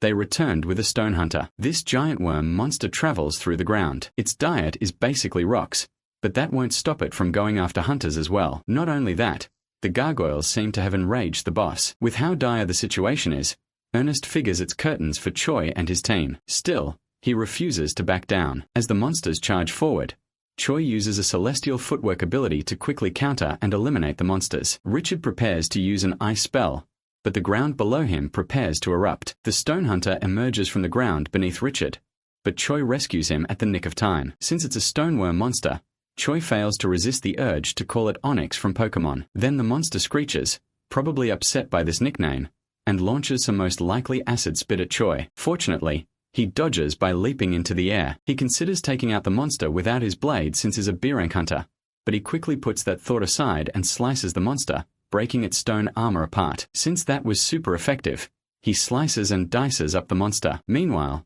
the rest of his team is shocked by his skill. Even Anthony is speechless at this. Then Choi finishes up the beast by slashing off its head. Everyone back in the Situation Room is also amazed by this skill. At this point, the officials all believe that he's a full-blown hunter and wonder where the chairman found a gem like him. After witnessing that feat, Ernest heads over to Dragon Huang's building to meet the chairman. Seeing his visitor, Huang asks about Choi's performance. But at this point, Ernest is fully convinced he's an A-class hunter and says that Huang should have mentioned that fact. While Ernest most likely wouldn't believe Huang, he believes that the government would complain about this fact that they have an A-class hunter. But Huang believes it's their fault they missed out on the chance. Ernest figures that it would be troublesome to get Choi to be recognized as an A-class, but it's just a matter of time for that to happen. However, one thing that bothers him is whether Choi will continue working with Huang when he gets to A rank. Huang assures Ernest that he doesn't need to worry about that and asks for his trust. With that, Ernest trusts whatever it is the chairman is thinking. Little did he know that it was Huang who was working under Choi. At the clan building lobby,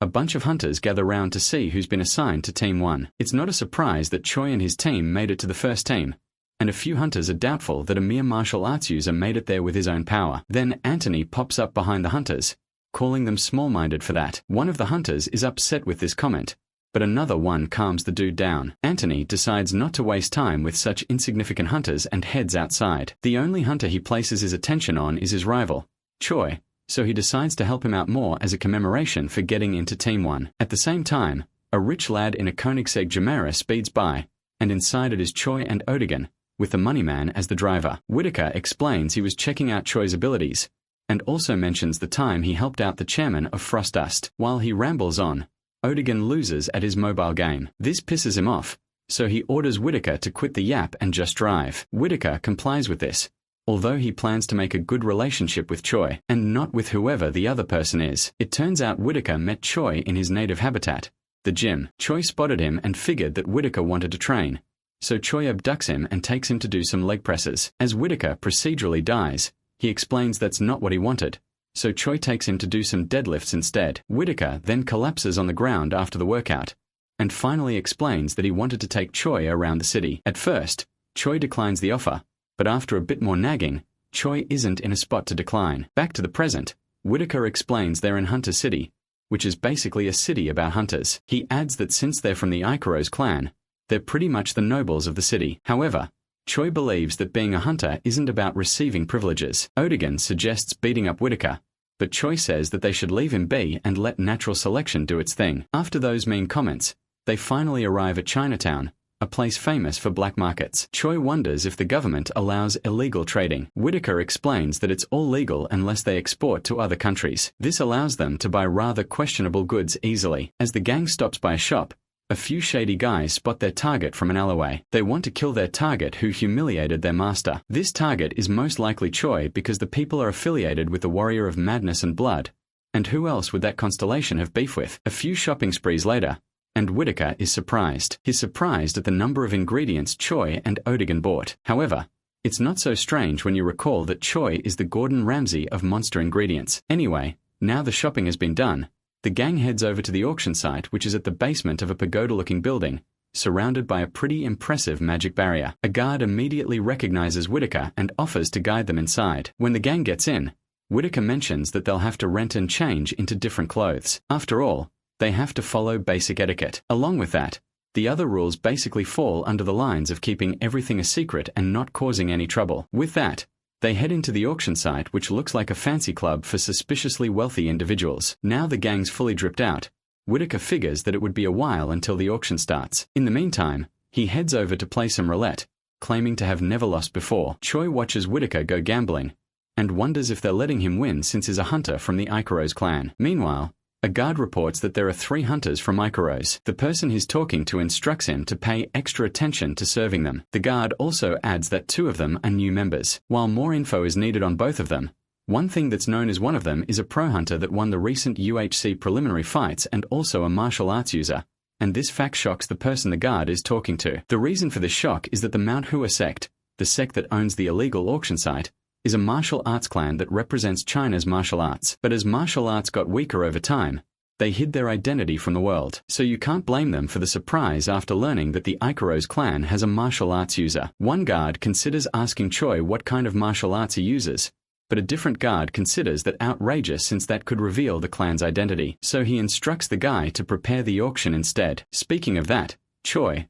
Odigan, and Whitaker all take their seats for the auction. A few moments later, a person comes up on the stage, and the auction looks like it's about to begin. The auction goes on with an artifact called Fitron's Spear being sold for $50,000. Choi sees this, and even though it looks nice, he finds it outrageous that something with poor performance is selling for $50K. The next item on auction is a tiny dagger. After seeing something like the spear, people aren't looking forward to this one. Will everyone except Choi? He scans the item stats, and he learns that it's called the Blazing Thunder Dagger, and it has abilities that he finds to be pretty useful. Choi wants to buy this item, but is worried about his funds. However, he does have some card that Huang gave him a while back. When he received the card, Huang explained it was an unlimited black card, which would allow Choi to buy what he needed before he got a deposit from his clan. At that time, Choi believed he won't be getting anything. After he said that, Huang rose from his seat and went over to Choi, feeling like he just got rejected. So, this tantrum made Choi change his mind and accept the card. After a bid is made for the dagger,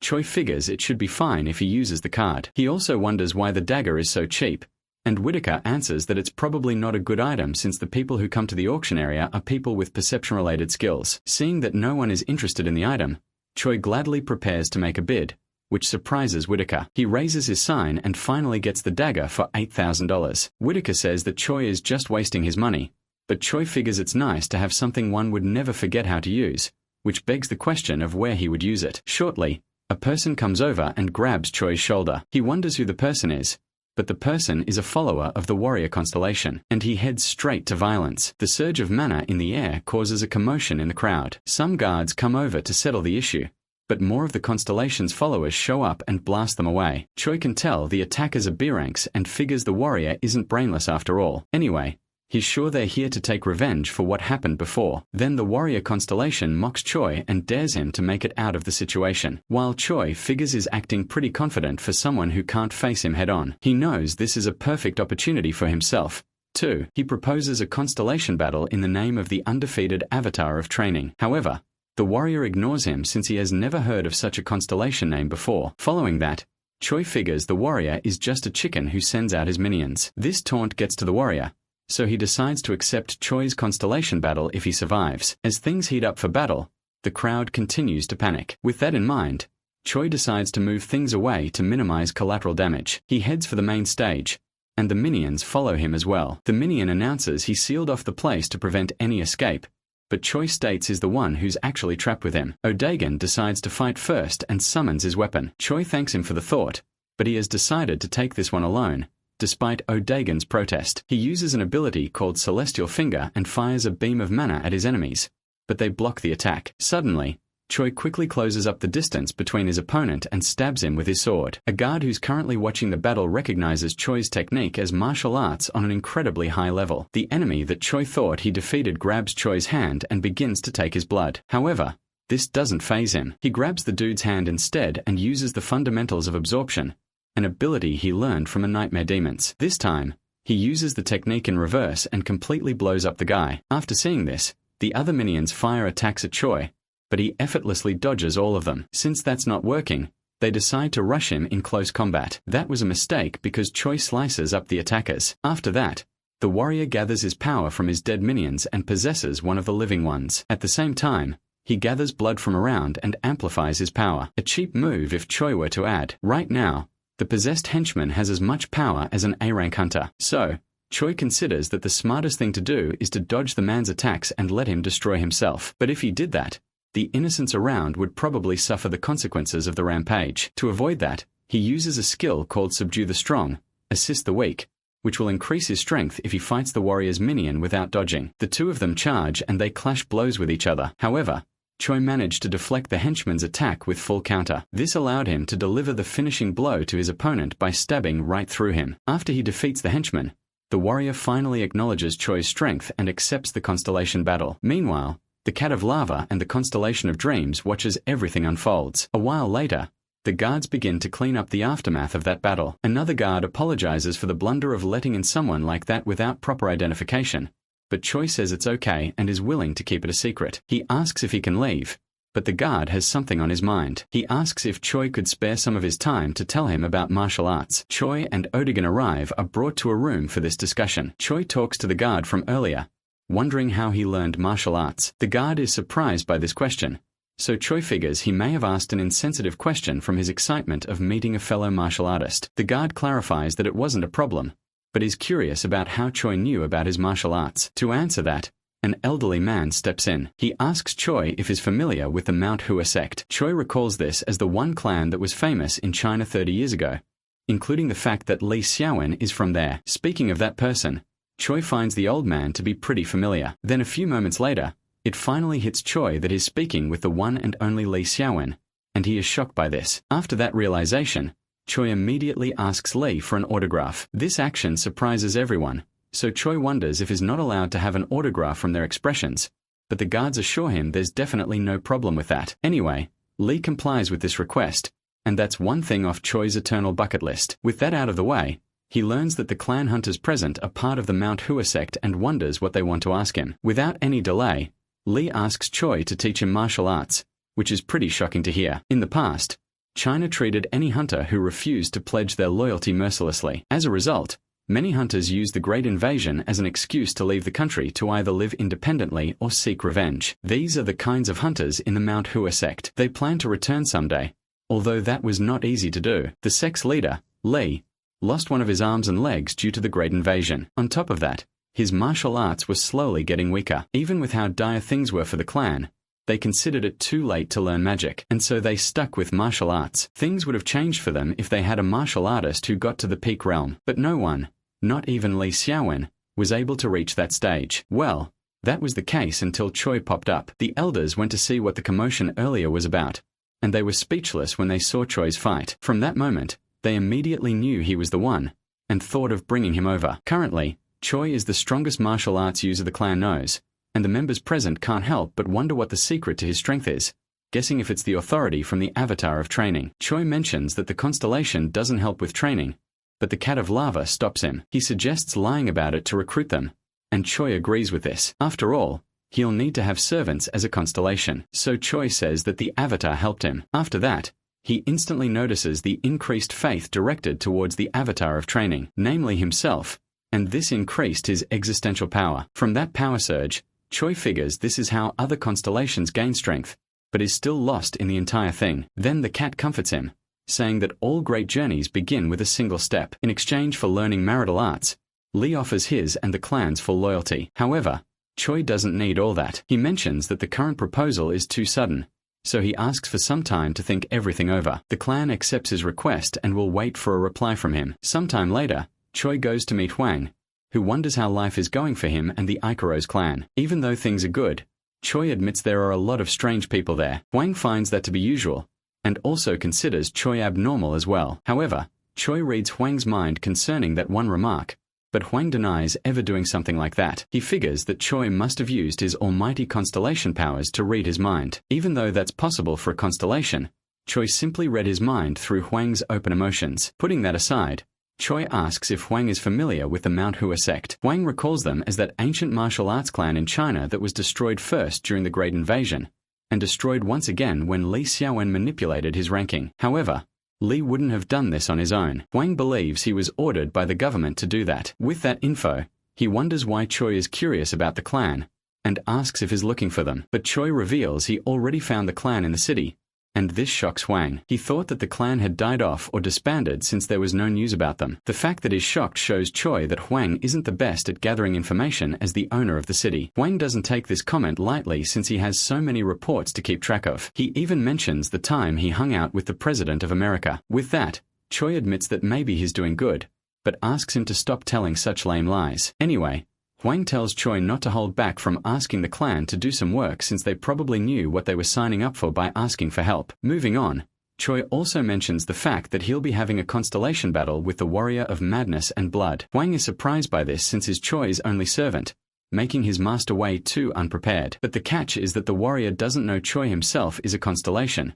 so he plans to participate in the battle himself. Huang considers this a smart move, and is less worried now since it's pretty much a guaranteed victory. Now all that's left is to see how true that is. The next day, Choi shows up at the Game of Stars and accepts the Warrior of Madness and Blood's battle. The constellation battle is meant to be a fair one where the battling constellations send out their servants to battle like Pokemon. In this battle, Choi suggests a one-on-one battle, and he chooses himself since the warrior is unaware that the avatar of training is Choi. On the other hand, the warrior had announced the battle to other constellations, and they came by to watch. He then stakes the Fortress of Blood on this battle. This fortress is the land of the orcs where they give blood offerings to the warrior constellation. Choi doesn't want to own a place like that, but the Cat of Lava and the Constellation of Dreams mention that the place is actually a high-value area. After hearing the constellations out, Choi agrees to make his bet, but he doesn't have anything of equal value, so to balance out the bet, he stakes everything he has. The two constellations agree with that, and the contract has been made. The constellation that will lose the battle will have their existential power greatly weakened. So the game plan for Choi right now is to win. With that,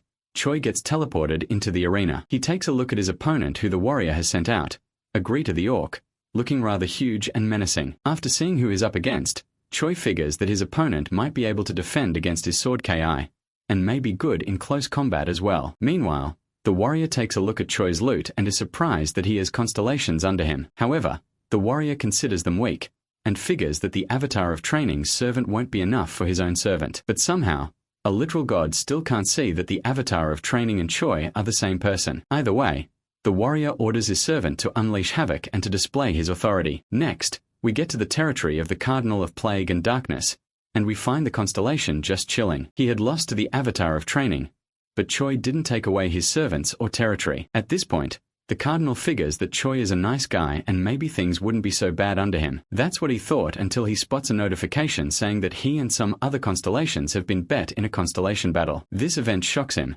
so he quickly contacts Choi to find out what's happening. Since he's currently in a battle, he offers to send out his servants. However, Choi actually forgot about the constellation, and he doesn't trust the Cardinal of Darkness's servants for the task either. But Choi assures him that he'll be winning the battle. The Cardinal takes a look at the opposing constellation and figures he'll definitely have a hard time if he becomes the warrior's subordinate. So he and his servants beg for Choi to win the battle. How the constellation battle will work is that the two participants will fight to the death, or until one of them surrenders. Shortly, the battle begins, and Akrada makes the first move. He quickly gets behind Choi to land a sneak attack with his massive axe, but Choi blocks this attack using his sword. After that, Akrada continues the offense, and Choi blocks all of his attacks. He figures that the orc is trying to prevent him from launching a counterattack. Then Akrada yells and unleashes a powerful axe strike that shatters the ground, but Choi dodges the attack and lands safely. Akrada is surprised by this, but that doesn't stop him. He charges in to keep up the offense. On the other hand, Choi lets go of his sword since he has something in mind. He uses the full counter skill to deflect Akrada's axe with his bare hand. This axe is sent flying, and it ends up embedding itself inside Akrada's shoulder. The constellations watching applaud Choi for this finesse, but the warrior laughs at him for this. Akrada grabs the axe, looking unfazed, and begins to recover rapidly using Crimson Regeneration. After using this skill, he fell into the Curse of Madness, which increased his overall power. Choi figures that this would mean his opponent becomes stronger as he takes more damage. Seeing his skill, he figures that the orc could have been an S-class hunter, but there's a chance it could even be way more than that. At this point, Akrada has fully recovered and lets out a killer scream. He unleashes a 6-circle magic skill called Crimson Strike, which heads straight for Choi as a wave of mana, but Choi blocks it using Celestial Finger. Akrada launches some more of the same attacks, while Choi continues to defend. As the attacks clash, Choi quickly approaches Akrada, leaving him surprised. He then places his hands on the orc's chest and uses Art of Absorption to absorb Akrada's magic. This move is considered reckless since Choi might die from a power surge, but the constellations keep on watching. Fortunately, Choi also has the 3 Flowers Peak Bloom, which allows him to absorb the magic as it is and prevent the madness from affecting him. Akrada grabs Choi's hand to stop this from going on, but Choi grabs the orc's hand and shatters it. At this point, he also obtained the skill Blood of Madness. This skill basically increases his battle power, but he'll lose his mind because of it. After seeing what it does, Choi considers it a trash skill. Then he pushes Akrada, who falls to the ground. Even with the fact he's unable to fight, Akrada refuses to surrender and asks Choi to kill him. But Choi doesn't want to do that, and asks how the match will go on. At this point, several constellations agree with him to end the fight now. Then the warrior, seeing that he has been defeated, hesitantly surrenders, bringing the battle to an end. The constellations applaud Choi for this battle, and all of this praise greatly increases his existential power. Just as agreed, the warrior of madness and blood hands over the fortress of blood to Choi. Since this is his first constellation battle, Choi is now ranked among the constellations of Earth at rank 127. He is surprised by this information,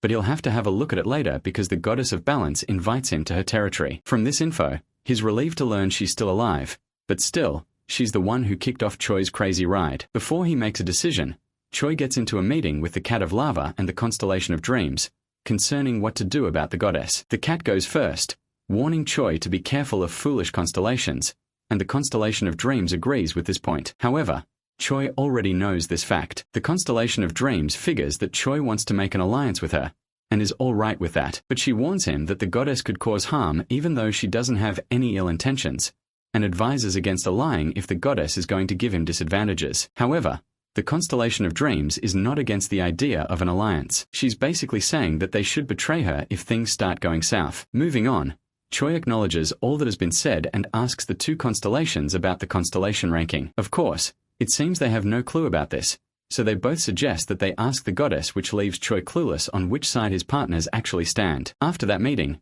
Choi arrives at the goddess territory, and he finds the entire place in shambles. With how run down the place looks, Choi questions if he's in the right spot. He steps into the palace, and there are no servants to be found. This makes the other two constellations wonder what happened, but Choi figures they shouldn't rush into conclusions about what happened. He approaches a door at the end of the hallway, opens it, and finds the goddess all alone in the empty palace. At this point, things get awkward, and Choi wonders what to say. However, the goddess speaks first. She bows and apologizes for not dropping him directly at the tower. This sudden move shocks Choi, but he forgives her since it's all in the past. She's relieved at this point since Choi doesn't blame her. However, the rest of her servants were displeased with her decision. Anyway, she wonders if the undefeated avatar of training is okay with Choi visiting her. Choi figures that she thinks is the servant of the avatar of training, so he says that he was cool with it. Then he states that his master, aka himself, wishes to ally with her. The goddess figures that the avatar is from Earth and came from a faraway place in the abyss,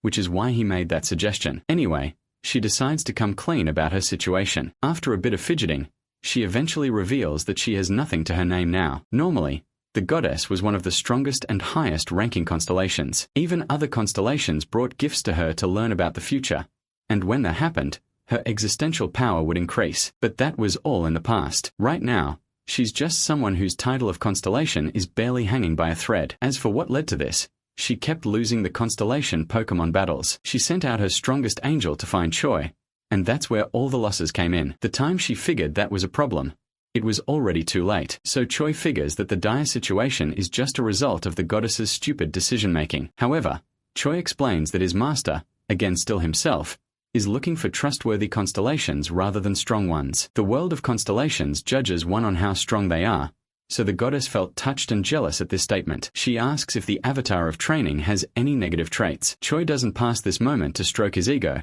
and says that the avatar is a perfect constellation. With a response like that, the goddess would like to ally with the avatar, but with her current state, she's worried she won't be of much use, including the fact that her powers have weakened. However, Choi doesn't care about that. He wants to know more about the constellation battles, and considers her power to see the future to still be useful. After hearing how generous the avatar of training is, the goddess has no other choice but to accept the alliance with a grateful heart, and she may have just made the best decision so far. Ever since the first gate opened on Earth, constellations have been fighting over the planet. To them, it's a treasure that contains 10 billion one-of-a-kind souls. However, they weren't able to conclude their fights easily, so the strongest constellations on Earth set a few rules that will be overlooking like Adobe's terms and conditions. This contract was formed by the strong constellations putting their existence on the line and swearing by it, making it practically unbreakable. So the current ranking is the ranking of constellations on Earth. About that, Choi wonders who number 1 is and what kind of benefits they'll get. However,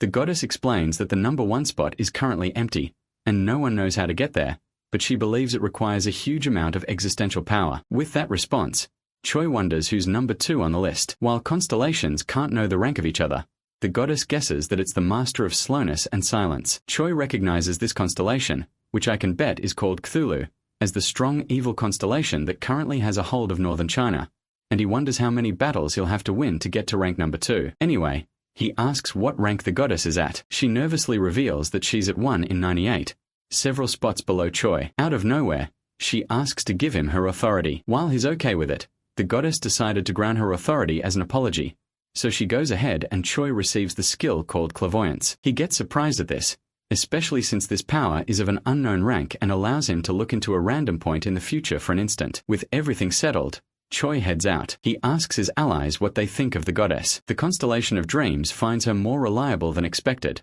which is completely different from what she said earlier. She doubts that the goddess will betray Choi with her laid-back personality, which is a good thing, but Choi finds it kind of sad. The cat of lava figures that the goddess doesn't like the avatar of training, which leaves Choi to wonder why. You can't blame her since the constellation took who she wanted to make her servant. However, she remained quiet about it since there was nothing that could be done. The constellation of dreams figures she must have felt jealous, but now Choi has an advisor. He'll have to still gather faith and beliefs by himself since his allies are far away. Choi suggests that they should also participate in battles against a constellation of nightmare level. However, the two constellations ignore this suggestion. Choi finally arrives back to Earth and he meets Hwang. He learns that Choi was victorious in battle, and he never doubted his master for a single moment. Although Choi says he's capping about that, Hwang asks for what happened in detail. One long story later, and Hwang considers the warrior of madness to be an idiot from long ago. This statement makes Choi wonder if Hwang has met the constellation before,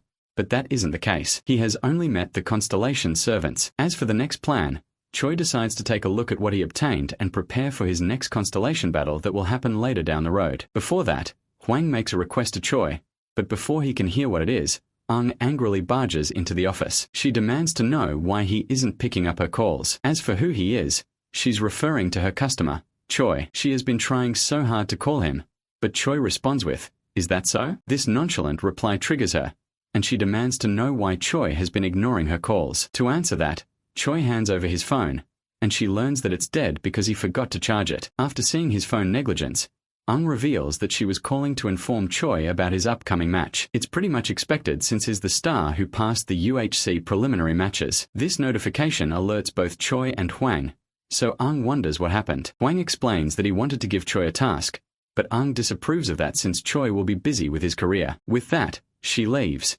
taking Choi with her. Choi tells Hwang to contact him if there's anything urgent, forgetting that he doesn't use his phone. So with that, Hwang figures he'll have to settle things himself. Choi and enter a sweet-looking limo and arrive at a cruiser. As they pass by, a few hunters present greet On the other hand, Choi looks around, seeing how rich Hwang is because he and are using the entire ship for dinner. Choi wonders if this kind of thing happens often, but normally does this if she wants a quiet place to talk. On the ship, the two of them have a seat at a table. Introduces the chef, Morella, who is also a chef at Antipasto, and adds that he's a pretty skilled chef. To see if it's true, Choi uses his constellation's eye, which powers up his existence the more he uses it, and discovers that Morella has a cooking skill at a rank. Choi confirms that the chef is actually good. Even though he has never heard of him, he reveals that he knows from the energy he has. Finds that intuition to be ridiculous, and figures it's from martial arts. Little did she know what happened on Choi's end. A while later, the food and drinks have been served. Choi takes a bite from it, and gets notified that he learned a new cooking recipe. This fact fascinates Choi. However, doesn't seem interested in the meal. Choi wonders what could be wrong. She explains, even though the food tastes nice, it's boring. By that, she means that it has no magic power. She would have enjoyed this meal, if only she never tried Choi's cooking. So Choi offers to cook for her again, but she declines, believing she would fail as a manager if she gets treated nicely by the hunter she's managing. However, Choi doesn't see a problem with it, though. Putting that aside, gets to why they're having dinner in the first place, the upcoming match. Normally, newcomers don't get many matches, and it's even worse if the person is not a famous hunter. As for why Choi got a match so early, explains that people called him out for lying that he's a C class, while he could go for B class. However, Choi is not surprised by that. He's way past the age to be surprised by something like that. Plus he did lie about his class. Tells him that he's fit to become a star, and this is exactly what Choi wants. This response surprises since she thought he wouldn't be interested in something like that. Meanwhile, at a press conference hall, a hunter named Maximilian Fitzstrick, who ranks 21st in the UHC B-Class League, is very much displeased with Choi's stunt, and he publicly challenges Choi to a battle. Choi watches this broadcast, and after seeing his opponent, he wonders if there are a lot of elves on Earth. Explains that they've been popping up ever since the gates opened on Earth. Even though the elf is insulting Choi, he doesn't see a need to get angry. After all, he's ready to unleash the whooping to his opponent. Is glad of his response and cheers him on to annihilate his opponent. This passive-aggressive display reaffirms to Choi that he's really dealing with Hwang's daughter here. As for when the match will happen, explains that it can be held within 2 days, which is okay with Choi. In the meantime, she volunteers to gather intel on Choi's future opponent. Choi prepares for an interview wearing a suit that's a bit too tight for him. Mentions that all he'll have to do is respond to questions and take pictures. With that in mind, Choi heads into the press conference hall, ready to answer any questions. The press receives the signal to start asking questions, so they begin, asking if a martial arts user like him will last in the B-Class League. Another person asks if he believes he can defeat Maximilian the Elf, and Choi confidently says he'll win. After this surprisingly bold answer, another member of the press asks him about his current controversy, the one where Choi lowered his rank and took part in the C-Class preliminaries. But Choi simply pins the blame on the guy who did the evaluation. Of course, this bold response stuns the press, leaving the man speechless. Since things aren't going anywhere, Maximilian expresses his annoyance over Choi manipulating his class. He states that it's this reason why he challenged Choi to a battle, and considers this his execution. But unlike the elf, Choi is straightforward and tells his opponent to come at him if he's that upset. He then calls out Maximilian, saying that he's only expressing his anger after a schedule was set, and questions if he's actually angry. So Choi suddenly rises from his seat, ready to throw hands at the moment. This action surprises his opponent and the press as well. Maximilian tries to mention something about the rules, but Choi mentions that he claims to be upset and is still concerned about the rules. With that, Choi shows the press how cowardly his opponent really is, and then he makes it clear to everyone watching that he's always ready to show his skills to anyone who doubts him, not in a chat with some tea and biscuits, but in an actual brutal showdown. Meanwhile, Ain watched this broadcast of how savage Choi was, and figures he should have stuck with your mama jokes instead. But now this has happened. She figures that people are definitely going to come for him, and she's determined to make him win no matter what. Ain heads out of her office. While she moves, her assistants begin to contact other hunters, and it looks like Ain is interested in hunters who are similar in stats to Maximilian. She plans to record some of Choi's practice matches and release them to the media to boost Choi's public image. But a while later, Choi meets up with her in a waiting room and hopes she's not organizing any practice matches. As for why, he considers them a waste of his time. Ain tells him to reconsider his decision since fighting a hunter is different, despite his tons of fighting experience. However, he's already aware of that, and he begs her to cancel the matches. With a defeated sigh, she agrees to his request. Choi heads out after this, thanking his manager for this reconsideration. He also mentions that he'll be training until the match, so she should feel free to contact him. Ain's assistants mention that Choi's decision is a bit reckless and consider stopping him, but there's nothing Ain can do but to trust him. Normally, Ain would have forced him to listen to her point of view, but that method is not very effective on the hard-headed Choi. Choi heads over to the Ikero's training room, where he spots Anthony and Elizabeth training. They both commend him on his fiery display in the interview. Choi wonders if they were waiting for him, which Anthony quickly denies. Anyway, Anthony offers to give Choi some advice and fight in a way Maximilian would, even though Anthony has never fought against him, and Elizabeth has won against him. But Choi rejects the offer since he wants to train alone, and this surprises the two hunters. Choi heads to the ring, forms some pose with his hands and uses the power of imagination, leaving the other two curious about what he's doing. He does some flowy movement thing and prepares for battle. Apparently, he created an enemy using his imagination, and this image is being shared with the others. At this point, Choi has grown to the next level as a constellation, and acquired the A-rank skill, mind training. Elizabeth wonders what she's currently looking at. At first, she figures it might be illusion magic, but it's way too high level to be considered that. The imaginary monster attacks Choi. He dodges it, and the battle goes on for a while. Around 8 minutes have passed, and Choi's clothes are all ripped from the intense training. However, Choi still looks composed and charged up with mana. Even Anthony is stunned by this kind of training. He takes a look at Elizabeth and wonders why she's not saying anything. As for her, it's probably because she's just as stunned too. Time moves on, and it's now time for the competition. Ung checks up on her customer, asking if he ate. She then tells him not to be nervous, and with that bit of advice, Choi heads out to the arena. He takes a look around and finds the sight amazing. In the past, hunters were seen as warriors, but now, it appears to him that they are more like celebrities. As he heads out, the crowd begins to boo him and say all manner of hurtful things. But within the sea of mean comments, a single person cheers for Choi and tells him to show the true power of martial arts. He can tell this person is from the Manhwa sect. Even though he hasn't made any contracts with them yet, it does feel nice to be supported. With that, who knows if the current match will bring martial arts back to the top. It's now time for the match, and it's time to look at the contestants. On one hand, we have the least arrogant elf and B-class star, Maximilian, whose popularity exploded recently and is aiming for the 10th place. On the other hand is the man himself, Choi, the hunter who got through the C-class league and was later re-evaluated as a B-class. Just as we've seen before, this has caused some drama and some think he lied about his class. However, there's another theory that since he spent 30 years in the abyss, there might be some side effects that may have altered his class evaluation. Either way, to prove his innocence, Choi has to defeat Maximilian. He steps into a glowing wall of light, which sends him to the battlefield. Seeing that they manifested some ruins in the virtual world, Choi figures it's the perfect chance to go all out. The countdown for the match begins, and Maximilian is also determined to defeat Choi. The battle officially starts, and Choi immediately sprints towards his opponent. Maximilian spots this at the nick of time, so he uses flight magic to dodge before things turn bad for him. He retreats and gets to higher ground, losing Choi and setting some distance between them. He is surprised by Choi's speed and already knows it would be a different story if he didn't fly. As for Choi, he stands there and does nothing. Maximilian uses this chance to attack, so he fires some constellation arrows at his opponent. Choi sees them as they head straight for him. He considers them to be overpowered since the arrows are fast and lock on like their aimbots. However, Choi, who is even more OP, deflects the arrows using full counter. The elf whose arrogant constellation is upset by this. However, the constellations on Choi's side cheer him on. Maximilian, upset that Choi deflected his arrows, prepares to launch another wave of arrows. But at this point, Choi spots him. Maximilian fires his arrows while Choi dashes forward, and just like last time, he deflects the arrows and jumps up. At this point, Choi has the higher ground, and the crowd goes wild, cheering for him. Choi tells Maximilian to attack again since he's ready to block them.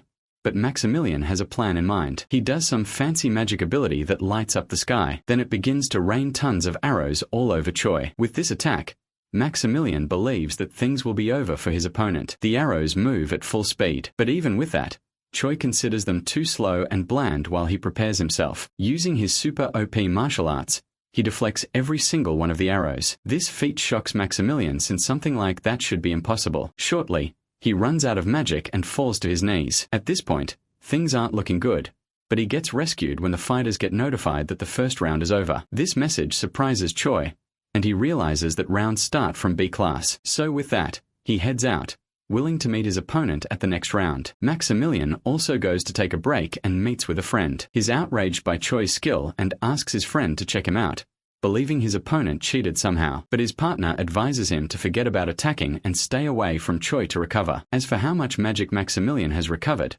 he hasn't even gained up to 10% of his total magic. Choi is asked to use first or second circle magic to buy some time to recover, but Maximilian doesn't seem eager to do this. His partner explains that it's better to do it than lose, because if he does, he'll become nothing. But Maximilian is a servant of a constellation, and he is determined not to lose. With that, the second round begins. Maximilian follows the plan and uses a haste spell to run away. Seeing that, Choi stamps his foot on the ground and is determined to end things quickly. He dashes forward and quickly catches up with Maximilian even though he's using his haste spell. Choi's skill shocks the battle commentators, and one of them recognizes his move as one of the mobility skills in martial arts. But still, Choi's speed is much faster than anyone he has ever seen. At this point, Maximilian begins to curse the current situation, and is cooked as Choi kicks him into oblivion. That super kick from Choi sends Maximilian flying, and just like that, he is lost to the newbie in the second round. After this matchup, it seems like whoever is at number 10 has some other person to be worried about now. Anyway,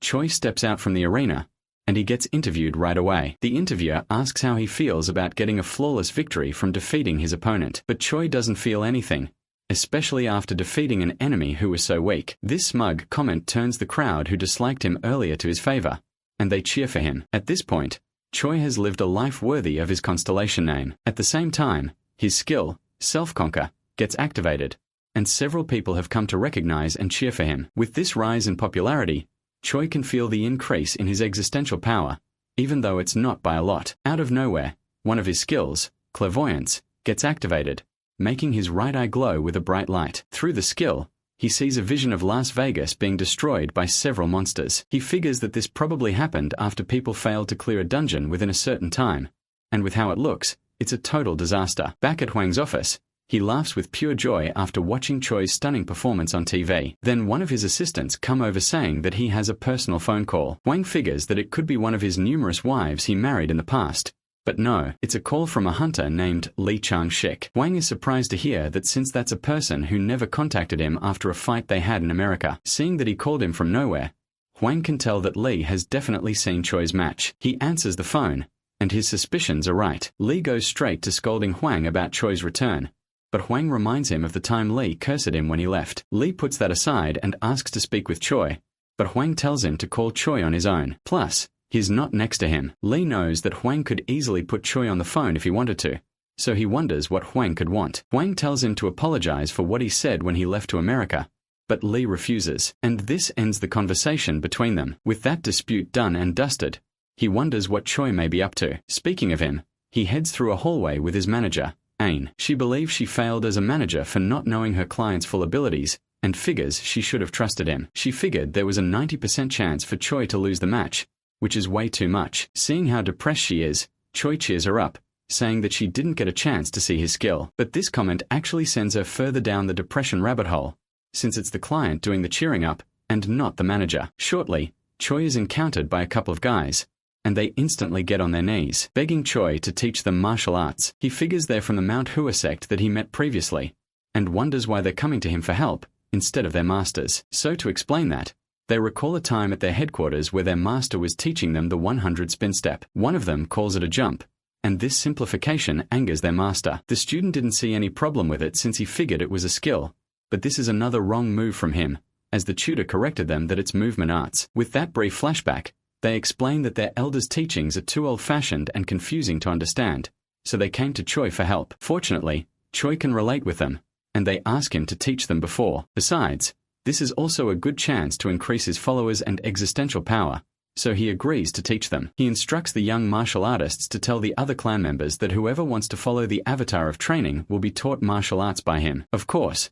this is not a problem for the two students, as they are eager to learn what Choi has to offer. As usual, this increased the number of Choi's followers and his existential power. The next day, Choi visits the Fortress of Blood that he got from the Warrior of Madness and Blood, making this the first time he's going to the Orcs' territory. He entrusted the place to Odigan since he was busy, and wonders how his servant is holding up. He's asking to answer that question when he spots Odigan harshly scolding the Orcs for not being able to learn magic. Choi finally lands and calls out Odo Daigan. Since magic training isn't going well for the Orcs, he considers teaching them martial arts instead. But first, he notices that they're all wielding axes. It's not a surprise since it's the weapon they're most familiar with. In that case, Choi decides to teach them easy techniques as he takes the axe Odigan is holding. In an instant, he creates a C+ martial arts skill called Greed Dragon Axe and does a quick demonstration. And even after displaying the move, the Orcs are still very confused by what they have to do. From that, Choi figures that telling them about it isn't enough, so he decides to beat it into their very core until they can do it. With that,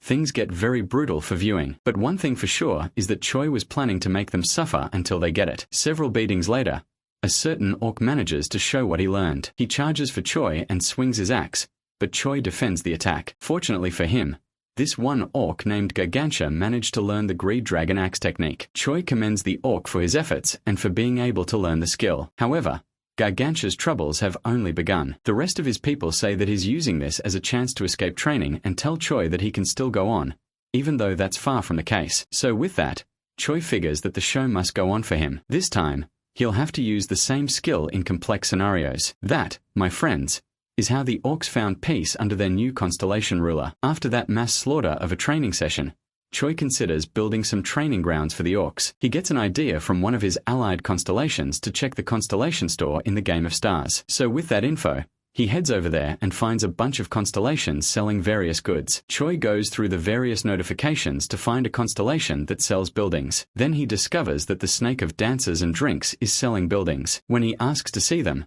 a portal opens up and the constellation invites him over. The constellation has the body of a Lamia, and Choi notices that she looks drunk. Anyway, she shows the buildings she has for sale. But those prices are more than enough to remind Choi that he's way too broke. Since he can't afford any of them, Choi apologizes because he can't make a purchase. This makes the Snake of Dancers wonder if he doesn't like the buildings, but he explains that's not the case. This gives her some relief since she thought he didn't like her buildings, and Choi figures that she sounds totally drunk. Speaking of alcohol overdose, Choi is interested in one of her buildings, the pond that overflows with recovery alcohol, so he asks if she can wait until he can afford it. This request shocks the lady, so she gives Choi an item called the Great Wine of 8 Evils. This item allows Choi to recover from all injuries when he drinks it, so he can't help but wonder why she would give him such a valuable item. She explains that most constellations hate what she sells, and Choi is probably the first to show some interest. Besides, she recognizes him as the one who won against the warrior, so she wishes him luck on his future endeavors and the portal vanishes. Even after meeting such a unique constellation,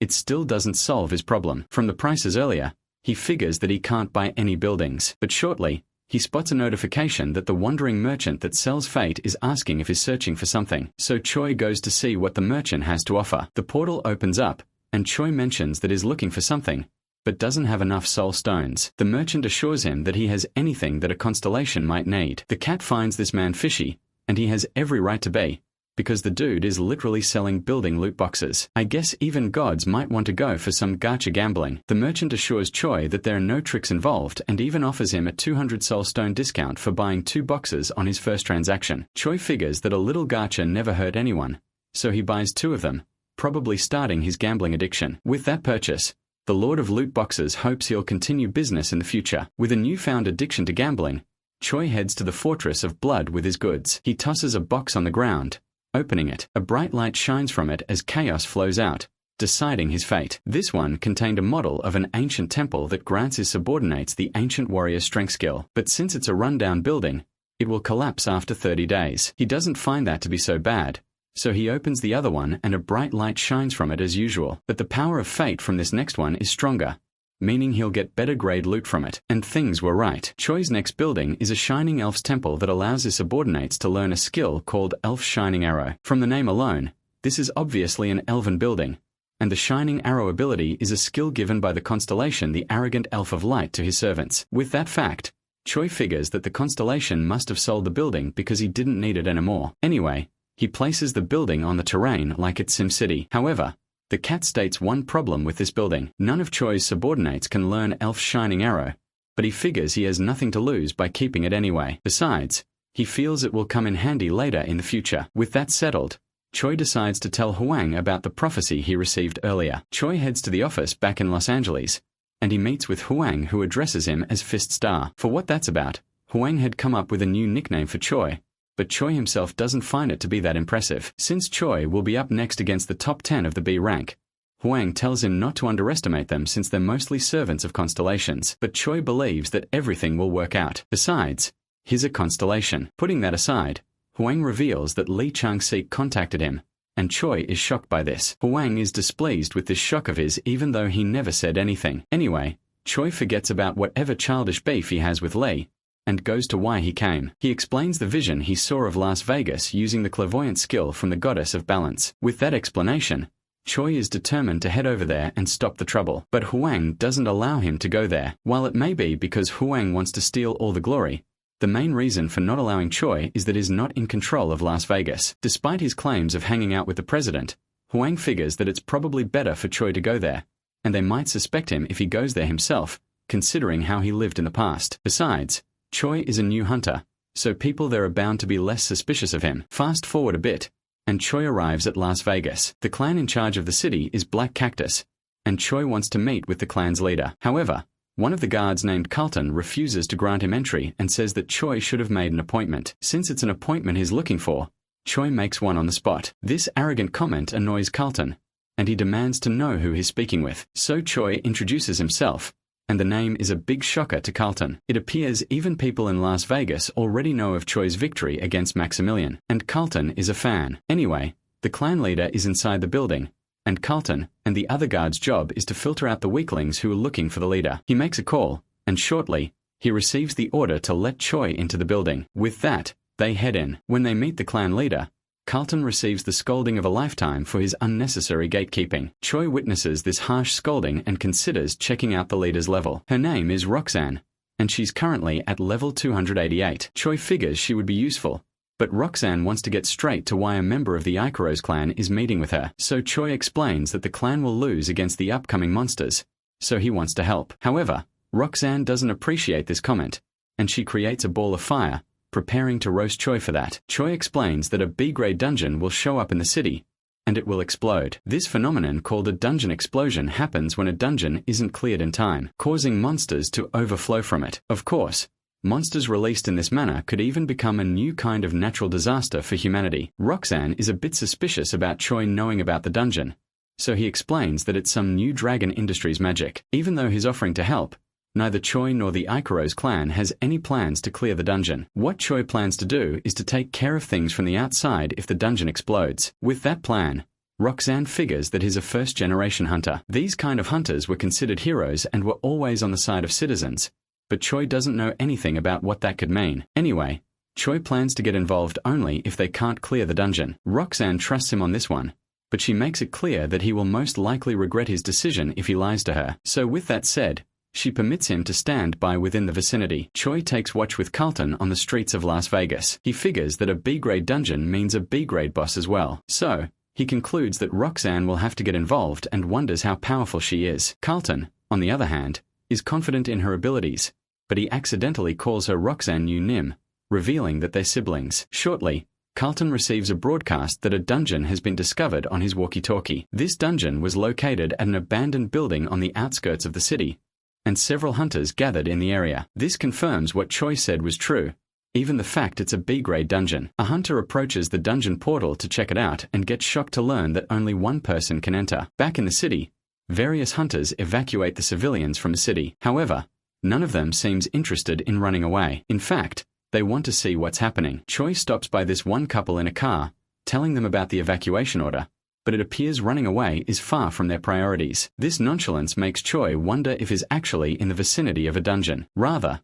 people would record what's going on with their phones. The cat suggests that Choi should abandon them, but he can't do that. He orders the dude in the car to leave immediately. At first, he refuses, but after seeing Choi crush a pole with his bare hands, he zooms off in his ride immediately. Then Roxanne shows up with a gun like a true American and orders everyone to leave the area using language that will make YouTube angry. Choi wonders if this kind of thing happens often, and Carlton explains that they're super interested in monster hunting, which explains everything. So Choi figures they must have gotten too used to living around dungeons, since people in his time would go crazy when evacuating. Shortly, the ground begins to rumble, and the light from the abandoned warehouse begins to intensify. This can only mean that the dungeon has exploded, and Roxanne orders for drones to keep track of the monsters. Monsters begin to emerge from the dungeon, starting with 5 crimson deadly raptors. While that is more than she expected, the main goal is to find the boss monster. Then a lizard man magician shows up and uses an artifact called the Forest of Erosion. This artifact creates a barrier of vines that stretches around the vicinity, preventing anyone from entering or leaving. And the only way to break it is by defeating the monster. Now all exits have been sealed. A hunter asks what will happen to the civilians trapped inside, but Roxanne doesn't care since nothing can be done. Besides, they had all the time to escape and they didn't. Since a good number of personnel have been blocked out by the barrier, Choi asks Roxanne if this is his time to shine, but she instantly forgets about everything she said in the past, and tells Choi to stay put since the clans never agreed beforehand, since this might get her sued. On the other hand, she orders the rest of her clan members to prepare for battle. Even though it's disappointing that the top martial artist has been left out, what's left to see is if they'll make it out of this one on their own. The monsters head straight for the civilians. One of them shoots a fireball, but fortunately, Choi steps in just in time and blocks the attack using his sword. Then he counters by slashing off the monster's legs and finishes them off by delivering a flashy attack that annihilates them. The civilians who were in trouble found the attack to be pretty cool, so they draw Choi's attention, expressing their gratitude for his rescue and promising to evacuate next time. However, Choi is just doing what he has to do, and doesn't care about protecting the people who refuse to leave. As the civilians head to appreciate their hero even more, Roxanne catches up, telling him that getting involved in an area that's not under his jurisdiction could cause legal issues. But Choi tells her not to worry about it, and is confident the Ikaros clan will let it off the hook. This show of confidence shocks her, but she figures that for someone of his skill, Choi would be among the top hunters of Ikaros, and they might actually overlook his doing. So in that case, she wants to thank Choi officially for his assistance, but he decides to do that later since there are monsters and all. He dashes into battle, and judging from the monsters' movements, Choi can tell that someone is controlling them. As they head to battle, Roxanne observes what kind of monster Choi is. Shortly, Choi instructs the hunters following to prepare to use their magic against a monster ahead. So they do just that. When they spot it, they fire their magic at the monster, but it dodges the shots. Roxanne orders for defense magic next and calls the tankers forward. However, Choi is already on the case. He quickly approaches the monster and slays it. It's not long after that, and a much larger one arrives at the scene, letting out a screech. The hunters nearby spot this and believe it could be the boss with how huge it is. Choi also spots this monster and recognizes it as that one monster from his vision. But seeing that a huge monster like that is being controlled, it means that the controller is nearby. It doesn't take long to find the lizard men responsible for it, and the barrier as well. So Choi quickly makes his way towards the monster, launching a surprise attack and slicing off the monster's head. After doing that, the huge monster snaps back to its senses. Then the rest of the hunters fire their magic at Roxanne's command, and they all hit this time around. Then she prepares a spell to finish things off, and completely roasts the monster. Since the lizard man mage has been defeated, the vines caused by the Forest of Erosion begin to disappear, breaking the barrier placed around the city. After that, a reporter broadcasts the current situation, mentioning that the barrier was broken in a short time. He goes in to interview the survivors about the incident, and learns that no one died even though it was a dungeon explosion. And the person who's responsible for everyone's safety is our MC Asian hunter with his trusty sword. People are praising Choi for his efforts, and the reporters ask for a few words from him. So the words that Choi delivers go along the lines of, "I wasn't aiming to save anyone." This response is shocking at first, but the reporter figures that it's something that just comes as a human being. But Choi clarifies that's not the case, and it only looked like he was trying to save people. As the reporter continues his mind games, Choi strikes his throat using an acupressure attack. This makes him unable to speak, and Choi finally states he wasn't trying to save anyone. With that, Choi leaves, and doesn't like the idea of being treated like a hero, leaving the reporters surprised by his action. He did that because he doesn't want to look like a pushover hero who'll only end up getting criticized after failing only once. However, Carlton admires this attitude, but his sister smacks his head, telling him it's only possible since Choi is just built different. Besides that, Choi's existence is a rare one from the get-go. He's a martial artist who has reached the peak of training with a ton of experience. This pretty much makes him an existence that can't be replaced. At this point, Roxanne wonders why there aren't more martial artists, and now, she decides to be more friendly with the Ikero's clan, and considers getting along with him. Much later, the incident with the reporter hits social media, with several people criticizing Choi. However, Hwang takes a look at it in his cafe and laughs out loud. Choi wonders what's so funny. After all, Hwang did the same thing in his time, but he claims it's nothing like what Choi did. Even with the drama on the internet, Choi doesn't care about whatever is happening. Anyway, the Black Cactus sent their thanks, and also split up the rewards for the raid. However, Choi just goes, okay. Hwang finds this response to be indifferent since the reward is worth a lot of cash, and every little amount counts when running a company. Although Choi isn't running a company, Hwang finds his whole constellation thing to be pretty similar, so Choi agrees that he'll need all the cash he can get. But money talks aside, Choi wonders when he'll finally rank up. Hwang reveals that after B-class, it becomes harder to evaluate one's rank. But in the end, it all comes down to dungeon clearing. So with that fact,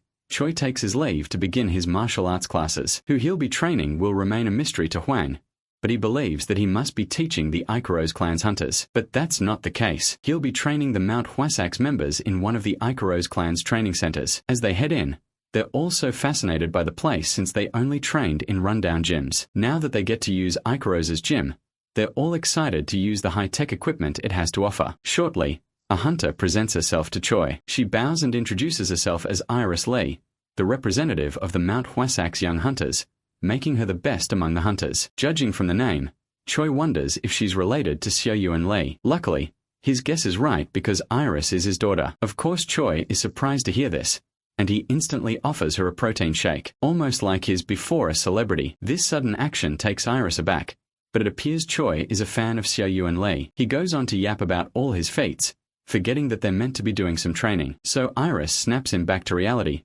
and Choi leads the hunters through the gym. The first workout is going to be barbell squats with a minimum weight of 1 ton, just like any normal human being, telling them they'll be lifting a literal ton of weight shocks the hunters. A different hunter wonders when they'll get to use all the other fancy equipment, but Choi states that they're all for magic training. After hearing this, the hunters' dreams of using high-tech training equipment is crushed, and they're stuck with their same old training method. On that disappointing note, they all begin their squats, but thanks to Choi's sheer aura as the avatar of training, they're all getting additional bonuses and are growing at a fast pace. However, they're not aware of this incredible opportunity, since there are no constellations who are as good as Choi. The only downside is that Choi's training is probably a fate worse than death. Several squats later, and the hunters are all tired from the workout. Unfortunately for them, those were only the basic preparations. The next training will take place in the alternate world, so they all head to the Ikero's alternate world training room. They step into the glowy dome, and the hunters in training are all fascinated by the place. Choi figures that using terrains to train martial arts is super effective,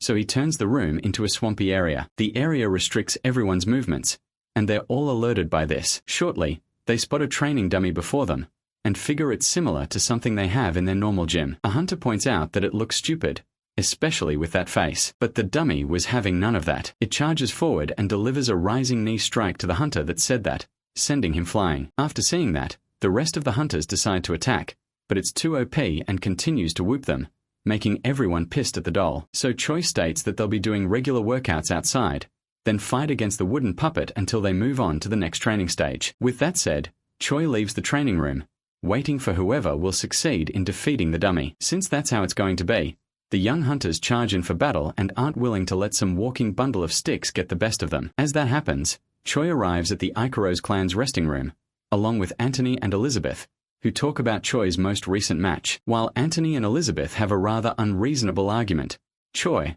out of nowhere, asks if any of them wants to learn martial arts. This sudden question surprises both of them. With how suspicious they are about this question, he states that there's no catch to this. Elizabeth agrees with this deal, and even offers to teach him magic in exchange. The 3 constellations on Choi's side all agree with this idea, since he'll end up being a muscle-brained idiot who can only use martial arts. Eventually, Choi agrees with the proposal and asks if they have an idea of what he wants to learn. Now his interest has been drawn. Elizabeth and Anthony ask if he would like to learn tanker-type magic, or long-range attacks, hyped to teach all that they know. But all that passion gets thrown away when Choi reveals that he wants to learn healing magic. From how the mood changed, Choi figures that neither of them knows how to use it, and decides to meet another person for it. As he leaves the room, Anthony and Elizabeth ask if he really has to learn it, and suggest he should focus on being a damage dealer instead. But Choi disregards their statements, and considers asking the goddess if she has any healing skills. Meanwhile, at the goddess Constellation's territory, she's currently slumped over on a table. As Choi arrives, asking if she had any free time, she instantly springs up on her feet. So he asks if she could teach him healer magic. She instantly agrees, and also asks if the avatar of training can't help him with that. Choi confirms that to be the case, and she is more than glad to help out. She grants him the 5th circle spell, Goddess's Heal. This spell is an A-rank skill, and Choi knows it's a skill he won't be able to use right away. The goddess apologizes for the fact that she can't bestow a lot of her authority since her existential power is weak. Choi says that she doesn't have to grant his wish if it's hard on her, but she doesn't care about that. She goes to search for more spells, and wants to do more for him since he was meant to be her servant. But Choi takes his leave, and since she's willing to give him almost anything, he decides not to take any more from her in the future. The next day at the Ikaro's main auditorium, several hunters were gathered in the arena along with the clan's leader. Since everyone is gathered, Ernest prompts his assistant to activate something. He pushes a button on some remote, and the hunters are sent to the alternate world. The dungeon of the unending tower is created in the world, and the hunters know that this is bad news. However, Choi knows nothing about the dungeon, so we'll have a brief history class. Tens of years ago, this same dungeon showed up, and it was so difficult that it broke numerous hunters. It's more like a gauntlet of dungeons where the first floor is F-class, and the monster's ranks would increase the higher a hunter climbed up the tower. In the end, the dungeon exploded since no one was able to clear it. Now that's what the hunters are up against in this training session. Ernest states that the hunter who reaches the top floor will be victorious. However, with the fact that he's still a training freak, he adds that the dungeon is more difficult than when it first showed up in the world. While this may seem impossible, the hunters take a look at the dungeon and figure it could have up to 10 floors. With that said, Ernest and his crew start to vanish, wishing them luck for the next month they'll probably spend struggling with the dungeon. As various hunters contemplate how to clear the dungeon, Choi wonders if it's really that infamous. He wonders if anyone went in teams back then, but Elizabeth explains that no one did. On top of that, it was believed that the dungeon's difficulty would increase when people went in together. Choi is fascinated by this fact, but the cat of lava wishes he wasn't, though. Anyway, Choi suggests going in as a team. Even though it will make things harder, he believes that there will be more loot as well. Anthony mentions the fact that no one will be willing to team up, but that's instantly proven wrong when Elizabeth agrees to the idea. Even though he tells Choi not to trust Elizabeth, he instantly agrees when the question is thrown his way. While Anthony regrets this decision, Choi searches for whom to recruit next. Shortly, he finds the next candidate,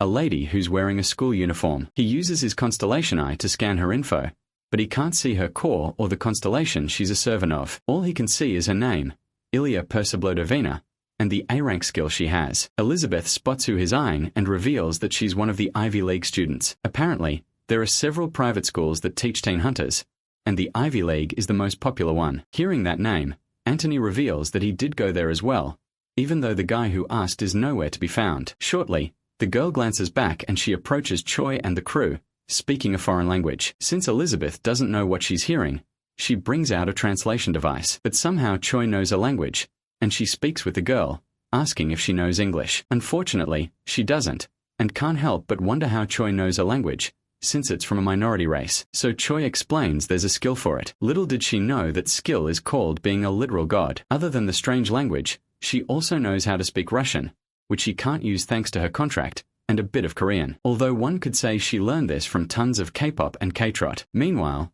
Anthony and Elizabeth watch the conversation unfold, clueless about what language they're speaking in. Back to the conversation, Choi asks what constellation she's serving, but Aaliyah can't tell due to the contract she made with the constellation. Either way, he asks if she would like to join the team to clear the dungeon, and she gladly agrees. However, communication will be an issue, so Choi asks her to speak in Korean, even though she isn't good at it, and leave the rest up to the translation device. After that, the man himself, Smallwood, spots his favorite team and instantly wants to join. However, there are more people than he thought, and Anthony explains that he only joined since it would be more beneficial. From that sentence, Aaliyah figures that Anthony is probably one of those sundry guys, but Choi eventually tells her he's just a weirdo. Back at the Fortress of Blood, we have Odigan, who's currently training the orcs. Shortly, Choi contacts him using some magic portal, asking him to go somewhere with him. Odigan is excited that his master finally requires his services, so he jumps through the portal all excited, and tells the orcs not to fool around while he's away. He arrives in his human form and learns that the mission is to accompany his master through a training dungeon. This is pretty disappointing because he was expecting to go on some epic adventure with Choi. On the other hand,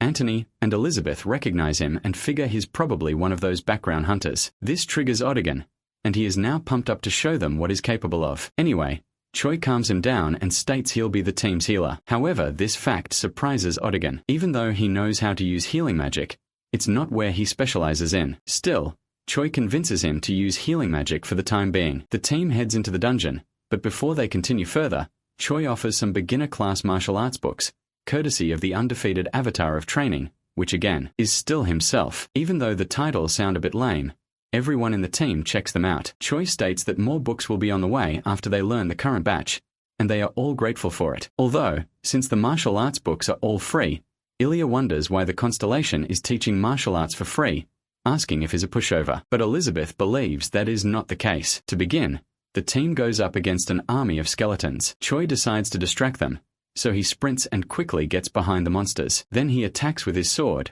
wiping out several monsters. Everyone else joins in, and it doesn't take long until the monsters are defeated. From the battle, Choi figures that Ilya with her battle axe is much better than he expected. Now that the first floor is cleared, Choi suggests that they move on to the next without any delay. On floor 2, the team will go against some monster boars. These monsters spot them and all begin to charge towards the team. But Odagan casts an illusion spell called the Great Illusion of Deception, and it destroys the minds of monsters. These monsters all become scared of what they're seeing, and they stop in their tracks. This gives the hunters a perfect chance to strike, so Choi charges forward, slashing all the monsters in his path. After the small fry comes the massive elite wild boars at B class. However, these monsters all run past Choi, who is right in front of them, and head for the rest of the team. Elizabeth and Ilya brace for impact and successfully defend against the monsters. Elizabeth goes into a contest of strength with a boar and considers buying some time to activate her magic. So she uses a beginner sword technique to fend off the beast, and finishes things with a magic blast. Then there's Ilya, who just swings her axe around and takes care of a few boars. Several boars later, Elizabeth and Ilya start to see how handy martial arts are. Choi commends them for their efforts. However, they still have several more floors to take care of. They get to the 3rd floor and easily wipe out the blue lizard men there. But on the 4th floor resides a B-class monster called the Ice Wyvern. The fact that a B-class monster like this is on the 4th floor is pretty shocking to everyone. Anyway, the Wyvern fires a beam of ice at the monsters. Normally things would have been over for them, but somehow, the team didn't receive any damage. The person who's responsible for this is Odigan, who came in for the clutch and protected everyone using an ancient circle magic. Choi then commands everyone to attack. Elizabeth and Ilya charge in with their weapons while Smallwood and Anthony deliver long-range damage. At this point, the entire team jumps the dragon and eventually slay it. Elizabeth is shocked that they defeated the monster so quickly, and everyone commends Choi's OP abilities. But they still have to keep moving forward. On the 5th floor, Elizabeth begins to worry about what they'll face next. It doesn't take long to answer that question when a deafening screech echoes through the room. The screech comes from the banshee in the room, and this could mean trouble since it's an A-rank monster that is immune to most attacks. While the team is terrified, Choi remains confident. In fact, he's rather enthusiastic for this battle against the monster. The banshee lets out a screech. Choi and Odigan are unfazed by this monster. However, the rest of the team can't withstand the horrendous noise, so Choi tells Odigan to heal them up while he handles the monster. He uses celestial footwork to quickly approach the banshee, but the monster fires some beams at him. Odigan manages these attacks, and in a flash, he's behind the monster, leaving it clueless. He uses his sword to slash it, but that doesn't do much because the banshee surrounds itself with magic, causing Choi to retreat. He figures that he'll have to defeat it in one strike, so he calls for Odigan's help. Odigan responds without delay and heads for Choi, abandoning everyone else. At least, everyone thought they were being abandoned until they noticed that the magic was still working on them. The fact that Odigan is using high-level recovery magic would put him on the level of a special-grade healer,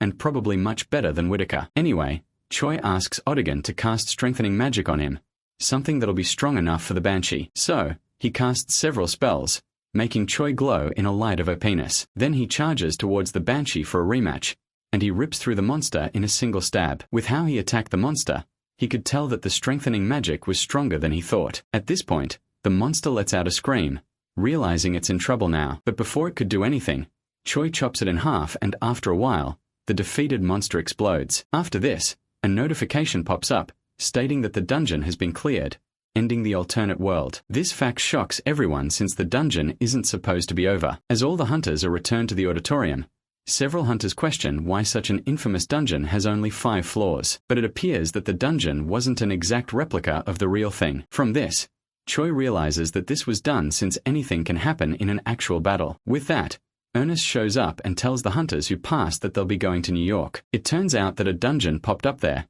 and the clan in charge failed to clear it. Now it's up to Icaros to take care of it. On hearing that, members of Choi's team are delighted since this obviously means they're on the first team. Along the coast of Lego's Long Beach, several officials and the press investigate the dungeon portal. Ernest and his crew head toward the dungeon. According to the briefing, it was meant to be a B-class dungeon, but it has probably increased since the S clan failed to clear it. As for the capacity, 300 people are allowed in it, but there are currently 23 of them inside. Meanwhile, Choi uses his clairvoyance as he looks around. He gets a vision where several hunters surround a trader. This trader made a contract with a demon god constellation, and how overpowered this person is causes everyone to retreat. Choi figures that among the dungeon raiders, someone had made a contract with that constellation. The cat of lava and magma tells him to be careful about this, since constellations can't help whoever's in a dungeon. Luckily, this applies to that demon god constellation as well, and the only thing the constellation can do is watch what happens. Even constellations worry about something like that,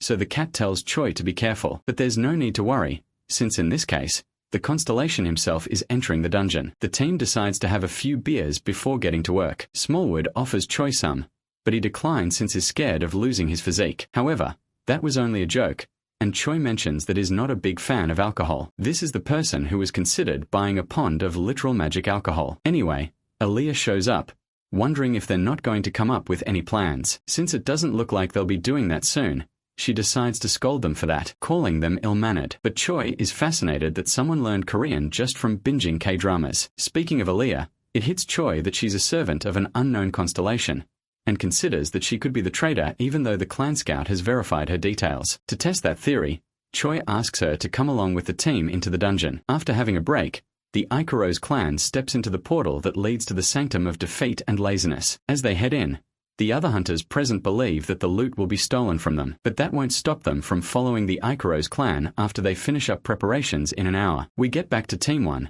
and they're in some unknown location even though they went through the portal. Shortly, a notification pops up, saying that the challengers will be tested individually. Of course, this is obviously bad news to everyone, even Choi. After that, Choi gets sent to some forest area on his own. After looking around for a bit, he spots a down hunter. The exhausted man begs for some water, so Choi gets a bottle from his satchel and offers the man a drink. While the man drinks, Choi wonders what clan he's from. He reveals that he's from the New York Fires, and his name is Aranaz. That clan name is unfamiliar to Choi, but he introduces himself anyway. After asking if Choi had seen his teammates, it finally hits Aranaz like a freight train that is speaking with the legendary Korean martial artist from Las Vegas. But it's currently not the time for appreciation, so Choi asks what happened in the area. Judging from the state of the area, the people who entered the dungeon first were split up. While they were looking for their comrades, they got ambushed by monsters. Then Aranaz lost his weapon, broke his leg, and fell. Choi can immediately tell the monster they faced was a two-headed chaos hound,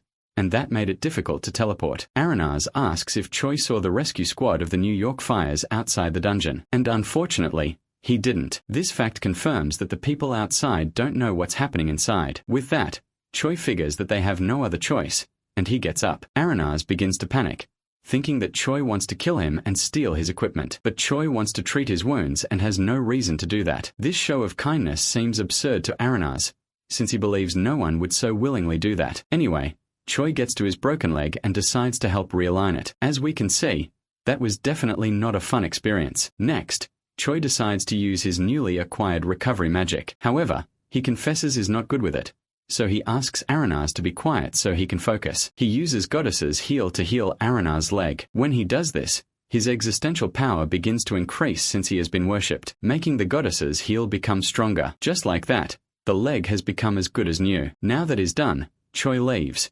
trusting his patient to take care of himself. Aranaz is surprised that Choi was willing to use such high-level recovery magic on a random stranger, so he runs after him, asking to tag along. While he may not know much about monsters, Aranaz informs Choi that he knows the terrain well. As both of them travel, Choi contacts O'Dagon through some telepathy and asks how he's doing. It turns out he has already found the other hunters. As for how he could do this, he marked all their belongings since he couldn't trust them. After that, Choi mentions that he'll be heading further into the forest, so he asks O'Dagon to bring them to him, and to avoid quarreling as well. Shortly, Choi senses danger and knows it's the two-headed Chaos Hound. Since Aranaz failed to detect the monster, Choi yoinks him away to safety, just in time before the Chaos Hound shows up. The monster's level is around 150, but that only sounds like small fry to Choi. He fires a beam using Celestial Finger at both of the monster's faces. Then he draws his sword and slices the beast in two. Of course, after seeing this, Aranaz points out how strong Choi is, but Choi says the monster isn't difficult,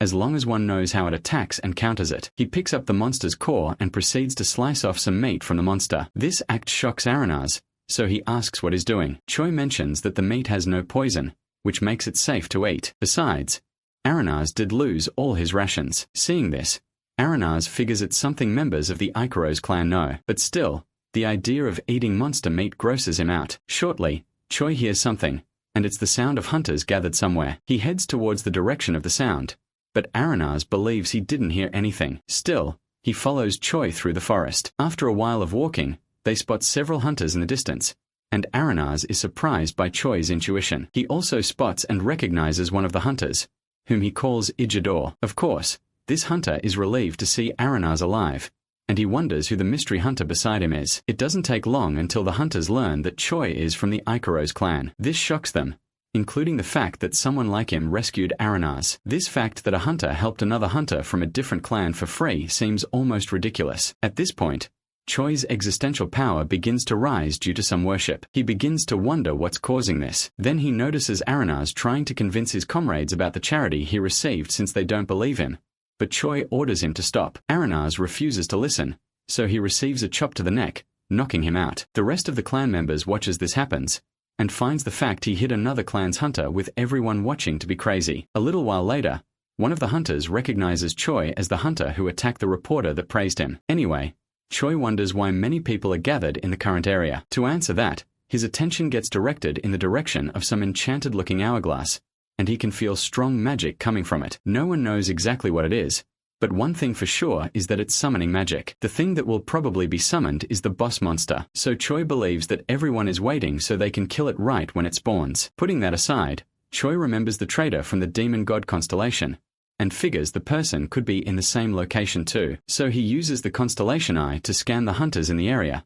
but that wasn't helpful. He decides to put the search aside, and figures that the trader will show up when the time comes. Little did he know that he just passed by him. This constellation is called the trader that holds a poison dagger, and he made a contract with an Ambitus clan hunter named Eurus. Normally, this constellation is not very powerful, but then again, there is no way a mortal can test a god's strength. Eurus has been deceived and currently thinks that his master is among the strongest in the abyss. Speaking of him, he considers the perfect chance to strike when the sand in the hourglass falls. However, he finds something off with Choi, but he decides not to worry about him since he currently has his master's dagger. Ijidor asks Choi to join the team since it's dangerous to go alone. Choi knows that he'll be fine alone, but he decides to join since it wouldn't matter either way. Ijidor decides to hand Choi some rather untasty food rations. Aranaz is worried by this at first, but he then decides to offer his ration to Choi. Choi takes a look around and finds that everyone looks pretty hungry because of trying to manage their rations. So, he decides to cook a meal for everyone, and this statement leaves the other two hunters puzzled. He takes out some meat from the two-headed Chaos Hound he fought earlier, but this isn't enough. He asks if there are any other monsters, and Ijidor reveals that there are crimson-horned tortoises in the vicinity. With where this is going, they figure he plans to eat that, but Choi only intends to get their eggs. Without further ado, Choi heads out while Ijidori tries to stop him, and in a short moment, Choi returns with everything he needs. Now that everything is set, Choi gets down to cooking, starting with chopping up and spicing the meat. Ijidori recognizes the portal he brought out the spice from as a dimensional space artifact, and Choi uses it to carry his seasonings around. Normally, people fill up an artifact like that with potions and emergency supplies, but it's crazy that Choi filled his up with seasonings. Anyway, to get the flames of cooking going, Choi uses a skill called True Samadhi Fire to start a flame to begin cooking. Of course, the hunters present notice this, and wonder why he's using fire magic as a martial arts user. More importantly, why is he using it to cook? However, Choi pays them no mind. He continues by cracking an egg into his pan and fries it up. And just like that, he's done with cooking. He offers the first dish to Aranaz, who just stares at the meal wondering if it's actually edible. He takes a bite and reacts in average Food Wars fashion. Not only does it taste amazing, he notices that he has regained magic power too. After Choi asks how it is, Aranaz states it's better than anything he has ever tasted, and asks for seconds in advance. And of course Choi has plenty more where that came from, and offers servings to the rest of the group. Just like Aranaz, the hunters are a bit skeptical since this is monster ingredients that were used here, but eventually they take a bite and they enjoy every bit of it. At this point, they wonder if the Ikaro's clan works on culinary perfection as well, but Choi states that it's his personal hobby, leaving the hunters in disbelief. After everyone has gotten a meal, the leader of the Ambidus clan meets with Choi, and he asks him to join his clan and ditch the New York fires. He calls the clan weak and mentions that involving with them will only mean trouble. Of course,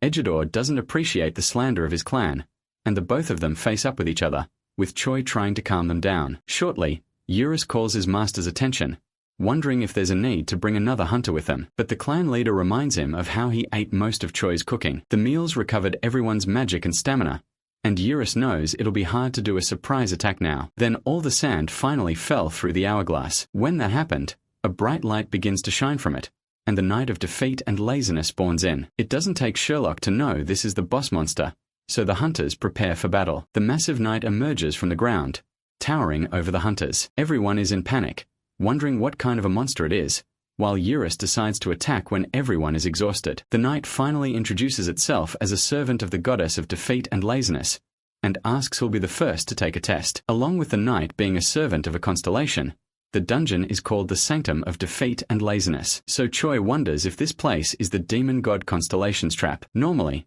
it would take an incredible amount of existential power to create a dungeon, and he wonders actually how strong the constellation would be. Anyway, the knight challenges anyone and everyone to take the test, but the Schreiber clan leader, Rain, sees this open challenge as nonsense. He and his subordinates attack using fifth circle rock spear magic, but all the shots get exploded even before they reach the knight. After seeing this, Ijidori wonders if they're dealing with an S-class monster. Also, Choi can feel the existential power of a constellation nearby. The knight reveals that only one person at a time can take the test, and the first subject is the dude who started trouble first. In an instant, Rain gets forcefully teleported right before the knight. With that, the knight proceeds with the test, pointing its sword at Rain, even though everything is happening too fast for him. A sword emits a bit of mana, and Rain suddenly falls over without any explanation. Of course, this means he failed the test, so the knight teleports the next challenger. This goes on for a while, and all the hunters lost one by one. At this point,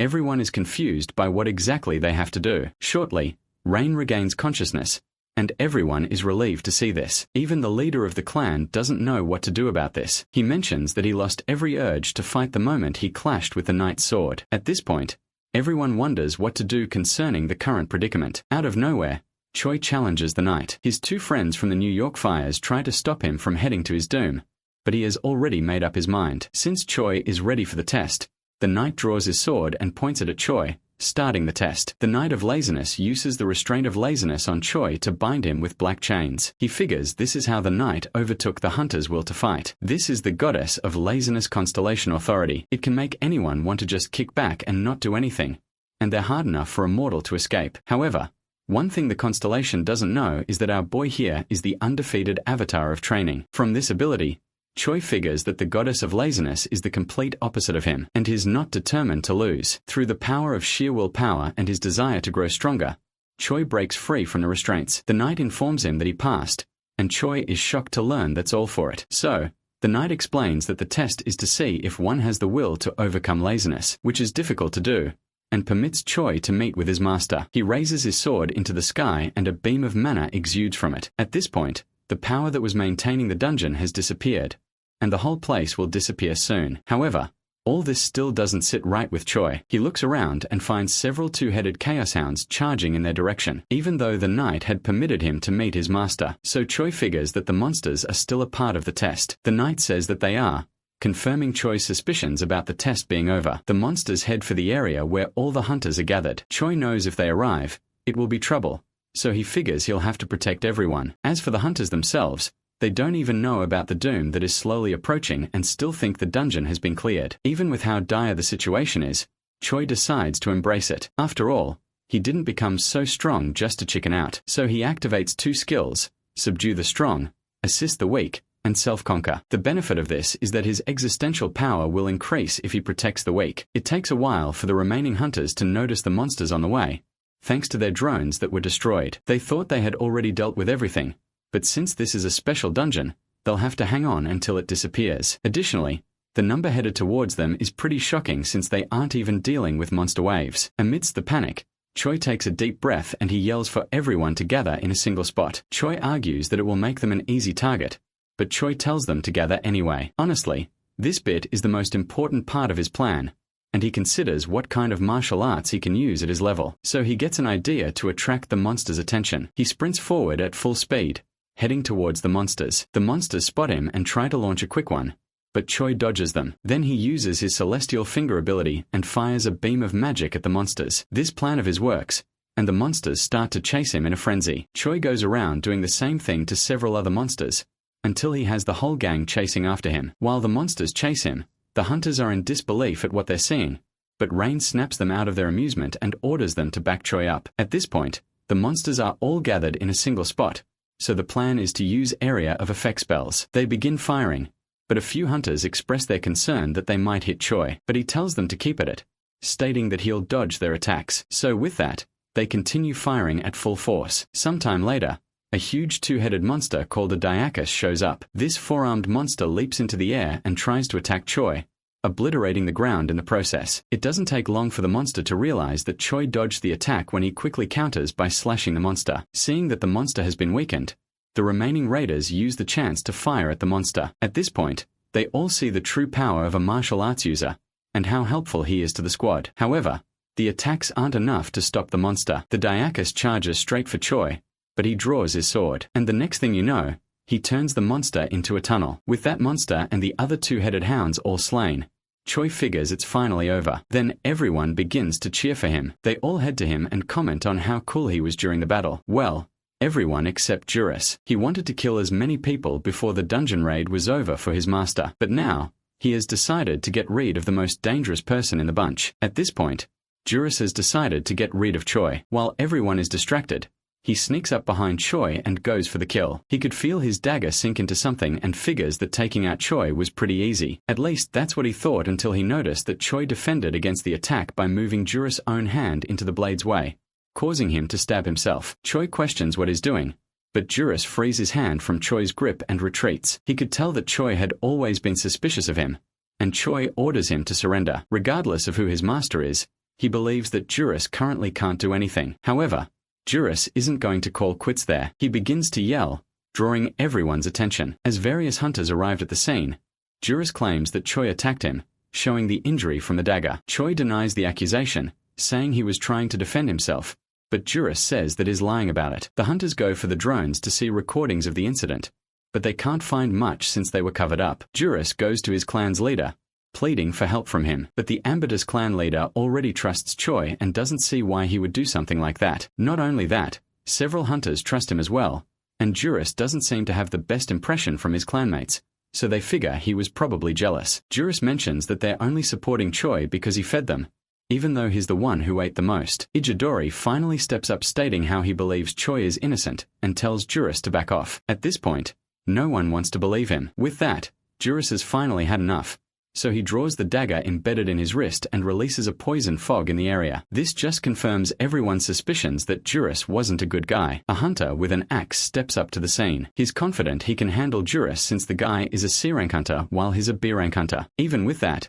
Choi warns him not to underestimate his opponent since he could have contracted with the demon god constellation. Even though that guess is right, Juris attacks using 4th circle magic called Wave Snake's Fang. The giant magic snake heads right for the hunter, and he receives a direct hit, which shatters his amulet in the process. This pendant was a defense amulet, and the hunter begins to roll and scream in pain on the ground after getting hit. Juris would have never guessed that a B rank would be in so much pain because of his attack, and is glad he's serving his current constellation. He prepares to finish off the hunter, but Choi finally steps forward, ready to end him instead. As Choi approaches, Juris uses Shadow Clone Ninjutsu on his dagger and fires them at Choi. At this point, Choi focuses, combining 3 of his martial arts techniques to form the flowing sword technique. At this point, he has created a new martial art, and his existential power increased. He readies himself, braced for the incoming daggers. Then he deflects every single one of them with his sword. Juris is in disbelief after seeing this since his constellation gave him that skill. At this point, it's already GG's for Juris. Choi appears in front of him, and Origen's soul palms the life out of him. The impact of this attack makes Juris cough up some blood and launches him several feet from Choi. Fortunately, the trader's magic power protected Juris, saving him from instant death. So, using this second chance at life, Juris decides to wipe out as many hunters as he can in the area. He raises his dagger and uses Poison Cloud of Vitality Transfer to create poison mist in the area. Now things are looking bad, but Odigan arrives to the scene shortly. He apologizes to Choi and intends to take care of everything. Then he notices what's currently going on with Juris creating a poison cloud and all. So he casts a spell which creates a huge magic circle around the cloud and rains all over it, clearing out the poison. At this point, Juris sees what it took to foil his plan was a little rain, and he finally bites the dust. And with that, the trader arc has finally been concluded. Now that Choi has been reunited with his team, he points out that they were pretty late and wonders if there were a lot of monsters. But that was not the case. Odigan mentions the fact that no one would listen to him. This was expected since no one in the team was willing to let some random healer whom they've never seen much of be the healer. So with that, Odigan begs that he should never be left alone with them again, and Choi agrees with this request. Now that the dungeon has been cleared, a portal opens up to return everyone to the city. Before he can go through it, Choi spots a notification stating that he'll be receiving the dungeon reward for passing the trial. These rewards are given to people who cleared certain conditions of the dungeon, and are much different from survival compensation. This time, Choi is the only one who'll receive the reward. His reward is that he'll become the goddess of defeat and laziness's successor, and will inherit her power. Shortly, a very bright light shines from the sky and the constellation shows up. She is woken up from her eternal slumber to meet her successor. With how shocked Choi looks, she tells him not to look so surprised. When Choi lands on the ground, and from how soft it is, he's definitely in the constellation's domain. The goddess offers to teach him everything he'll need to know as the servant of a constellation. But that's when Choi reveals he's a constellation as well. Of course, that response is rather awkward, and the goddess is in disbelief of what she heard. Normally, only mortals can enter the dungeon, and that would only mean one thing. She wonders why Choi would do something like that, but he reveals it's for deceiving other constellations. Anyway, she figures that he probably did that for a good reason, and finds him to be fascinating. Choi wonders if this is the same way other constellations find successors, and asks where they currently are. She mentions that it isn't commonly done this way, and as for where they are, the goddess explains a bit of history. Long ago, she had one of the most powerful kingdoms in the abyss. Even though she's the constellation of defeat and laziness, she always won her battles, which increased the amount of work she had to do. She eventually grew tired of it all, so she sealed herself up as she was sick of victory and power. While Choi finds this story to be pretty strange, the goddess also finds the fact that a constellation is acting like a mortal to be strange as well. Anyway, she doesn't see the need to elaborate further since her successor is a constellation, so she tells him to awaken the authority on his own and increase it while she goes to binge Netflix. Choi realizes that she might be trying to pass on her position as a constellation. Then he mentions the fact that he inherited her power,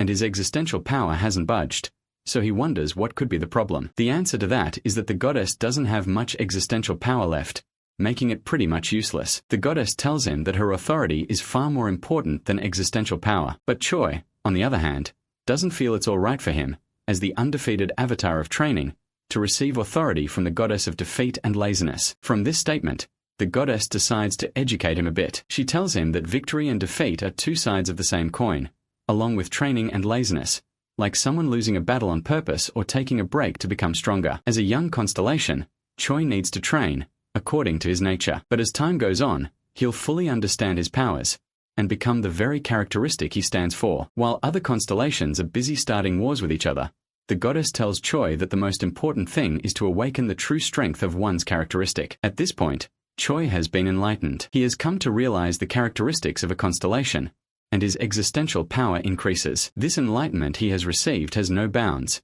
which means is no longer limited to the characteristics of a constellation. Choi thanks the goddess for this enlightenment and asks if he can keep calling for her, since he's her successor and all. She mentions it's possible, so Choi intends to call if he ever needs her. Knowing what she's the constellation of, she hopes that Choi would avoid calling her frequently. Now, Choi's meeting with the goddess is over, and he'll be heading to Earth. As he leaves, he reflects on the things he learned about, thinking of things on a bigger scale. Now that he thinks of it, he's already doing it. Before, he would only focus on martial arts, but now, he has diverted his interest to cooking, magic, and other things. And with that, he leaves the sanctum. Choi finally emerges from the portal, and several reporters wonder what happened. At this point, he realized that anything he goes through in his life can be some form of training. So, he decides to train limitlessly, since he believes he can still become stronger. Meanwhile, the Cat of Lava and the Constellation of Dreams worriedly wait. Shortly, Choi shows up. Of course, the two constellations have been waiting for him since they lost contact with Choi after he entered the dungeon. Now that worries have been settled,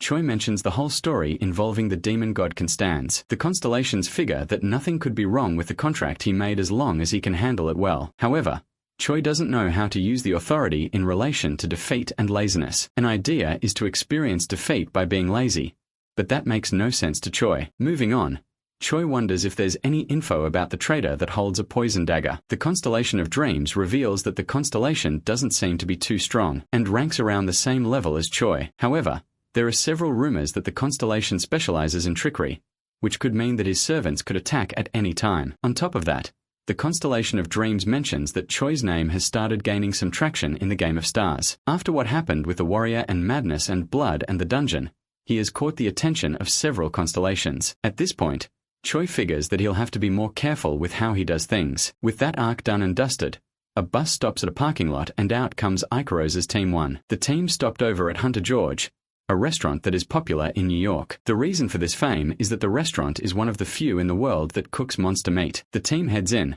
and they immediately hear the sound of someone's complaints. The person is Rain, the Schreiber clan leader, and is not satisfied with the meal he received. A short while later, he spots the Ikerose clan people, and it's a surprise to see them at the restaurant. He then thanks Choi for the assist in the dungeon, but Choi wonders what's wrong with the food. It turns out he was asking the chefs to recreate the meal Choi cooked in the dungeon, and they've not been able to get it. In this conversation, the restaurant's owner and chef, George Manuel, can tell that Choi can cook a monster dish. For normal people, it's a very rare skill to cook monsters, and George Manuel became a master at this. Since he's so skilled at this craft, spotting a fellow chef who can cook monsters gets him really excited. So, George goes to ask Choi for a favor, asking him to teach how to make the dish he made in the dungeon. While this request is shocking to him, he complies anyway. Then he finds himself in the restaurant kitchen, wondering how this side quest led him this far. At this point, he should be the one learning from a chef. At this point, George is eager to learn from Choi. However, he tells him not to expect much since he's not a real chef, and George enthusiastically agrees. With the Minotaur meat before him, Choi heads to work. To start, he uses his internal energy to soften the meat. This is a recipe that he developed during his time in the Abyss. Normally, it would take the chef several hours to achieve the same result, but Choi uses a similar method, but with martial arts sprinkled in. Next, he grabs a knife and slices up the meat into perfect slices. The meat gets tossed into the air from all the action, and all the chefs stare in awe. Then Choi spices up the meat. In the normal procedure, the chefs use magic to light the fire and create a unique scent. But as for Choi, he uses the true Samadhi fire to grill the meat to perfection. While Choi considers what he did to be pretty basic, the chefs, George included, find his skill to be incredible. With that, everyone gets served Choi's cooking, and just as always, everyone enjoys it. George thanks Choi for the lesson and really admires his cooking skills. Not only he, the other chefs and hunters enjoy it too, causing his existential power to increase. From there,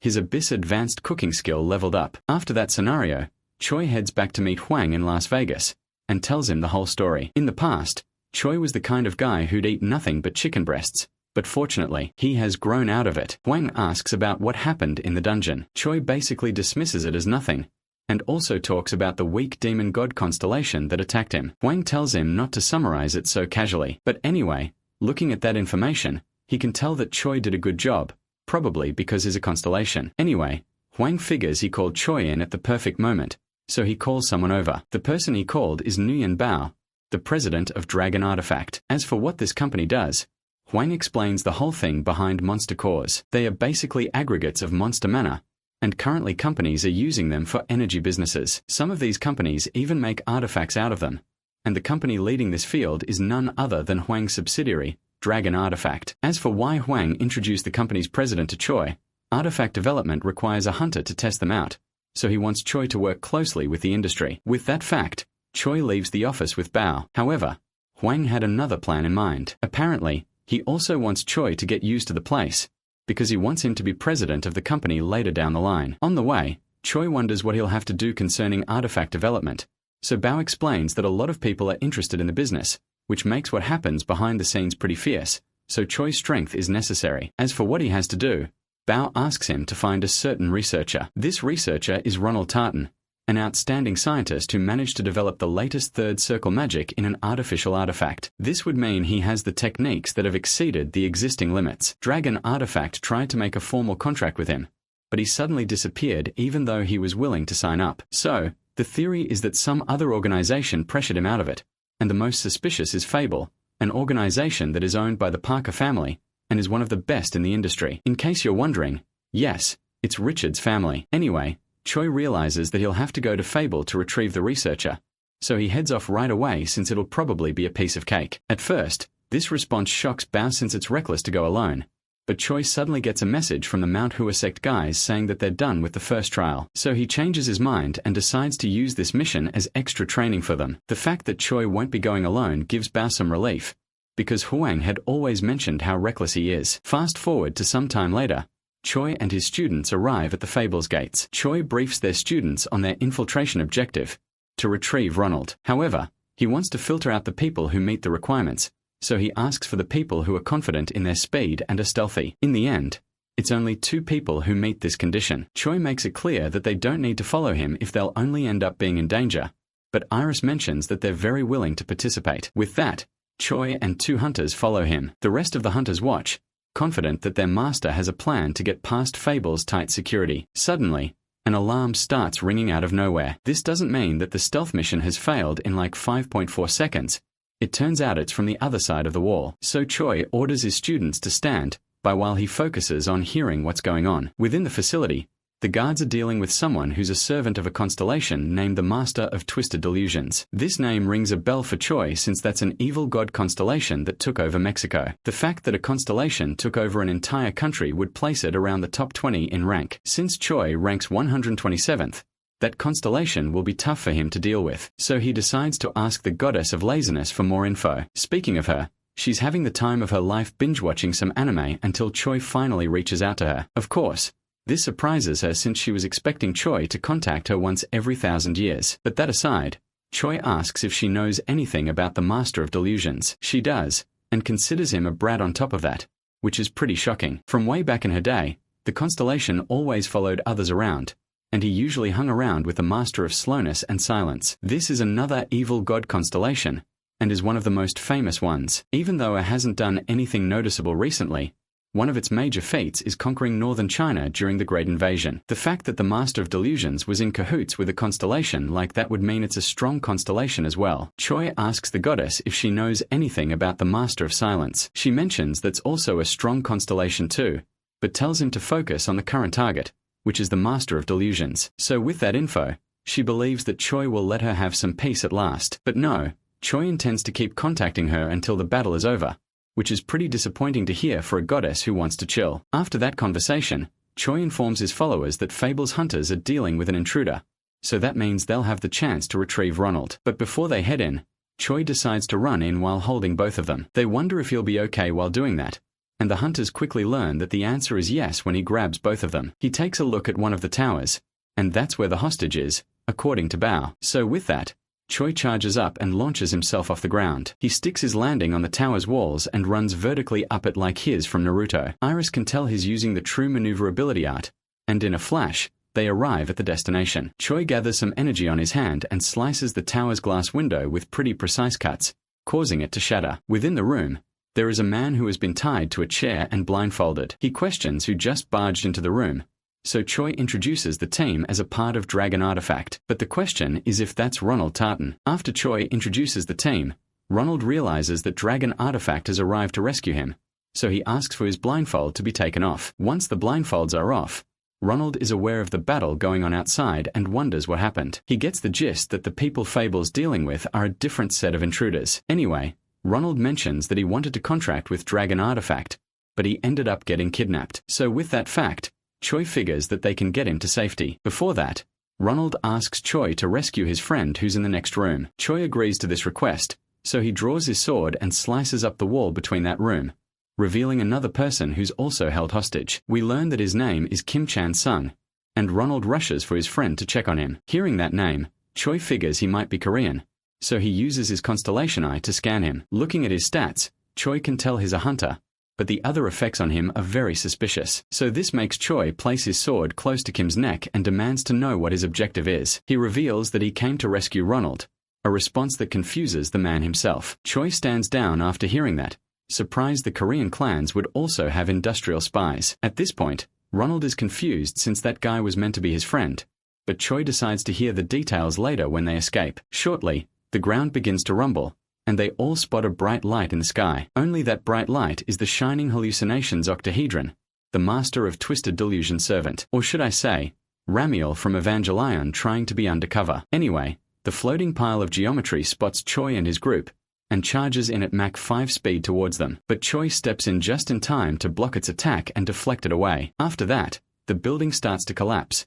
so Choi tells everyone to follow him as they escape. At this point, the building crumbles to the ground, but fortunately Choi and his team made it out in one piece. They get spotted by Fable's hunters, and at this point they demand to know who the intruders are. Iris prepares herself, thinking they'll have to fight out of this one, but Choi stops her from resorting to violence, and states that they arrived to help against the Constellation Servant. However, the hunters wonder why he would appear without any notice, but Choi confidently states that there could be spies among them, which explains the unannounced visit. At this point, they all seem to take Choi's word with how confident he is, even though he still seems suspicious. He's so confident with this answer that even his own students take his word for it. As for why the mysterious octahedron showed up and started causing havoc, the hunters explain that some dude showed up and summoned it in the facility. The Cat of Magma figures it won't last long since it's a servant summoning, but the question is, how long will it remain there? Anyway, the summoning prepares for round 2. It swoops in to attack Choi, but he dodges it. At this point, he begins to wonder why it's only aiming for him,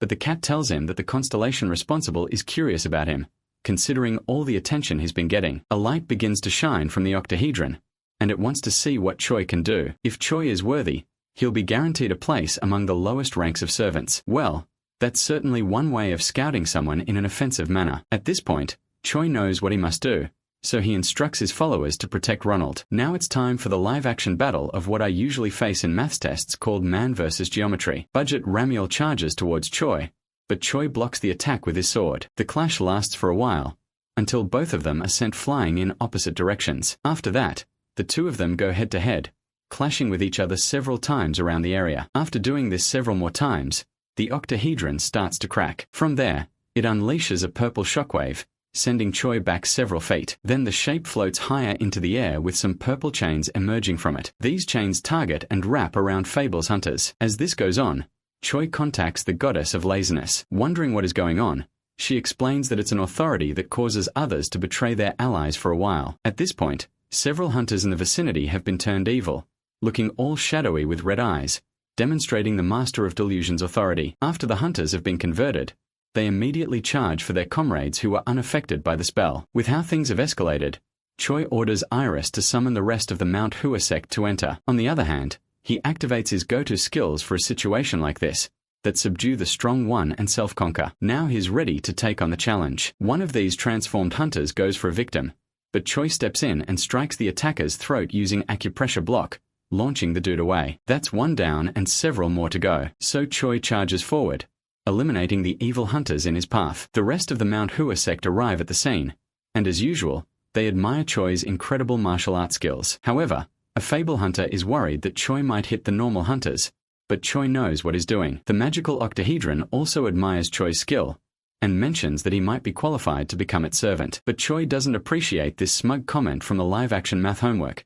and plans to obliterate the constellation behind this. So, Choi prepares to finish things by charging up his sword kai into a single strike. After charging up, He swings his sword and unleashes a wave of energy that heads straight for the servant. However, the octahedron uses a spell just before the attack hits and an explosion happens. When all the smoke settles down, Choi notices that it used a defensive spell and is unaffected. It commends Choi for firing such a strong move, and presents its master's authority, the red hallucination, to him. Like any normal person, Choi wonders why it's giving him a gift out of nowhere, but we don't get to hear why because it decides it's time to say goodbye and opens up a portal in the sky. Choi calls out to it, but it's no use. The octahedron vanishes through the magic circle. This summon leaves Choi wondering, since it said whatever it wanted to, refused to elaborate, and left. Meanwhile, the people behind this are hiding, and they also witnessed how Choi drove off the servant they spent so long to summon. But it doesn't matter now. The opposing hunters were mostly worn out after fighting each other,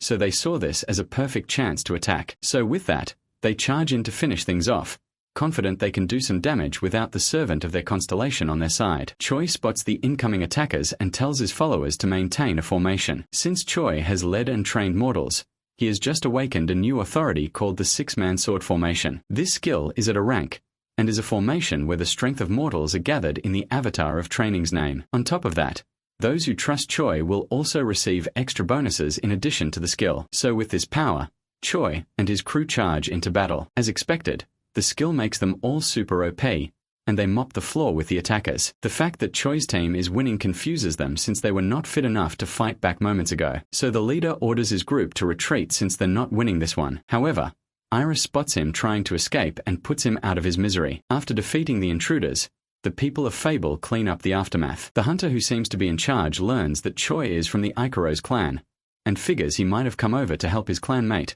Richard Parker. He decides to give Choi a reward, but first, the man wants to know how many casualties they have after the incident, and a hunter reports that there were none. The man is shocked by this fact, so he asks the hunter to reconfirm, but the fact remains. No one died from that incident, only fainted. This is surprising because no one died despite Choi's rampaging, and the man wonders if he was just lucky. Shortly, Richard runs over to the scene, arriving after all the action. Then he spots Choi and wonders why he's within the facility. The guard mentions the fact Choi came to help after hearing there would be an ambush, but Parker knows there's no way that's what happened. Choi then asks to talk with Richard in private, and they move to a different location. After that, he explains the situation to Richard, and is not pleased at all. The fact Richard is so pissed makes Choi wonder what happened, even though the Fable guys kidnapped Ronald first. So Richard explains that the matter was entrusted to him by the chairman, not Huang, but his father, Alex Parker. The time he was assigned this task, Richard questioned why he had to do it, but his father gave no answers. He only pointed out how weak Richard is,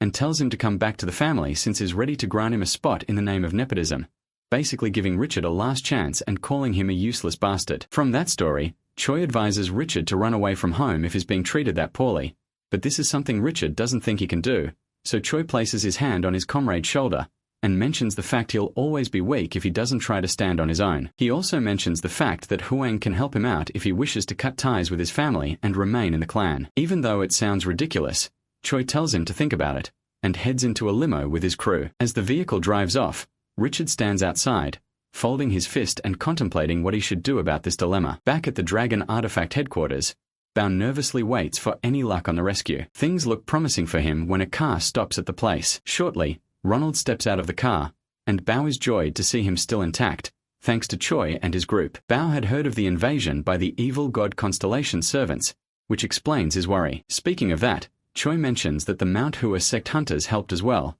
so he asks Bao to reward them separately. Of course, he has no problem with that. He also offers to show them around the company, and Choi is okay with it. Choi follows Bao through the facility. He also looks around the place and figures it's pretty much like a blacksmith. This talk about the place being a smithy piques the cat of Magma's interest. After all, he's a skilled blacksmith, and is also the one who created Choi's cooking tools. Anyway, Bao arrives in front of the room where prototypes are made. As the door opens up, Choi spots a room filled with scientists working, and some kind of robot arms working on an embedded artifact. Choi gets curious about what he's looking at, so he goes to have a closer look at the machine. Choi is amused that robots are doing the work. However, the same thing can't be said for the cat of Magma. He's outraged by this blasphemous act and says that's not a smithy in any way. He goes on to yap about how true smithing is done in the heat of a forge, and the scientists aren't doing it in the biblically accurate method. Choi doesn't see any reason to be upset, but the cat has already made up his mind to show what a true blacksmith looks like. Choi figures that the cat wants to make artifacts. Then he considers having a go at it too,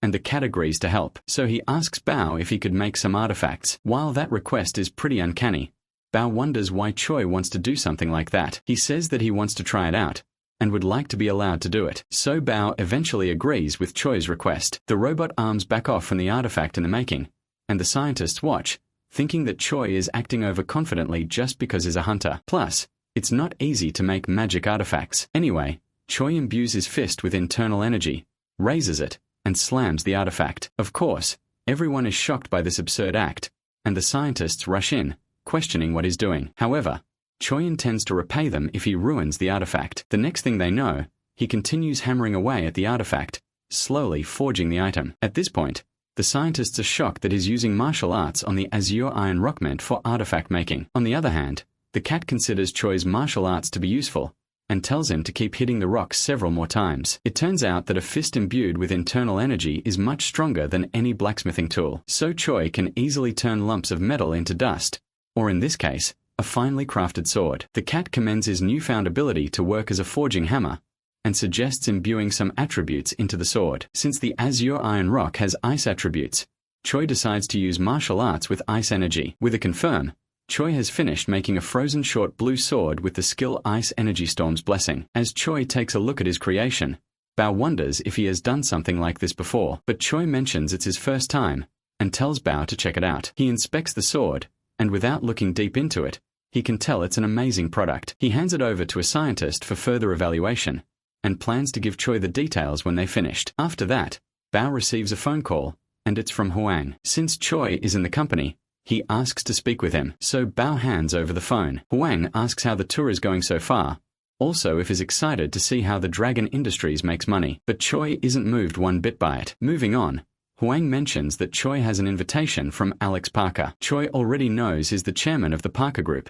and wonders what he would want from him. However, there's no idea on Huang's side. Choi figures they might be looking for revenge concerning the incident with Ronald, but it couldn't be since they're the ones who kidnapped him first. But whatever the invitation is for, Choi has to be careful since Alex is always scheming. With that fact, Choi considers destroying the entire place if he does something odd. But Huang realizes that maybe it's not the best idea to send an overpowered, hyperactive, martial arts god alone. So, the next day at the Ikaro's clan, Choi heads out dressed up in a suit. He approaches the limo, and spots Ain, the person he'll be going with. Both of them get in the car and head on their way. Choi mentions the fact that Huang seems to dislike Alex Parker, so he wonders if he's that bad of a person. But Ain isn't sure about that. The general idea is that all rich chairmen are the same greedy, heartless, and cold-blooded people. So, Alex is probably organizing this meeting because he's curious about Choi. At the same time, Ain pours wine into some glasses. She hands one over to Choi, and intends to show him how to navigate the world that is corporate socialization. Eventually,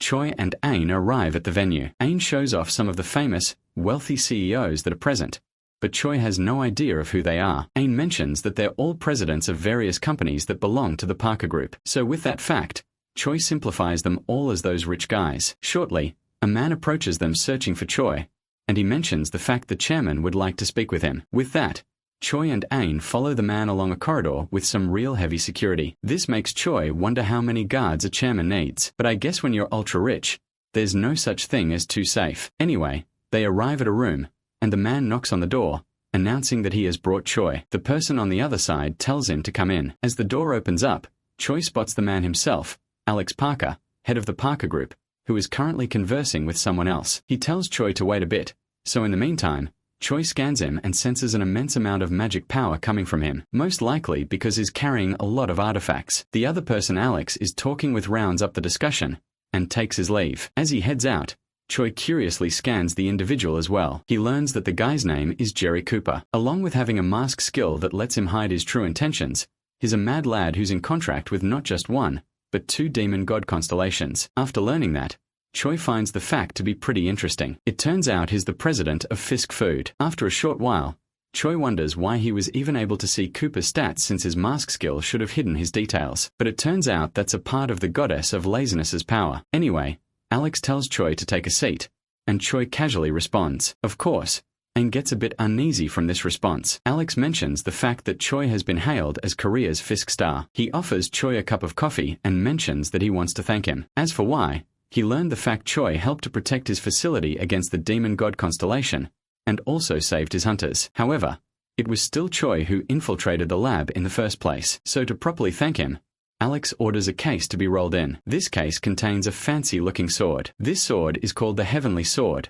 and it allows the user to recover magic power when they follow what the sword wants them to do. While it's not the Lunar 9 Heaven Sword Manual, Choi is aware that this is a very high-grade artifact. Plus, he also knows that a hunter from China used it in the past. Looking at how things are going, Ain hopes that Choi rejects it. She knows that the moment he accepts the gift, he will fall into the hands of Alex Parker. But unfortunately for her, Choi gladly accepts the offer. With that said, Alex asks for a favor. He mentions the fact Huang is deceiving him. Even though Huang is an amazing person, Alex tells Choi to be more cool-headed when it comes to his future. Then Alex shows him a monster core. This core was made 20 years ago through a revolutionary refining technology and is at 88% purity. A lot of offers were made to buy the company that came up with it, but none of them were accepted. As for what happened next, the company went on with their project, increasing the purity of cores. But in the end, the company crumbled. This means that the core Alex currently has is pretty much one of a kind, and people from all over the world are searching for it. At this point, Choi gets the message that Alex is telling him to move to a place he'll benefit more from while he's highly valued. In short, Alex is trying to buy him off. With that, Choi wonders why Alex wants to hire him, and Alex plans to use Choi to train several martial artists. Normally, martial arts are slower to improve compared to magic. However, Alex knows Choi's greatest strength since he has overcome those limitations. Alex considers it to be useful since it can be used in several situations, so he wants to get a monopoly on martial arts training and make his way to the top of the Forbes list. From what he has said, Choi is surprised by how much Alex knows about martial arts. But before negotiations can go any further, Alex's assistant informs him that the time is up, so he concludes the meeting, hoping that Choi will think about the offer since he'll definitely benefit from it. As both of them leave the office, Ain questions if Choi is going to accept the offer, but Choi basically goes, "No LMAO." The reason he seemed so interested in the deal was that he wanted to give Alex a bit of hope. If not, they wouldn't have been able to negotiate anything. This means that Choi wants to play mind games with a billionaire of all people. Out of nowhere, the cat of magma summons Choi. It turns out he has a constellation battle to prepare for urgently. And as for who Choi is up against, it's the traitor that holds a poison dagger. It appears he has finally made his move. However, Choi can't help but wonder why he's doing this out of the blue. Choi quickly makes his way to the Game of Stars. The fact that he has such a sudden constellation battle makes him wonder if that Jerry Cooper guy knew this would happen. But the goddess informs him that's far from the case. The constellation just had a grudge against Choi. After all, he obliterated one of his servants. As normal, the constellation battle has to be a fair one, and all the constellations on Earth guarantee that. From the last battle, the traitor knows that he'll be at a disadvantage if he picks a head-on battle, so he suggests a game mode called Making Traitors, an option which surprises Choi. In this game mode, the aim is to convince a servant to betray their constellation, so instead of a battle with fists, it's more like a battle with words, and this is the traitor's area of expertise. However, lots of constellations disapprove of this cheap move. Even the Warrior of Madness and Blood, whom Choi defeated before, is on his side for this one. Regardless, the traitor makes the match private so none of the other constellations can watch. At this point, the chat room becomes more like a Call of Duty online lobby. While the traitor taunts Choi, Choi thinks about what this game entails, but then he realizes that only 2 people are contracted to him, and those are Odai Gan and Huang. On top of that, he knows one person who's contracted to the traitor. Either way, Choi accepts the battle condition and places the Fortress of Blood as a bet. The traitor is surprised that Choi actually fell for it, and he considers him foolish since making traitors is far different from punching traitors. So with that, the traitor places the storage box of faded relics as a bet. The 2 bets are equivalent to each other, and a contract has been established with the agreement from both constellations. Looking at his opponent's bet, Choi realizes that he's staking an entire territory while he's only placing an item. So this means that the item must be pretty powerful, and Choi is curious about it. Shortly, a portal appears, and the traitor pops up, thanking Choi for accepting the battle suggestion. However,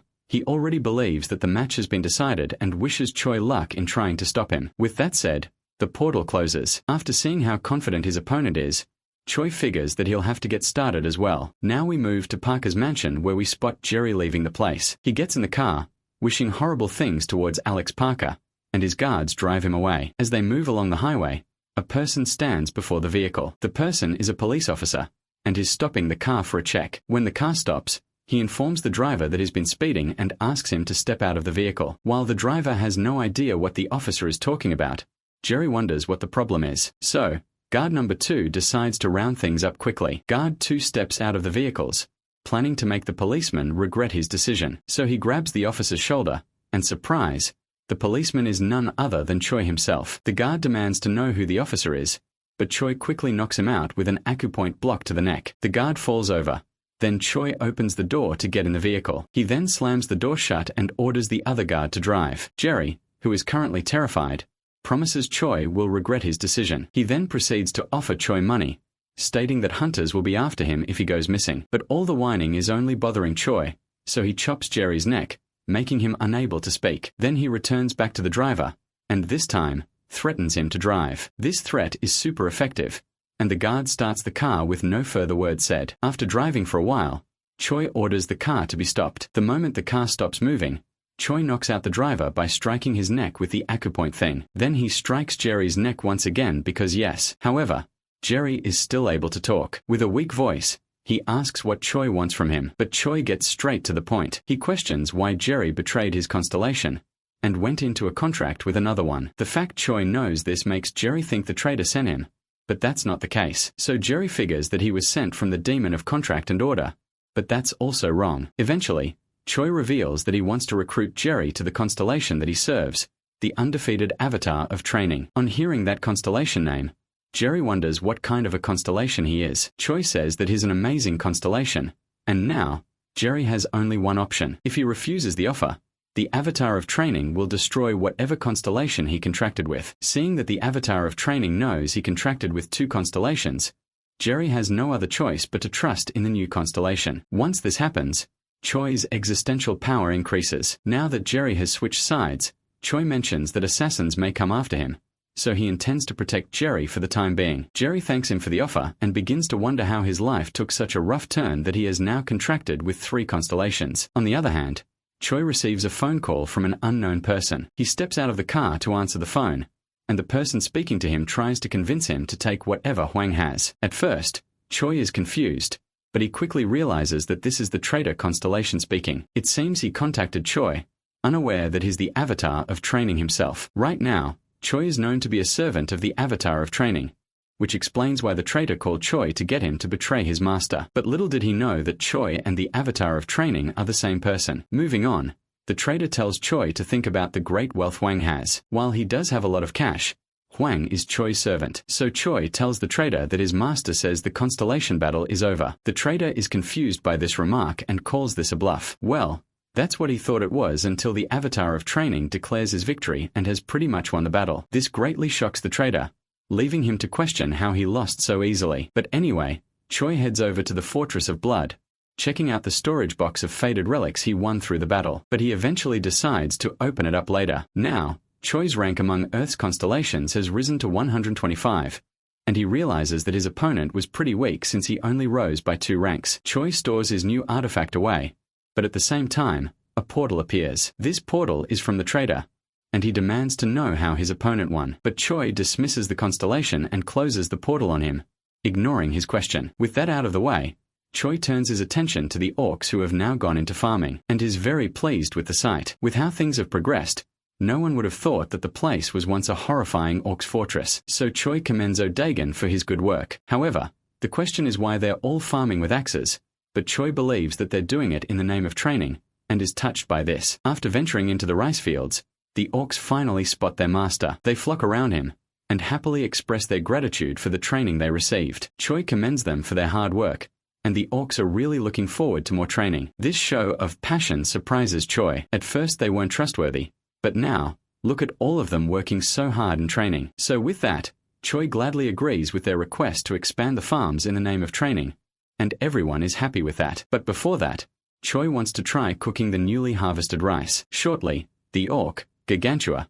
rushes forward and grovels before Choi to make a request. He mentions that he would like to raise beasts. Choi figures he might be talking about having something like a pet hydra, but that's not the case. He wanted to raise beasts for food, something that O'Dagon's race usually does. From that, Choi figures that they want to raise livestock and believes it could be good experience for them. So, he agrees to Gargantua's request without any second thoughts. So Gargantua bows before his master, praising him for his kindness, and swears loyalty to him. Later on, Choi decides to take a look at the artifact. He tosses the storage box of faded relics, releasing the seal with a bright light. Inside, it is a sacred item, a holy necklace that contains the power of a constellation called the Arrogant Elf of Light. This sacred item is a tool that's made for a constellation subordinate, and it lets them use their master's power since it contains a portion of the constellation's existential power. It also sits for the Elf of Light, which is a pretty strong constellation. And the question is, why does the trader have such an item? The goddess of laziness informs him that constellations aren't as thoughtful as he thinks they are, and figures that the trader probably stole it. Just like the temple, this is now the second item Choi has that belongs to the same elf. He stores the necklace away, and begins to wonder what he can get that can actually help the orcs. Choi decides to get the livestock from Earth, but first, he takes a look at his soulstone balance. He claims that he has 8,200 in total, which is a shocker because he never had that much to begin with. Plus, the trader didn't bet a lot of soulstones. It doesn't take long for him to discover that several constellations send him soulstones, including the Warrior of Madness and the Goddess of Balance. However, Choi wants to return what the Goddess of Balance sent since she's lost more than enough already. While his current balance is nowhere near enough, he still wishes to give the orcs a building they can actually use. That's when a portal opens up, and the gacha gambling merchant presents himself once again. And with that, Choi goes gambling once again. The Goddess of Laziness is surprised that the merchant is still in business. It turns out even she knows a bit about him, but she thought he went out of business due to the number of enemies he made. But either way, what he sells are still legit items. Considering the last time he bought from him,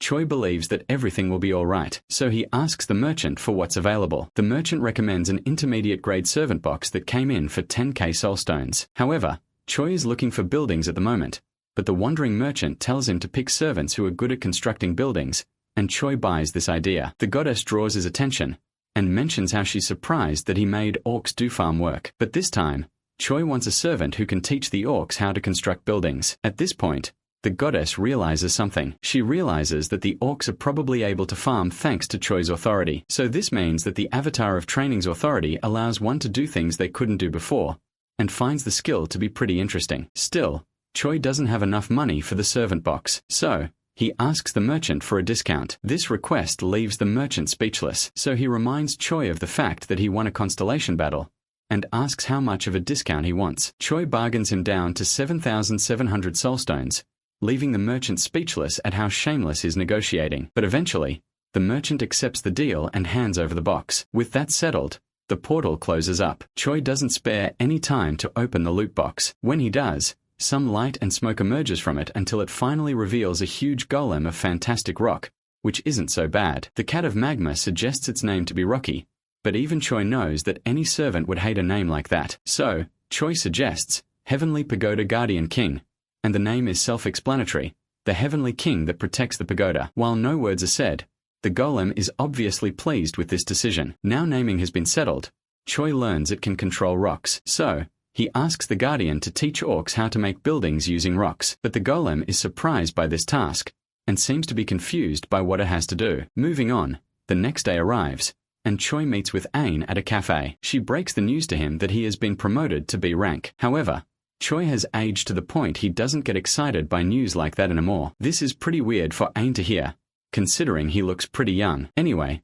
there's a pending match for Choi, and Ain hands him a document to check its details. She also informs him that he can reject the battle since his opponent will be another hunter who's contracted with the Arrogant Elf of Light, and wants to take revenge for Maximilian. The person Choi will be facing this time around is another elf named Christopher Winter, a hunter who recently moved up to the B rank. Of course, this request can be rejected since the dude picked up a fight from nowhere, but Choi accepts the battle anyway since he knows something can be gained from it. He also wants to use the chance to promote martial arts, and not himself. This has always been his plan from the start. He would announce the skill he would be using in a fight, win the battle, and this would cause people to develop an interest in martial arts. Stonks. As for what Ain thinks, she believes it will certainly draw some sort of interest. However, a lot of people will analyze his skills, exposing his combat techniques. But Choi nods, and has already accepted that fate. Even with the point she made, Ain already knows there's no way to change Choi's mind, so she decides to prepare what he needs. However,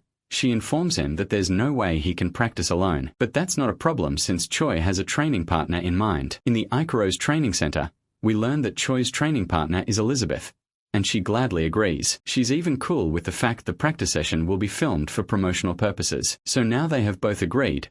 They head for practice without any further delay. Both of them get to the ring, and Elizabeth wastes no time in preparing for combat, wanting to show how much she's improved. From her stance, Choi can tell she's learned that going for close combat against a martial arts user is almost always a bad idea. Choi asks if she'll attack, but Elizabeth insists that he attack first, so he agrees and quickly dashes towards Elizabeth. Still, his attacks are too fast for her. She just barely managed to block his attack, and even with the defense, the impact is still so much. Elizabeth manages to get her footing after being launched back from that attack, and she launches a counterattack by firing a wave of purple energy using her sword. Choi spots this and defends against this by firing a beam at the mana attack. After seeing that her move wasn't very effective, Elizabeth decides to convert her magic power into martial arts for a quick attack. When she charges forward and swings her sword vertically at Choi, this attack manages to catch the almighty Choi off guard, but he still manages to block the attack. After that surprising turn of events, Choi, who managed to hold Elizabeth's sword in place, commends her rather impressive tactic. After Choi blocks the attack,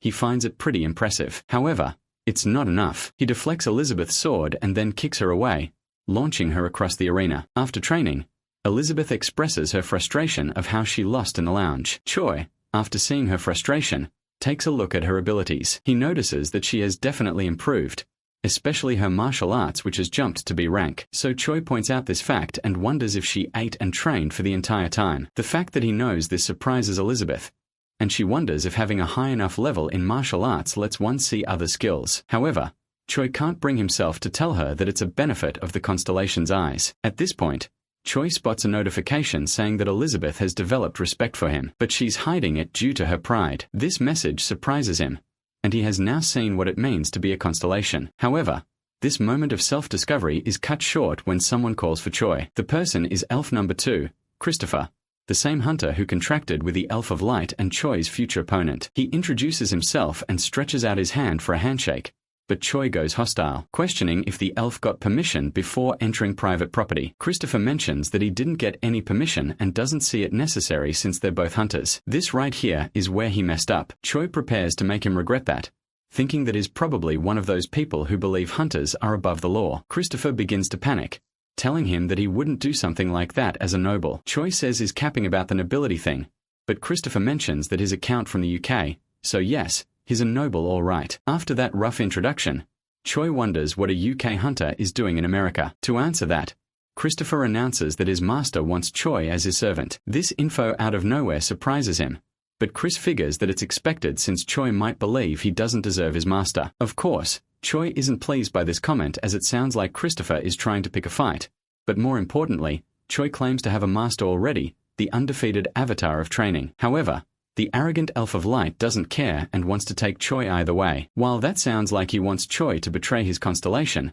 another idea is to have 2 masters, as long as his constellation is fine with it. Even with that, Choi doesn't trust the situation and wonders why Christopher's constellation is willing to go this far, and that reason is because of his past fights. It turns out Choi has spent 10,000 years perfecting martial arts, making it have beauty of the highest levels, and the Elf of Light, a connoisseur of beauty, has seen the value in it. So, Choi asks if there will be any benefits for working with the Elf of Light, and the goddess of laziness tells him that there's no such thing as a useless effect when working with a constellation. With that fact, Choi decides to consider the offer. However, Christopher mentions that he won't become a servant right away. First, he'll have to show that beauty in the upcoming fight against him. This talk of beauty, though, leaves Choi and Elizabeth confused, but they eventually decide Christopher is just asking Choi to beat him to a pulp. Now everything has been settled, Christopher takes his leave, but Choi holds him back and asks him to help out with his filming. Back at Lee Chang-sik's office in Korea, he goes through what I like to call off-brand YouTube and watches as some hunters take on a band of monsters. However,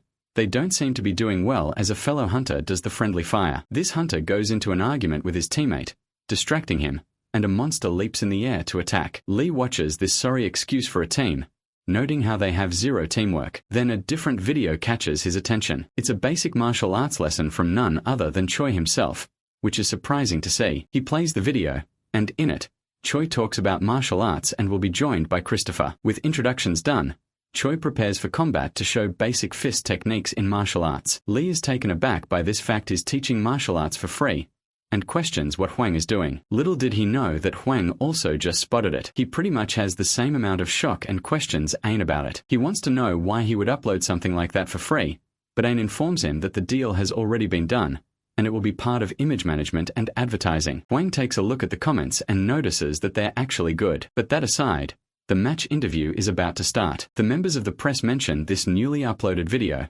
and the fact that Christopher made an appearance in it, too. So the question is if they know each other. Choi claims that they know each other, adding that Christopher came to help with the video. Of course, Christopher is shocked by the statement since that's far from what happened, and he begins to wonder what's going on. As the next question, the press asks Christopher why he chose Choi as an opponent. While he struggles to come up with an answer, a theory from the crowd is the fact he's getting revenge for his fellow servant, Maximilian. But then again, Christopher took a picture with Choi, so one could say he was paid for all of this. Amidst all the confusion, Choi finally speaks up, stating that his opponent wanted to learn from him. Of course, the interviewers pressure Christopher for an answer to confirm this claim. Unfortunately, he can't say anything since the Elf of Light wants him. Now all that's left is to see how Choi performs in the upcoming battle. The time for the fight finally arrives, but unlike his last one, several members of the crowd are on Choi's side. He wonders why there are so many people present, despite the match being organized at the last minute. But Aang tells him that it's proof that he's getting popular. At this point, Choi can feel a huge fluctuation in devotion, and in the event he wins, he'll keep these devotions. The fact that he could get a ton of devotion from mortals is the one advantage Choi had over other constellations. So with that, Choi heads towards the arena to fight, just as he usually does. He steps through the blue dome, into the alternate world to meet his opponent, Christopher. Meanwhile, some members of the crowd talk about Choi's new martial arts video. The video was pretty easy to follow, and the people also like some of the techniques that were demonstrated. Still, they wonder why Choi would release such crucial information, but apparently, he made it public out of love for humanity and hunters. While that point is highly debatable, it'll be a topic for another day, because the match is about to begin. As the countdown continues, the two fighters prepare for battle. But just as it gets to one, Christopher begins to glow with a golden light, and Choi's existential power gets limited, since this is a test. From there, Christopher uses Light Fragment, and has now received his constellation's authority. Now he's been powered up, he uses his first move called Light Bulletstorm, which makes balls of light gather around Choi, and they suddenly head straight for him. Of course, Choi manages to evade this attack just before it hits. This attack leaves the battle commentator stunned by this technique of his. Then Choi charges toward Christopher and tries to land a punch, but he begins to vanish, causing Choi's attack to miss. He then reappears in the sky, also appreciating Choi's dazzling display of speed. On the other hand, Choi recalls that Christopher called the battle a test. In addition to that, his power has been limited, and Christopher borrowed power from his constellation. Christopher attacks again, shooting out light bullets, but Choi manages to weave through them all. He was curious about the Elf of Light's authority at first, but now he has seen how versatile it is. He can definitely say the constellation is much better than the Warrior of Madness. Choi knows that his opponent might be a little troublesome, but the fact that Christopher is using borrowed existential power and not magic gives him an idea. He punches the ground, shattering it and sending large boulders flying into the air. However, this wasn't for no reason. The shadows from the boulders managed to decrease the light bullet's power, causing them to disappear. This tactic leaves Christopher shocked, but he still commends Choi's quick thinking. Anyway, he decides to switch to close combat, and he creates a sword of light, hoping that Choi can pass this final test. Choi and Christopher charge towards each other and their attacks clash, leaving them in a standoff. As expected, Choi finds the constellation's sword to be powerful. However, this is still similar to what is faced in the abyss. At this point, the sword begins to give way, so Christopher swings, sending them away from each other. He attacks with the sword, but Choi easily dodges. Then Choi counters with an uppercut to Christopher's jaw. Even though the sword is powerful, Choi points out that Christopher's body is far weaker. At this point, Choi unleashes a barrage of attacks onto his opponent. With all these attacks, Christopher's recovery speed can't keep up with the combo, and he has now witnessed the power of martial arts. Of course, even the Elf of Light approves of it as well. As he takes a beating, Christopher the Masochist finds Choi's attacks to be beautiful. Choi thanks him for it and prepares the finishing blow. It's now at this point Christopher asks him to stop since the test is over now, but Choi already knocks him down to the ground and stands victorious. After a while, Christopher regains consciousness, and he doesn't remember fighting with Choi, which is expected. But one thing he does know is that his master has acknowledged Choi's beauty. Not only has he passed the Elf of Light's trial, but the crowd is in awe, and Choi's existential power has increased. With that, the Elf of Light grants Choi an A-rank skill called Dignity of Light, which strengthens light abilities to protect one's beauty and dignity. After receiving this high-rank skill, Choi figures that the constellation is pretty generous, but he has no idea what the protect one's beauty and dignity part means. Meanwhile, at Hwang's office, something inevitable has arrived. Ain enters the office after a while, and Hwang reveals that they've been contacted from Korea. She thinks that the Korean government wants them to return Choi, but that's not the case. They've received a spa request. The hunters from the Great Hunter era decided to work with each other properly, including Korea and America. These two countries are so close that even their clans hold spas with each other. So, if we piece 1 and 2 together, whoever it is asked for an international spa request with Choi. Ain considers rejecting the request, but Hwang mentions they can't for a reason. He believes that if he were to partake in the international exchange, it would be a good chance for him to raise his existential power. While this reason is unknown to Ain,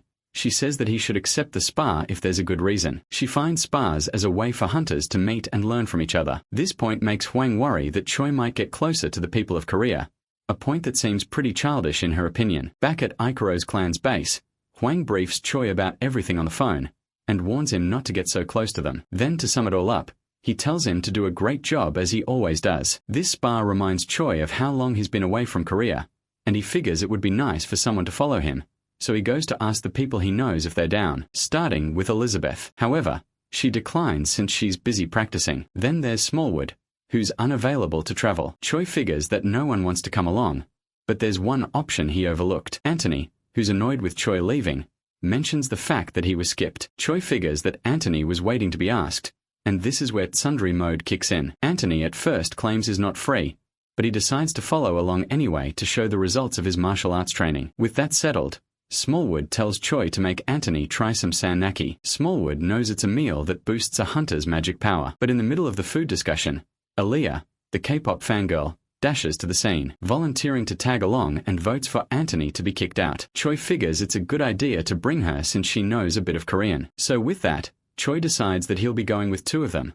Although it might involve a fair amount of arguing, fast forward a bit, and they get on a flight to Korea. Aaliyah wonders why they're heading to Seoul since the spa is in Jeju Island, but Choi wants to drop by somewhere first. His destination is Seoul's National Cemetery, and it seems he's come to pay respects. Anthony wonders why they're there, and Choi, who's carrying a bundle of flowers, mentions that he needs to meet someone. He stops in front of a monument, the Gate Invasion Hunter Monument, which contains a list of all the hunters who died in that event. Choi recalls the event and knows he couldn't have saved them if he hadn't gone to the abyss. Even with that, the whole thing still weighs heavily on him. He places the bundle of flowers, but he notices another one placed there and wonders if someone else came first. Shortly, a person approaches the team. Anthony spots the person, and he recognizes him as a first-generation A-rank hunter called the Ironblood Ice Emperor. Choi turns his head to have a look at who would have such a cool-sounding name. Then he spots the man and recognizes that he's Lee Chang-sik. However, Lee wasn't the person who gave himself that nickname. Anyway, skipping that, Lee asks what Choi is doing in Korea, but before he can respond, Anthony is still in disbelief about who he's seeing. He remembers that one attack that killed the demon, Forger Ranger, during the Great Invasion, and Anthony is a big fan after hearing about the most beautiful attack in all of Hunter history. However, even with that praise, Lee shuts him down since he wants to talk with his friend he hasn't seen in a long while. Aaliyah then speaks up, telling Choi that Hwang told her to prevent him from talking with the Ironblood Ice Emperor if they run into him. But either way, Choi wonders if Lee was waiting for him, but their meeting was purely coincidental. Lee asks Choi if he plans to return to Korea, and Choi isn't sure about it yet. But even before making that decision, Lee sternly warns him not to return to Korea. With how condescending the message sounds, Choi wonders what he means by that, but Lee clarifies it, saying that he doesn't need to come back since he's doing well in America. Plus, he's sure Choi will live a much more comfortable life with the power of his clan leader. Still, Choi insists on coming back if there's any trouble, but Lee responds with a smirk, stating that it's an A-class hunter like himself who should be helping Choi, who's a B rank. He wishes Choi good luck with the spa, stating that his martial arts will be good for the Korean hunters. And with that he leaves, hoping to meet Choi later on. Fast forward some hours, and the team arrives at Jeju Island. They all look around their new surrounding, But a realization hits that Choi and Alea have no idea of how international battles work. So Anthony explains how things go. Normally, each clan would have one of their raid videos. In addition, people also share a few skills even though it isn't compulsory. However, they keep the rarer skills to themselves, and that's where negotiation comes in. This would mean that they'll have to trade things like money, artifacts, and even other skills. A person approaches the team, looking for Choi. He introduces his name as Lee Changwook. Of course, the guy's name and face reminds Choi of Changsik, so he asks the dude if he's related to him, and Changwook mentions that he's his father. This fact shocks Anthony and Choi, leaving Changwook to wonder if anything's wrong, but they're just amazed by how close he resembles his father. As for why he came to Choi, he wanted to say hello, even though his father told him not to go overboard. Choi thanks him for this kind gesture, and before he leaves he asks if he has eaten. Changwook mentions he hasn't yet, so Choi tells him to come along. They arrive at a restaurant, and the lady in charge stares confused as Choi goes through the kitchen. She allowed him to use the kitchen since he offered her money, but now she's starting to have second thoughts. On the other hand, Choi prepares to make some soup, but thanks to the power of martial arts, he doesn't need to cook it for very long. After that, he puts some rice into a rice cooker. However, this rice is the one the orcs harvested, and it's the perfect time to try out. Meanwhile, the rest of the team wait for Choi, and the awkward silence is getting to Anthony. But the atmosphere loosens up when Choi arrives with a tray carrying food for everyone. As the table is set, everyone thanks him for the meal. However, how Changwook enthusiastically stares at the food makes Choi wonder if he was really hungry, but he claims that's not the case, and thanks him for the food once more. As he takes a bite from it, he's blown away by its flavor. Of course,